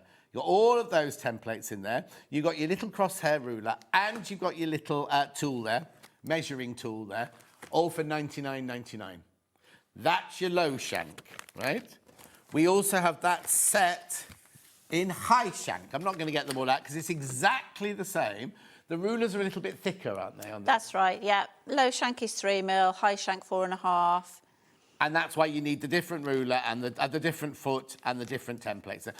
Actually, you can't use high shank on a low shank machine, the other way around, yeah, because the template is too thick to get at the back of the foot. There you go. Oh, it is the same thing. It looks different in there. So you get everything that you got in the low shank, you now get in the high shank there. So it's identical, absolutely identical, just low shank. This is now the high shank. Rightio. Angie's going to show you how to use all these in a second. But before she does, I need to introduce you to something that we didn't have last time Angie was in, right? These, now they look like nothing, but they're going to help. They're going to help so much, right? Yeah, this is slightly bigger. The clear one is slightly bigger. So it's now.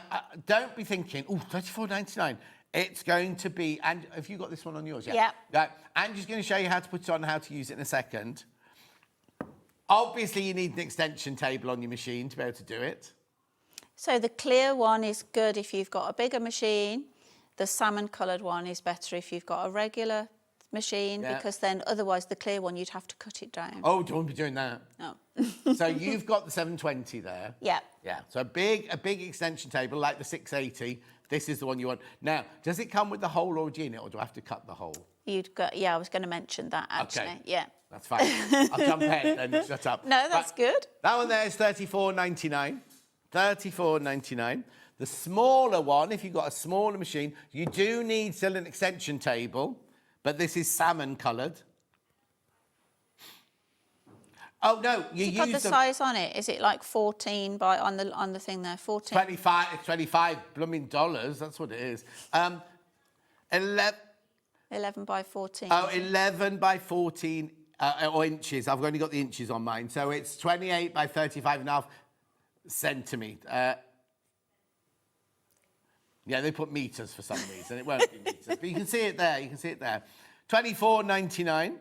Now, if I've got a big machine, can I still buy the salmon one? Absolutely, yeah. And just won't go as far across the table? The salmon one is actually, like we've just shown on the picture there, has actually got a grid printed on it. Yes. So really, really useful for patchwork. So they've not, like normal free motion glide sheets normally just have a little hole for free motion. These have got a square cut out, so you can leave them on when you're piecing.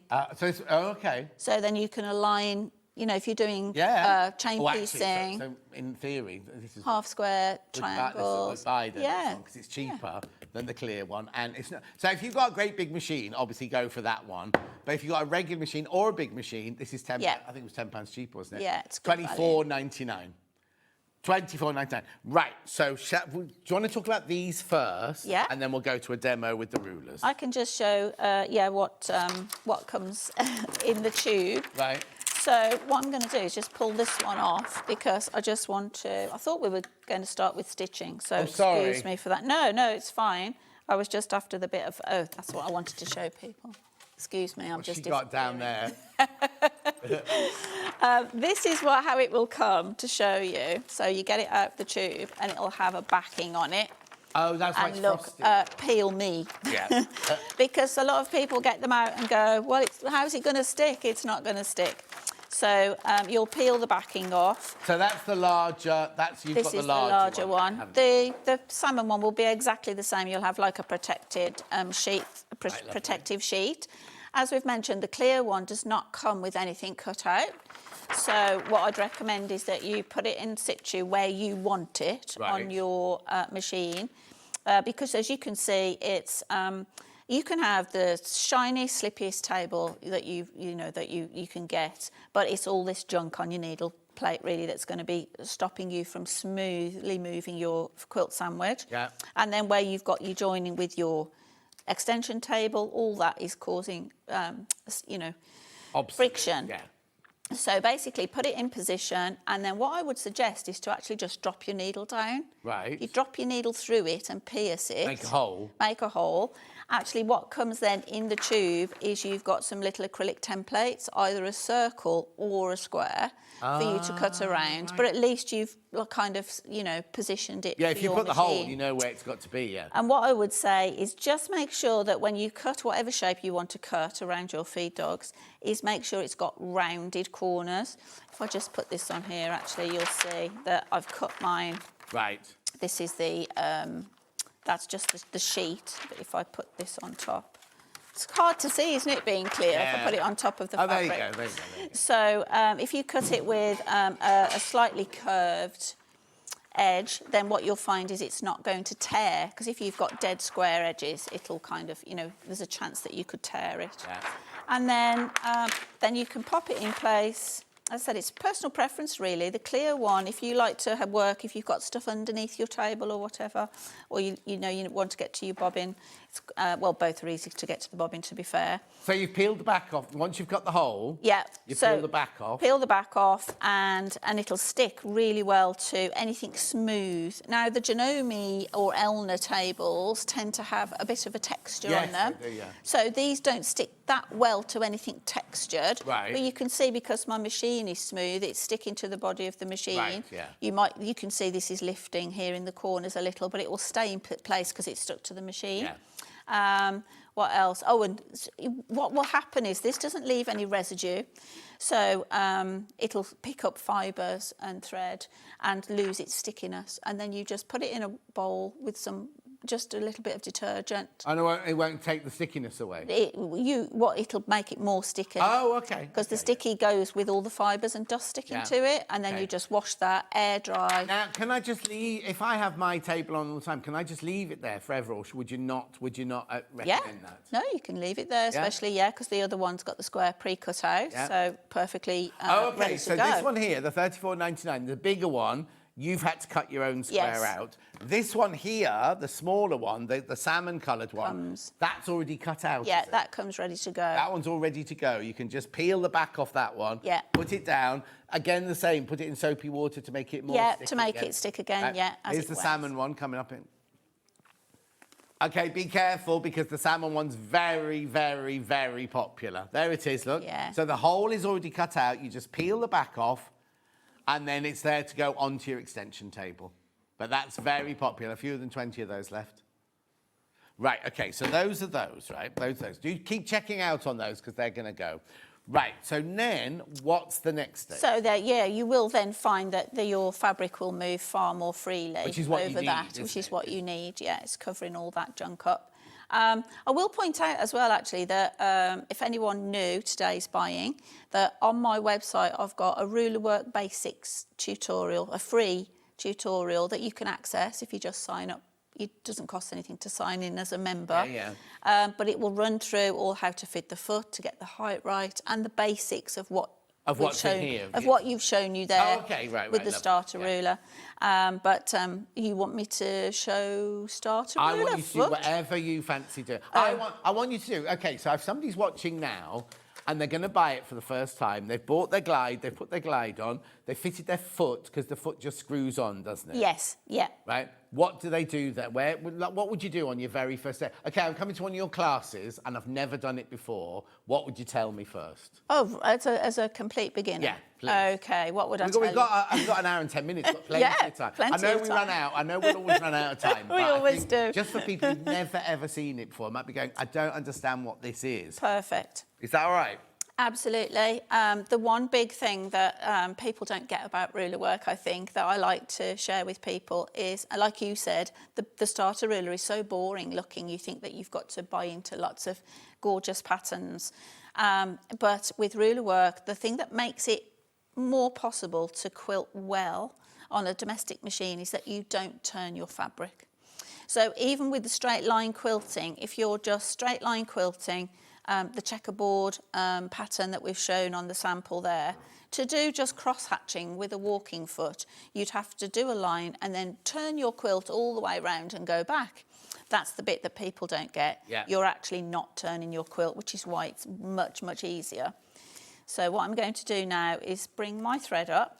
So I thread my machine as normal. Thread your machine as normal. I've got a normal needle in. Yeah, I tend to use a 90-14, just a universal 90-14.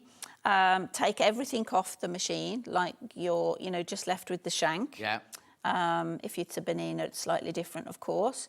And so then you're going to put you can see the foot fits around the shank of the machine. And in the lowered position, then just tighten the foot up so that it's just skimming. Okay. You set the height. Come in. Morning. What's the difference between high shank essential kit and the high shank special kit?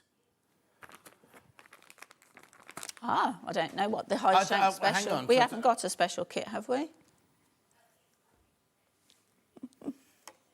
Oh, okay. I haven't got a special kit. Basically, in the high shank essential kit, you get everything that Angie's going to show you now. You get the rulers, the foot, the cross-hatch thing, and a crosshair thing, and everything like that, and the little ruler. I don't know what the special one is. No. So I'm just bringing my thread up there. I don't know. But the medium's not special, is it? Doesn't say special. If you want to expand on that question, please do. As the person asking about high shank special as a high shank special machine, is she asking?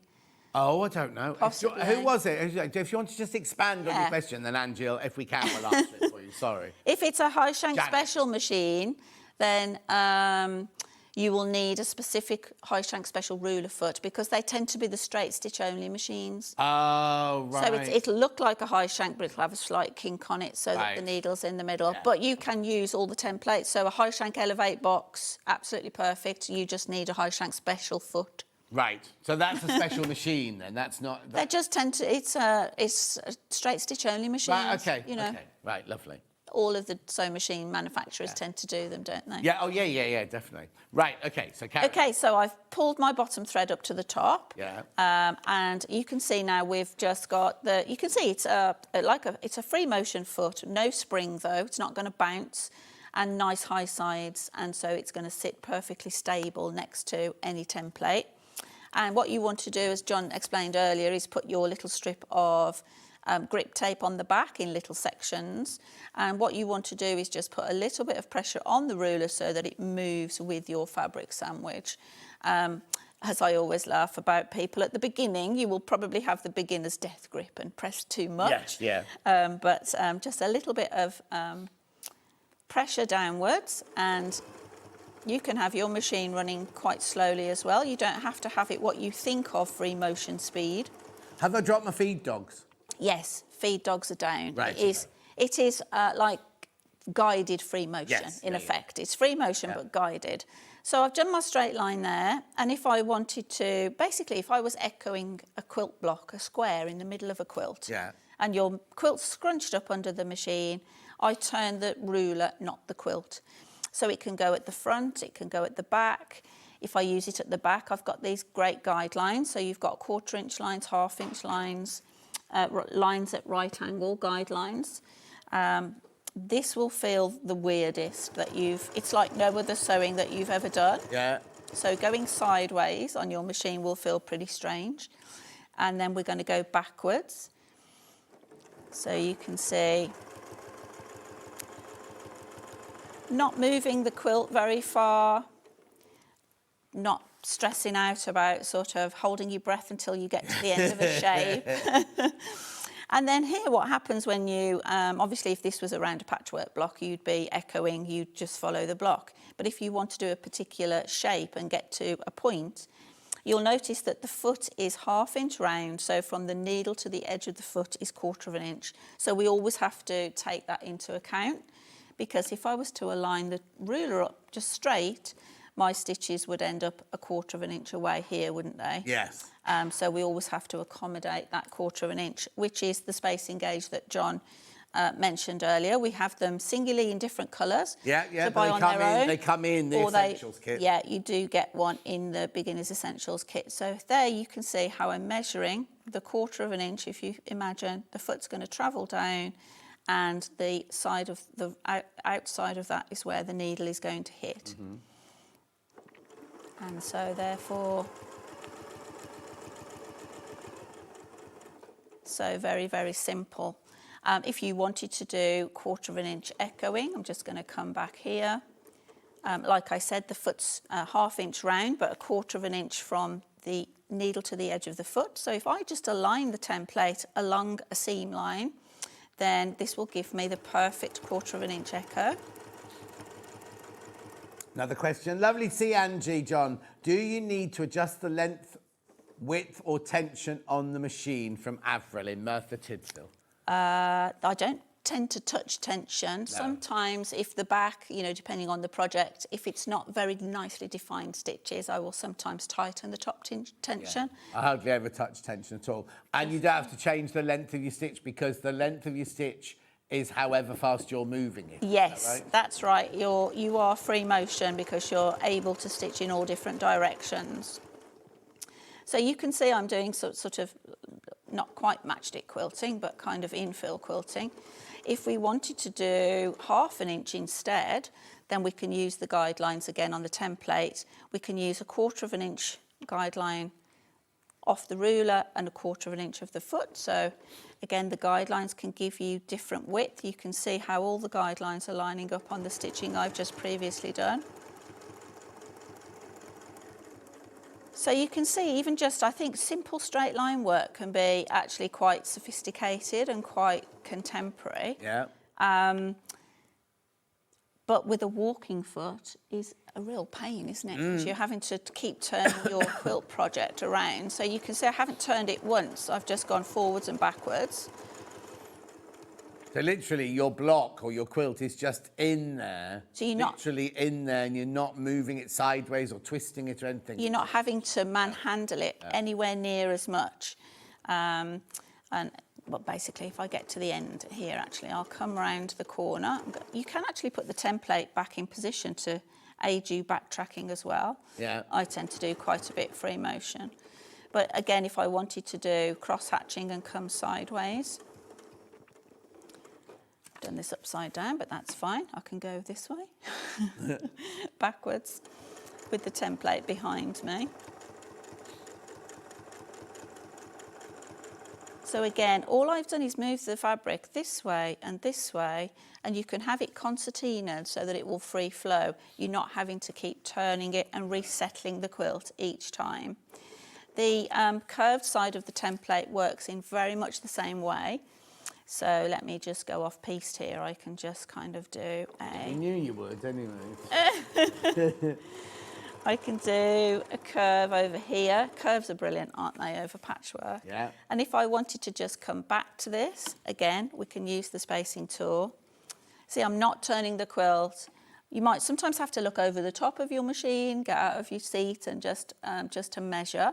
But if I can just measure the 1/4 inch there, back to that spot.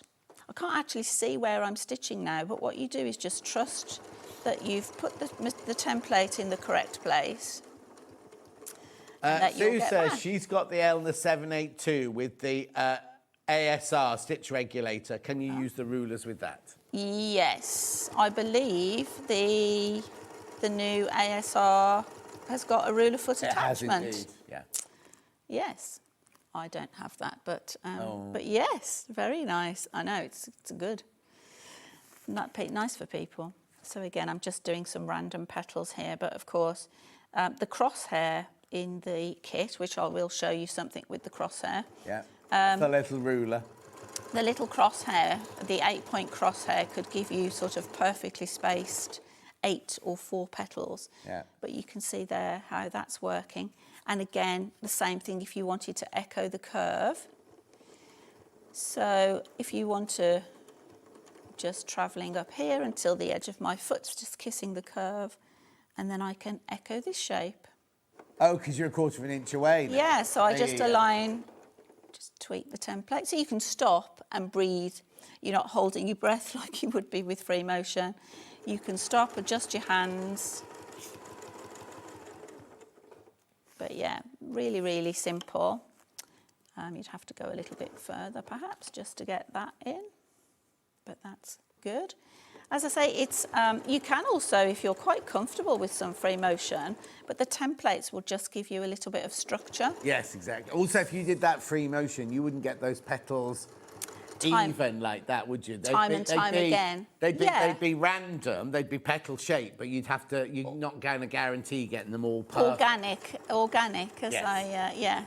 They'd be more organic. But you could certainly stitch shapes with your template and then infill them as well if you like to do a little bit of vermicelli kind of stitching. So hopefully I'm showing people how to, if I wanted to echo the outside of the square again, you can see I can come back. And all of the time, I haven't turned the quilt I haven't turned it once. No. So you can see the advantage of that for sure when you're working with a domestic machine.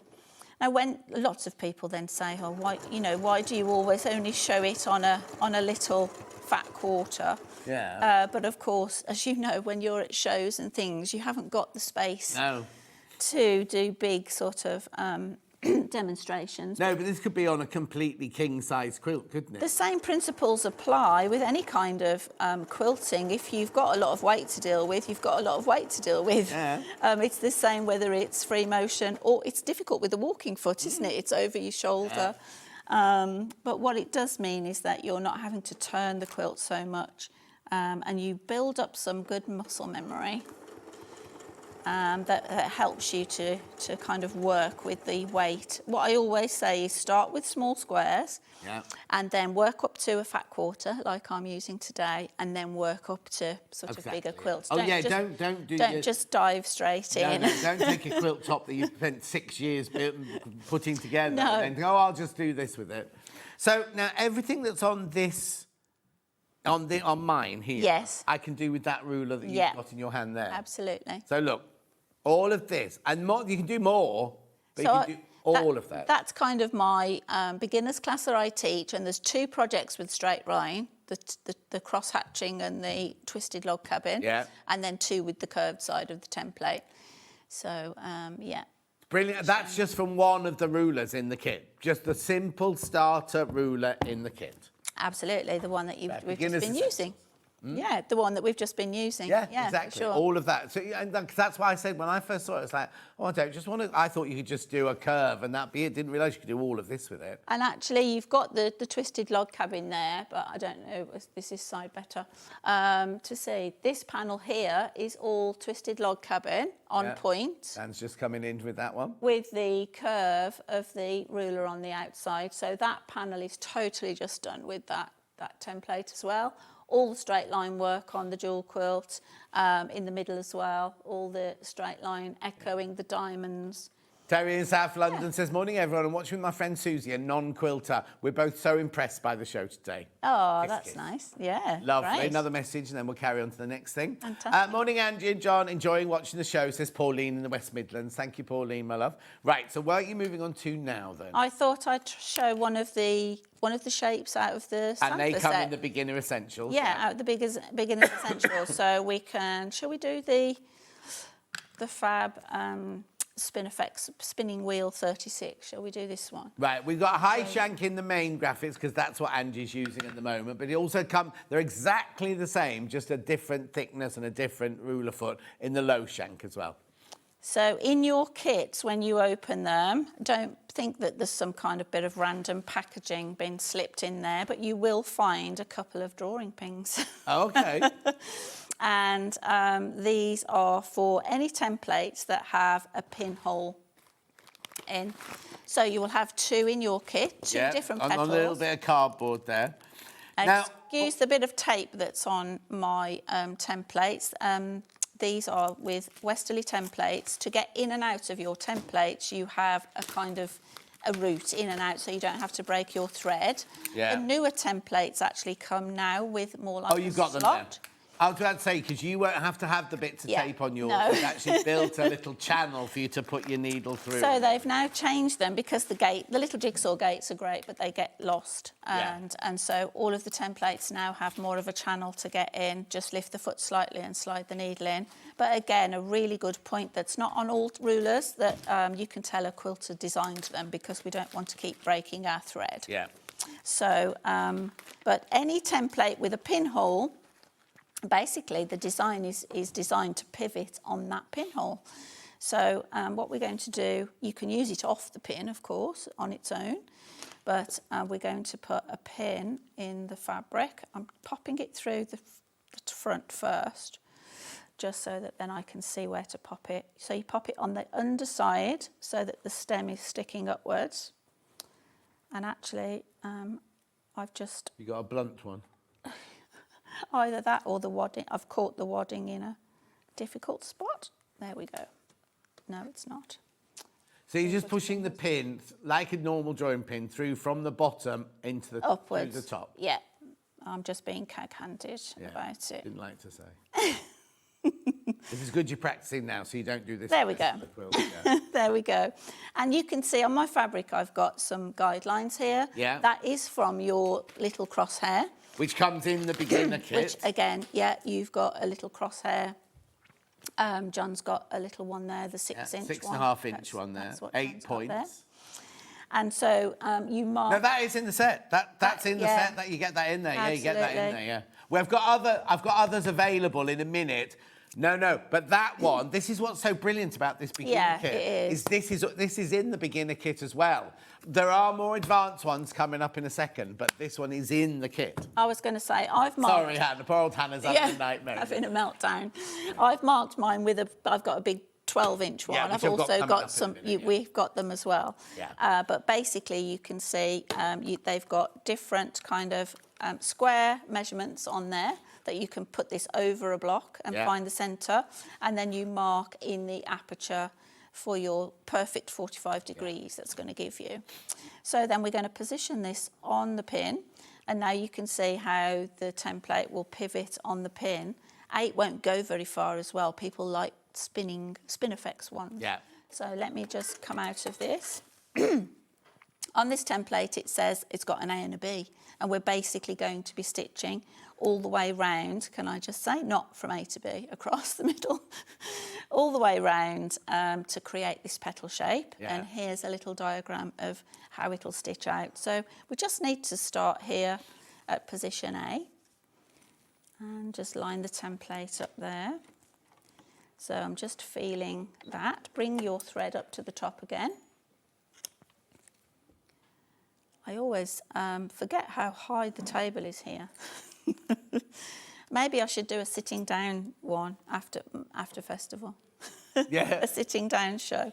Well, you might be able to when we do it in the theatre, because there's cameras above us and everything like that. Yeah, I need to ask that, actually, what's doing. OK, so we're ready to go here now. So we stitch.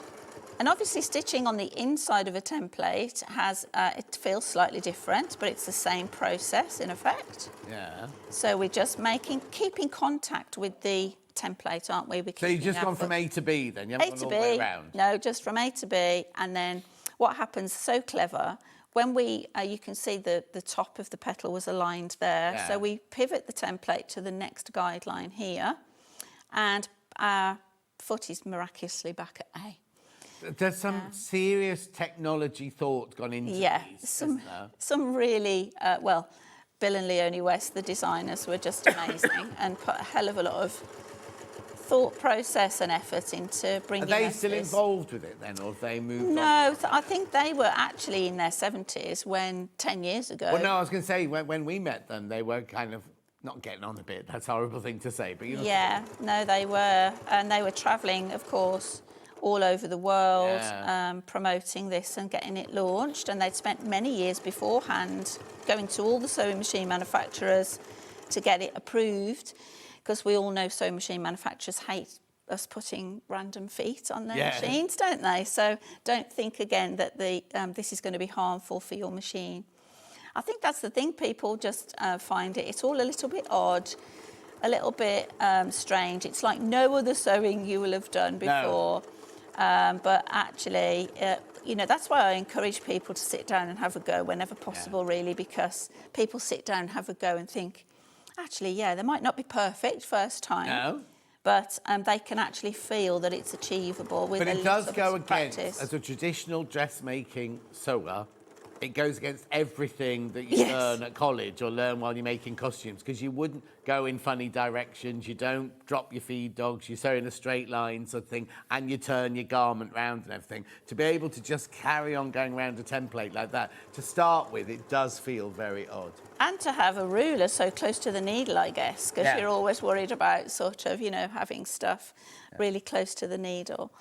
So you can see I'm just pivoting and working around this shape. So again, we're not moving the fabric, are we? No, we haven't moved the fabric, haven't turned the fabric once. So you can see again the advantage of having, as I said, the guided free motion, and it's the knot turning that a lot of people don't realise, which makes it so achievable. Because if you've got once you're, you know, working on bigger projects, this is perfect. You just get it under the machine, get it all settled. Yeah. And there you go, back round to where you began. So I'm just going to break. Normally you would bring the threads up so that you've got them to tie in, but for speed, I'm just going to cut this now and show you how this looks when we take this out. Get rid of my threads off there. Wow. Remember to take the pin out so that you don't stab yourself and bleed everywhere. But it's great, isn't it? You know, to achieve that straight off. That is definitely straight out of the bag. You're going to be able to achieve that. When you first stitch it, you might drift off the inside of the shape and have a few wobbles and things. And I always say, don't stop to unpick. Just keep persevering, keep pushing through, keep having a little bit of practice. Yeah. And within a few days of practice, you'll definitely be there far quicker than free motion. Oh, yeah, exactly. Pam says, morning, Joe the Show. Does the foot come in each of the kits or do you need to... Right, OK. Who is it? Pam. Which one have you got in? Have you got the high shank? I'll do the high shank first, yeah? High shank, right. So we've got... It's exactly the same in the high shank and the low shank. All the difference is the different foot and the thickness of the templates is slightly different, but you get exactly the same thing. So, Pam, you get the foot... in this beginner's essentials kit. You can buy it separately, but it's cheaper to buy it this way, basically. So you get the foot, You get the ruler that Angie showed to start with, the real beginner ruler or template, plus a bit of the sticky stuff to put on your ruler. You then get the spacing guide that Angie just used. You've then got your crosshair ruler in there, so you can mark up the 8 points that you need to follow. And then in here, you've got all of these templates in here. All of the different rulers do all the... We've only shown one. All we've shown you so far is the teardrop one. And there are videos online, or go to Angie's website. Go to Angie's website. You'll see all the videos on Angie's website you need to... Or you can just Google it. So Steady and Leonie West, there's tons on YouTube So Steady. available. So Steady, So Steady, yeah. So that's high. The low is exactly the same, but for low shank. Well, put it as part of the break. Yeah. Right, okay, there's the low shank. People are still messaging in about they don't know the difference between low shank and high shank. So we're going to have a tiny break. Oh, it's 1:15 already. We're going to have a tiny break. Within the break will be the little video of how you tell the difference between the high shank and the low shank. And then when we come back, Angie will carry on with more demonstrations.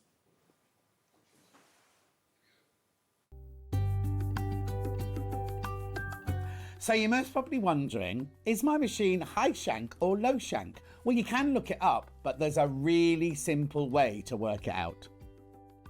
So first of all, you remove the presser foot.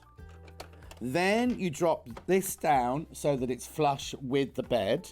You take your tape measure and you run it along the bed like that. And then wherever that screw lies, that's how you know if it's low shank or high shank. As you can see, this one is 1/2 inch. That makes it low shank. If that screw is nearer the inch, then it's a high shank.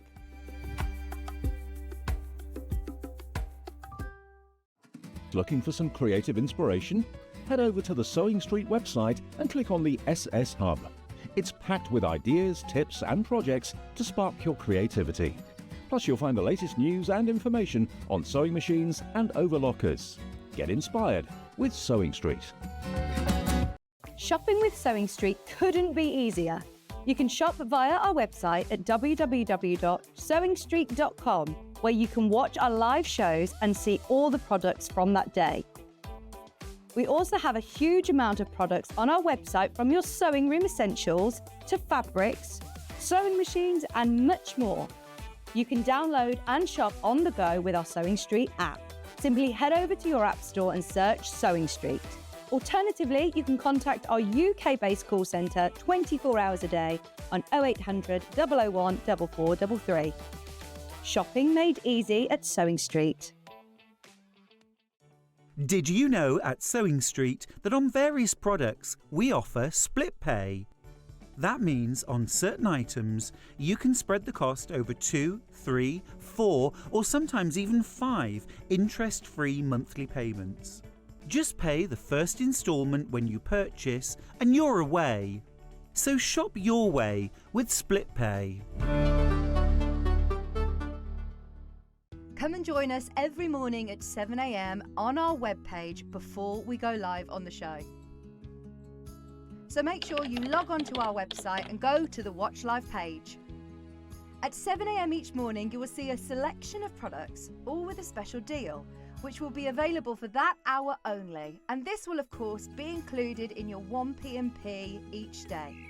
Enjoy an extra special early morning treat every day from 7 a.m. on SewingStreet. Missed a show on SewingStreet? Don't worry, you can catch up on all the action from the past week on our website. Just head over to SewingStreet.com and go to TV Guide and pick a day, then a show up to 7 days back from the Today tab. Looking for something older? Check out the SewingStreet YouTube page, where you'll find our full archive of shows anytime, anywhere. Stay inspired and keep sewing with SewingStreet.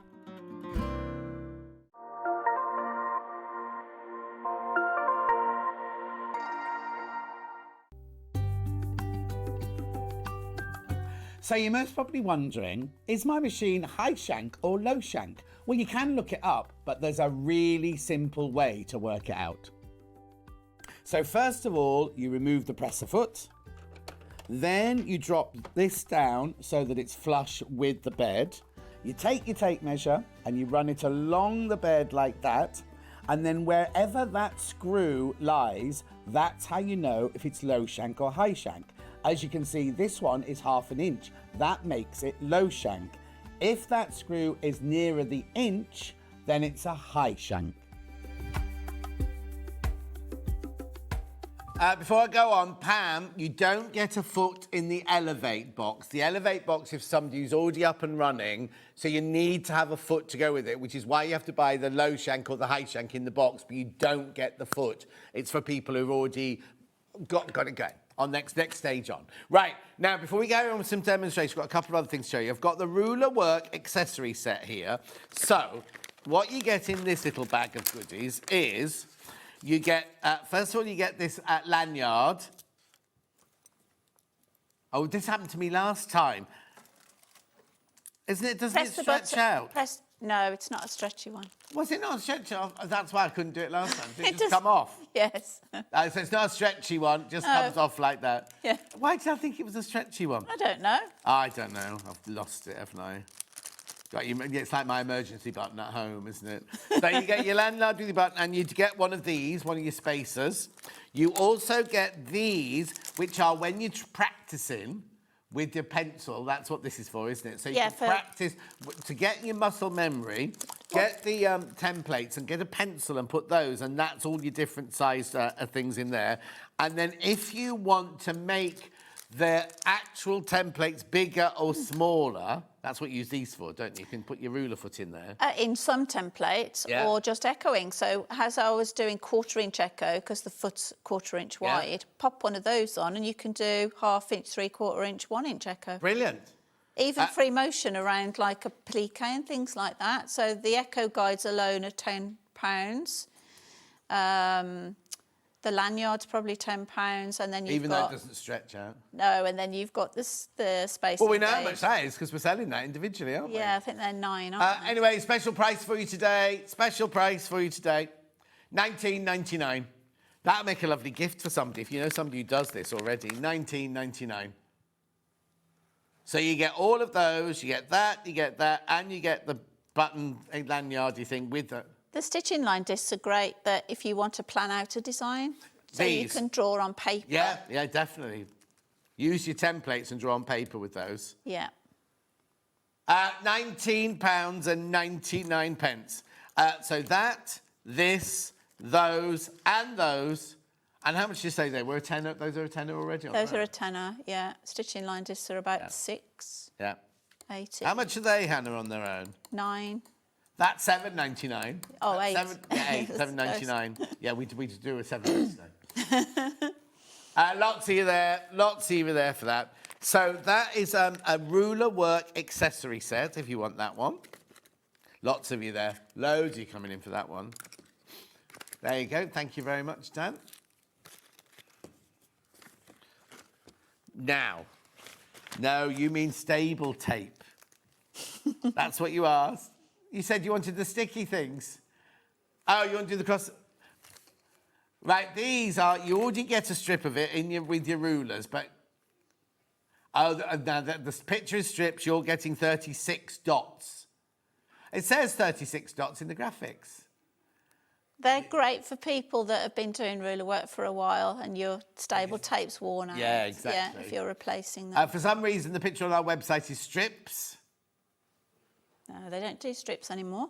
Huh? Don't do strips anymore.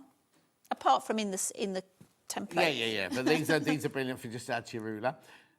They look $9.99. You will get 36 dots in there. They look nicer, don't they? Yeah, much nicer. Looks like an old plaster when it's a strip. It does. And it's been on a few days. And you've peeled it off and you find it in the bottom of the shower. $9.99. They're going to sell out. Right, Hannah wants to do crosshairs now.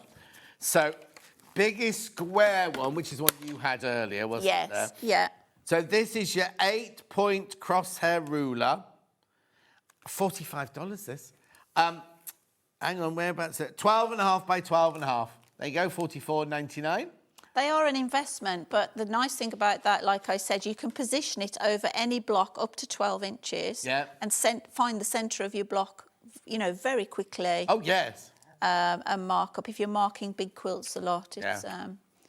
So that one there is your 8-point. Now, if you want it 16 point, you could just pin it in the middle and turn it like that, can't you? And then so those lines go there. Yes, your guidelines. So you can do 16, 32, any division. Yeah, any what's it of 8. Yes.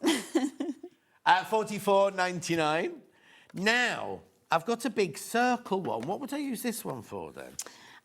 Well, it's also got different degrees on. So the 8-point is obviously like 45 degrees. I think this has 60 and 30. 30, 45 and 60. Yeah. So if you marked one line, for instance, and then you could mark your 60 degrees. Oh, I see. So again, extending the templates, because if you stitch a petal out like we've just done, 8 points petal, but then you stitch it out with 6, it's going to look totally different design. Of course it is, but you could then work it exactly where you want. And then the circle as well is so that if you were actually putting, your design in a rotation as well, so you've got those guidelines as well on the circle grid. It's like the new little crosshair was like a curly one. Yes. So in the box, in the box, yeah. Now, you don't need these. I'm just saying, because if you're just starting, you don't No. This is something you can grow into, this big one, because you get the little one in your starter kit, don't you? So you can learn how to use them. And then as you get bigger and better, then so you can get the bigger and better. The 6-inch one in the Beginner's Essentials kit, again, if you mark the 8-point, and then you just extend the line with your normal patchwork ruler, it's still giving you the degrees. So these other ones are kind of for you to add to your armoury if you're really into ruler work and you're doing lots of different projects. Right, then I've got a 8.5 by 8.5 8-point square one. So that's like the 12-inch one, but I'd say slightly more affordable as well. And So, maybe if you... $34.99. Depends on if you don't do a lot of 12-inch blocks. If you do a lot of 8-inch or smaller blocks, The thing is, you can just, like you say, extend your lines just out with your extend the ruler, can't lines, you? yeah. $34.99 that one. $34.99. So that's your 8.5 by 8.5 square. Also, more portable. A lot of ladies go on retreats and sewing holidays, and sometimes the big one, you're a bit worried about it, So that's a lot more portable, the smaller ones. Lovely. Then I've got a 6 by 6 circular one. So again, a smaller option of the big one, but a 6-inch That's version. got all your angles on there. Look, your 30, 45 degree, 60 degree. $27.99. Now, this is a set of 3, because you get one in your starter kit. This is a set of 3, 8.6, 5-point. Did you say I started with this set? Oh, did you? Because I couldn't justify the price of the big one initially. Because if you're buying an extension table, a glide sheet, so I started with this little set. And as you say, you can still mark the angles and extend the lines. But great value because you're getting 5, 6 and 8. Yes. And a petal, a flower can look so different whether you stitch it. And the 5's unusual, isn't it? 5's lovely, actually. $24.99, not many of those left. My cherry blossom quilt design, when I looked into cherry blossom, is 5 petals. Oh, is it? So I 5 petals. See, there you go. Right, I've just got to remind you of this ruler work accessory set.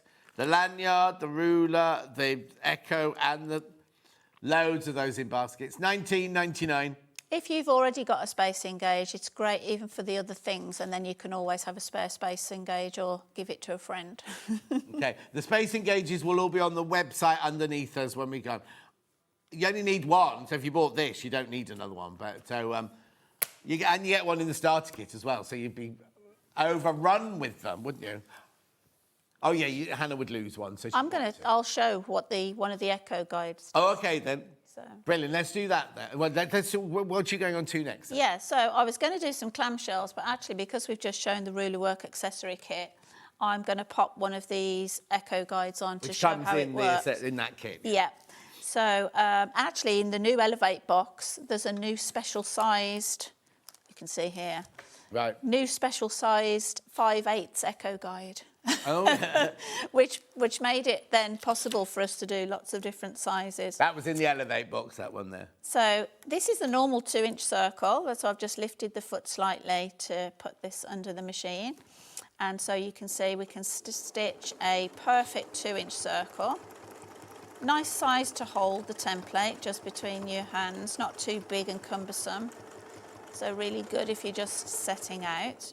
So there's a 2-inch circle, and then I can take this out, and then I can pop this on the foot to make my foot bigger in effect. So I just drop this down. Right. Like that. What I'm going to do is just adjust that up so it's not gripping my fabric. So just make sure it's not gripping. Gotcha. Then I can pop this back in. And now if I just line this up and stitch the same, it feels pretty weird with another piece of acrylic inside the circle. Inside the other acrylic. Yeah, but so it makes a really lovely design in itself, but also it gives me another size of circle. Yeah. So you're not having to buy multiple sets of circles if you don't have them. And then again, I could pop on a slightly bigger one and go even smaller. You could do that psychedelic kind of print with that. But you can see, for instance, with this template, it wouldn't work because the aperture here is specifically for this foot. So it'll work, like you were saying earlier, it works for some. It works with some and not others, but great for just echoing shapes. Yeah, so that comes in the ruler work accessory set for $19.99. That's it. And then I thought I'd show some clamshells. Right, this is going back now to the beginner essentials kit.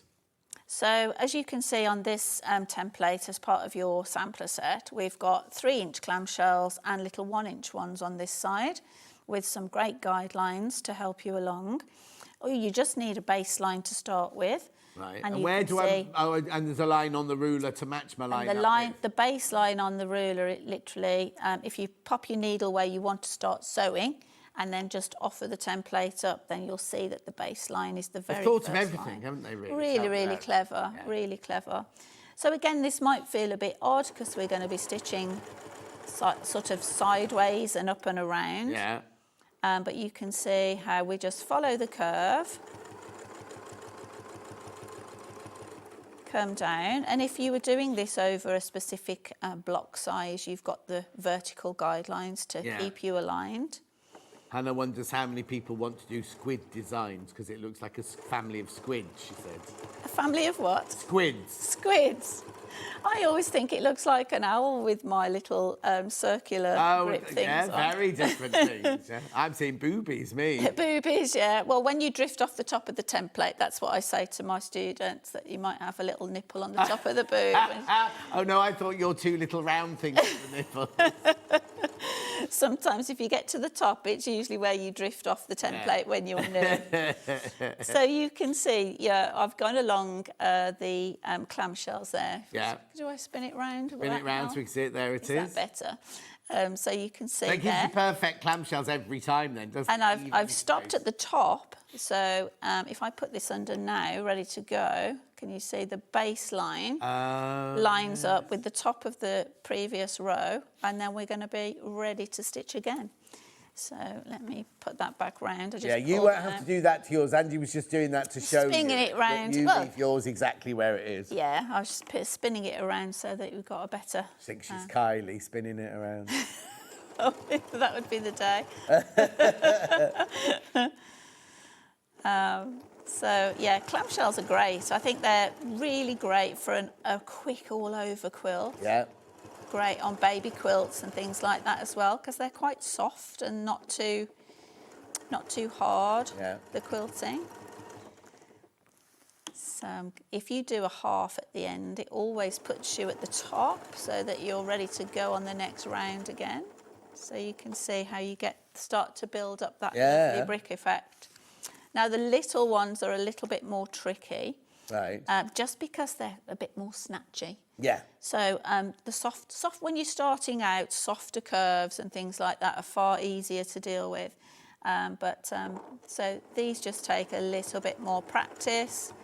Have the machine running a little bit more quickly maybe than you would normally. And you definitely need your sticky things underneath. Definitely need your sticky grip, yeah. So But yeah, you can see, and clamshells are also just semicircles, aren't they? So Yeah. you can see how you can make little circles as well. And actually, I've with my dual quilt students recently, I used 2 little mini clamshells to make a little heart in the middle. Oh, So well, romantic.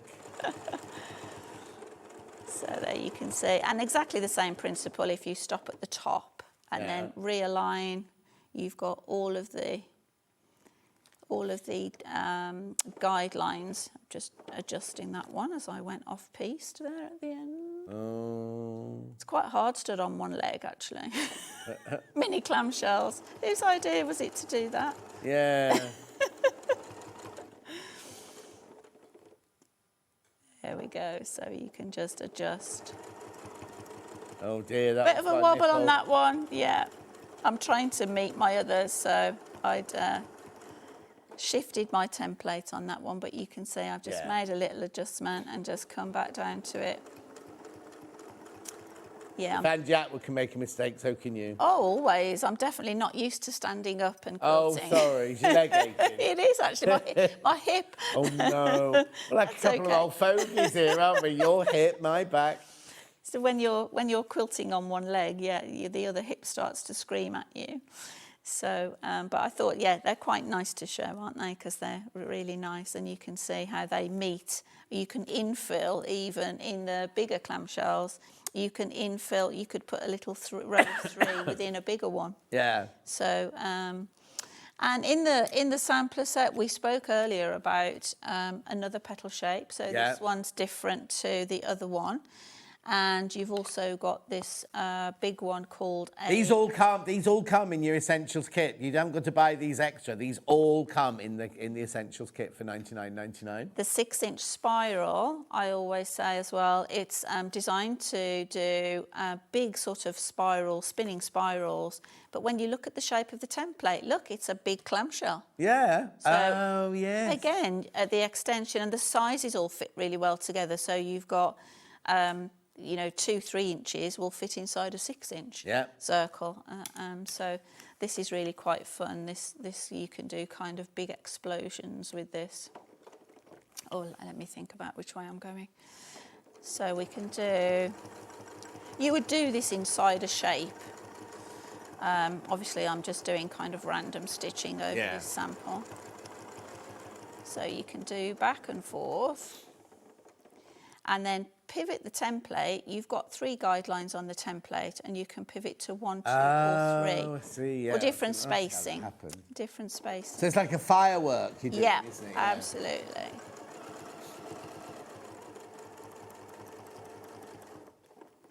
So you can pivot them and fill you could have done it inside a square. In fact, you've got the sample there, John, with the multiple designs. Let's revisit that. Knocked a bag on the floor. This one? That one, yeah. That's got some good designs on it. Oh, that's got all... there's the firework that we're just doing. Yeah. It's got some real kind of... So all of these are done with experiment. my essentials, are they? Yeah, that's all with the Beginner's Essentials kit. Brilliant. So, Well, I can't get out to get my bag. I'll get Hannah to get it. And if you can see the one we stitched earlier, but down below off that one, down, is that a 16 rotation? 1, 2, 3, 4, 5, 6. Not an 8. 9, 10, 11, 12, 13, 14, 15, 16, yeah? Yeah, so again, I've just stitched that one twice to create a different look again. You got the clamshells there with the heart one, inside with the heart it. inside, yeah. We did that one earlier. We've got They're lovely. They can do so much. So and how much. gorgeous do they all look? Thank you, Hannah. You're going to have fun packing all this away later. What's this one on here, then? So that is one of the panels out of the Elevate box. Oh, OK. With my Dahlia pattern on. Oh, all right. Your Dahlia, yeah. You got a lot of your Dahlia. That one is What's just... that? That's just with the starter ruler. So if you turn it over, you'll just see the quilting. What? So again, one straight line and a curve. So, yeah, you just have a play.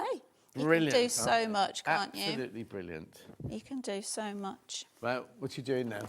I think I might do... I think I've done. I think I've finished. No, I think I'm going to do this. I'll do this other petal one. I don't think we've ever done this one before. Oh, go on. And we'll do it off the pin. So just to show you, you can do them on the pin or off the pin. They just give different patterns, to be honest. So I'm bringing my thread up right in the centre of a crosshair again. And again, the more modern templates now have not got these gates that get lost. Yeah. They've just got a little slot. And as we can see, I'm just going to... They've got lots of different guidelines on this one to align up, so all good. Move those threads out of the way. And we can go either way round. I always, when stitching on one leg at SewingStreet, my stitches are always a lot faster than when I'm normally stitching. Right, I've got a message from Val. Val obviously wasn't watching the beginning of this 2 hours. Loving this rulers, bought the beginner kit last time. Do SewingStreet have the glider sheets? Yes, they do. Oh, salmon sold out. Salmon sold out. Oh. Got the clear one. If you've got a big machine, Val, if you've got a big machine, we'll get more. Well, you say we get more in stock. We didn't have these last time.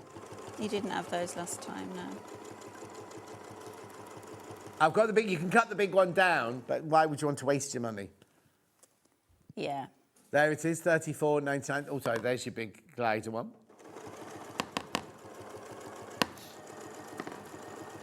Mind blown, absolutely amazing. Love from Sam in Nantwich. Oh, that's nice. That's nice, isn't it? It's great. I know, it's incredible, isn't it? You're just a bit of plastic. Yeah. You could do that with.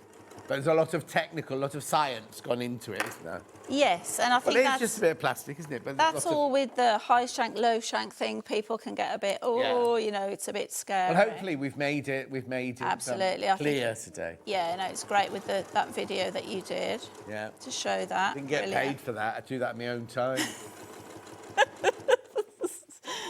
I know I had Hayley directing me and she kept saying, say this, and we were going, but that's not right, Hayley. I'm not saying that because that's not right. So me and Alan just did it on our own and she sat on the sofa reading a magazine. Oh, bless. Well, you're a busy bee lately. Nowadays, you've got fabric collections, cruises. I stitch and bitch in the new year. Oh, yeah. Busy. So I'm glad I've stitched this one out, actually. I don't think we've stitched this one on SewingStreet before. Okay, so brilliant. this will just show you how different it is to the other one that we stitched out earlier. And again, you can do this one on a pin, which will give you a gap in the middle. But even if we stitch it off the pin, look how beautiful that is.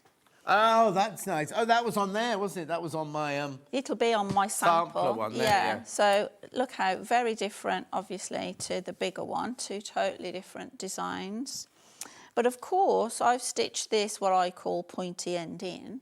Yeah. But you can pivot it around and stitch it pointy end out, which might be on there. No. To create a completely different. You didn't do that one. Did I not do that one? Can only fit so many on a fat quarter, really, can't you? Are you sure? Where is it on there, then? No, I haven't got it. I'm not pointing at it because I haven't got it. I don't believe you. Look, that's the real one there. Can I come check? Am I allowed? On your end. That's not the same thing. Is that the same as that? Oh, she's come to prove it now. All right, I'll let you off. All right. No, I'm just saying. So that there... And that is the other... And that is that one, but off the pin and the other way round. OK, so that one there and that one there are the same one, but pointy in a different direction. Yeah. And that one there and that one there... So completely different, though. Yeah. Completely different. 1, 2, 3, 4, 5, 6, 7. Still 8. Yeah, that's 16. That's just like 8 and 8 again. All yeah. right. I know what 16 is. No, but I'm just saying you stitch it like you have to stitch the 8 because that's how you stitch from A to yes, B. you do 8 and then move it round. And then you mark your crosshair. Oh, I see. So they didn't go next to each other. No. You did 8 and then over the top of it, you did the other 8. Put your new crosshair marking slightly in between. All right, I'll let yeah. you off. So, but no, I just love how versatile But that's they are. brilliant, isn't it? That from one template, you can do 2 completely different just by turning it around. And now, so really, they're such good value for money, aren't they? Because you can, you're not buying a ruler to do one thing, are you? And that's what I love about the Westalee. Some templates for quilting, you are trapped in a groove. Yes. And you can only do the pattern of the slot that's been Yeah. cut out. Whereas Westalee, they're so creatively versatile, give you lots for your money, I think. What I also love is the fact that when we first launched them, you had the little channel or whatever you called it, and you had to stick it down. They haven't just gone, oh, that's what we do here. They've actually developed it so that they've then got the channel to do it without the little... Because people are obviously using their little... And I think that they're really So Steady are really listing as well, like the sets that we also used to have, sets of templates. You'd have 3-inch, 5-inch, 7-inch, 9-inch and 11-inch. Yeah. And you'd have to spend £80 to £100 to get all the sizes. Yeah.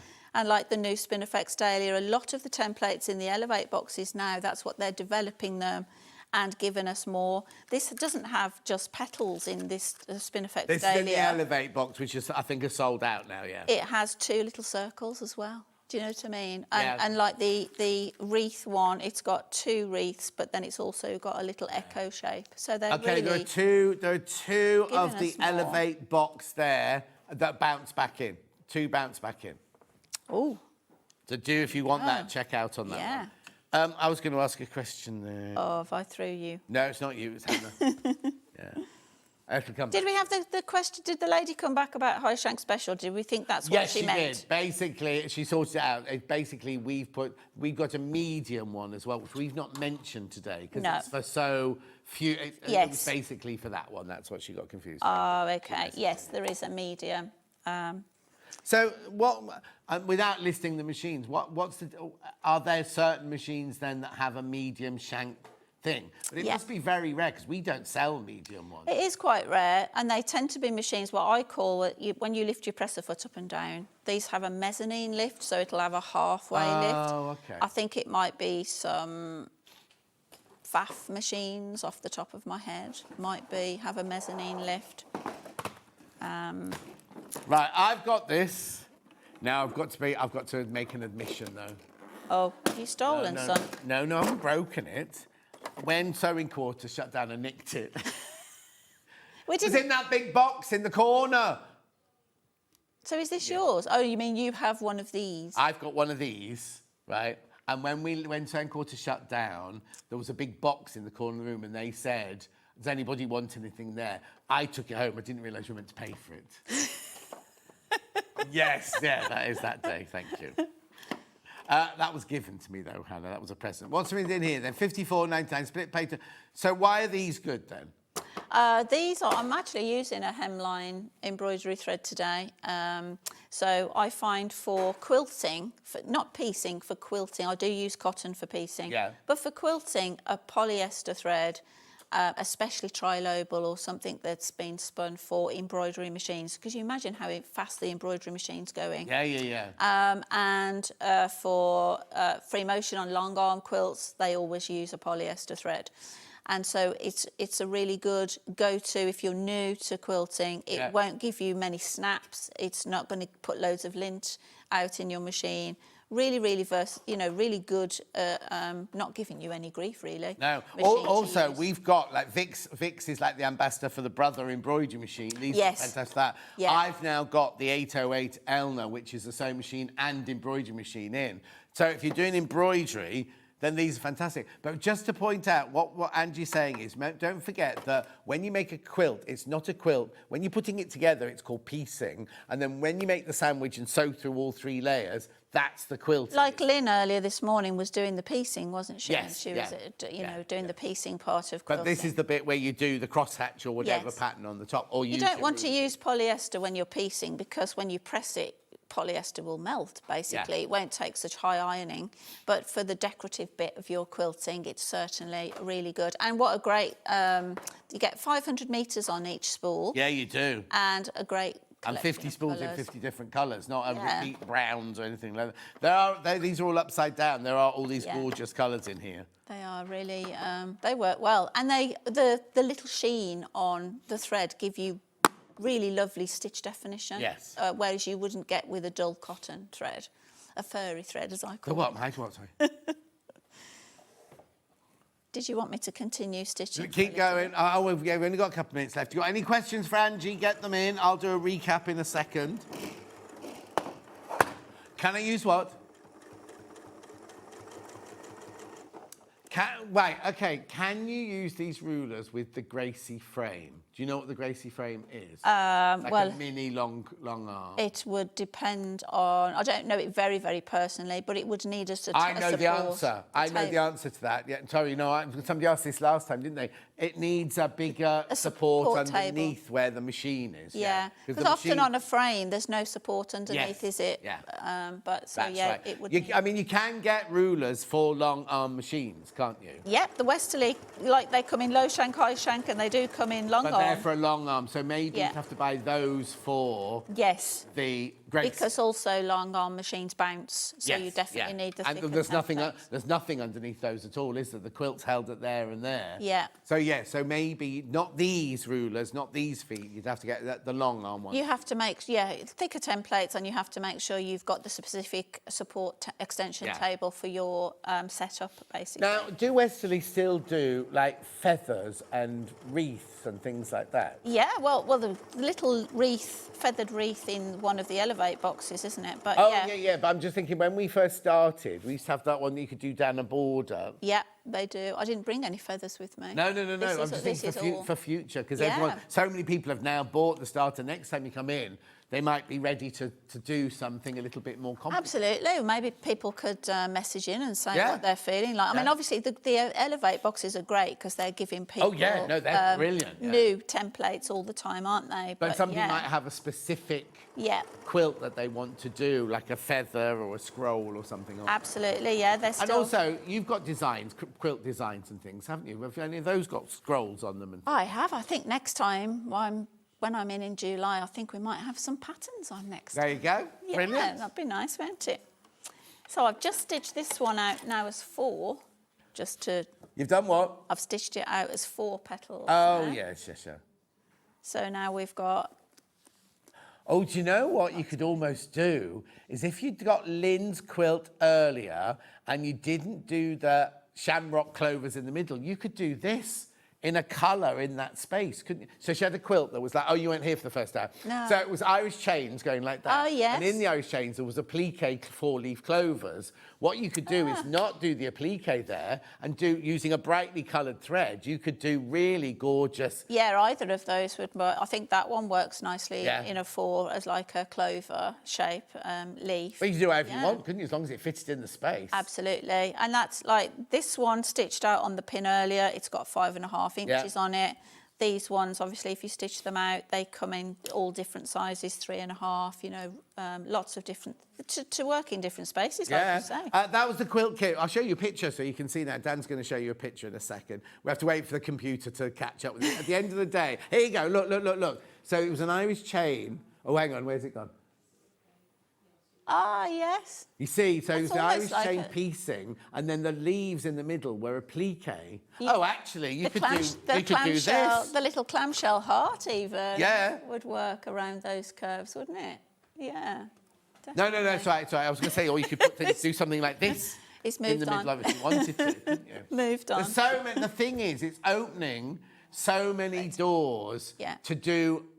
It's like we get excited because we go, oh, yeah, we could do a heart, we could do a clamshell. But then when you get them home and you go, oh, I can do this with it. Oh, this works. And if you watch the videos or go to your website or something, you can see all the different things. And I think like we've talked, the Beginner's Essentials kit, with that starter and the sampler set, it gives you so much scope, which is why I designed dual quilt in the first place, to show how much scope you can come up with with just 5 templates. That 2 hours has flown by. I've just realised the time. Right, I just need to recap everything then. So what have you got? Oh, that was the quilt we got there. What do you want to do first?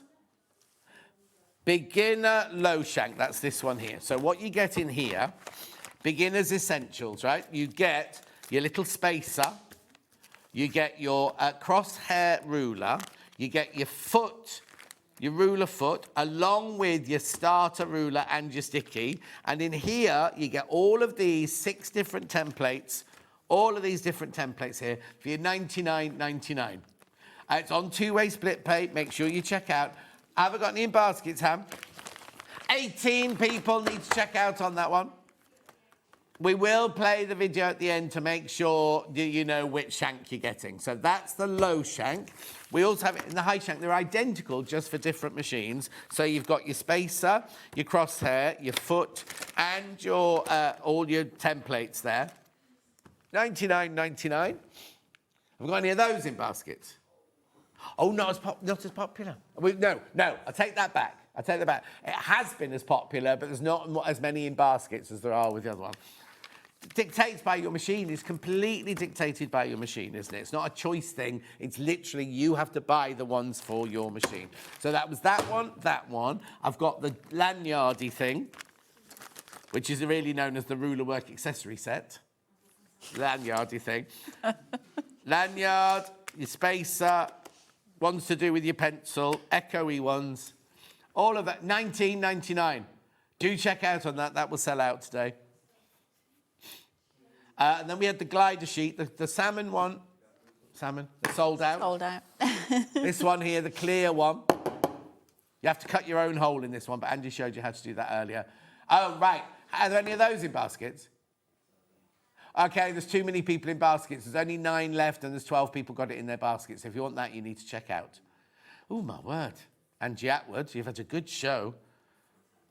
No, all the crosshatchy things, Anna, all the crosshatchy things are on the website underneath us, as are these will be in a minute, the different coloured spacers.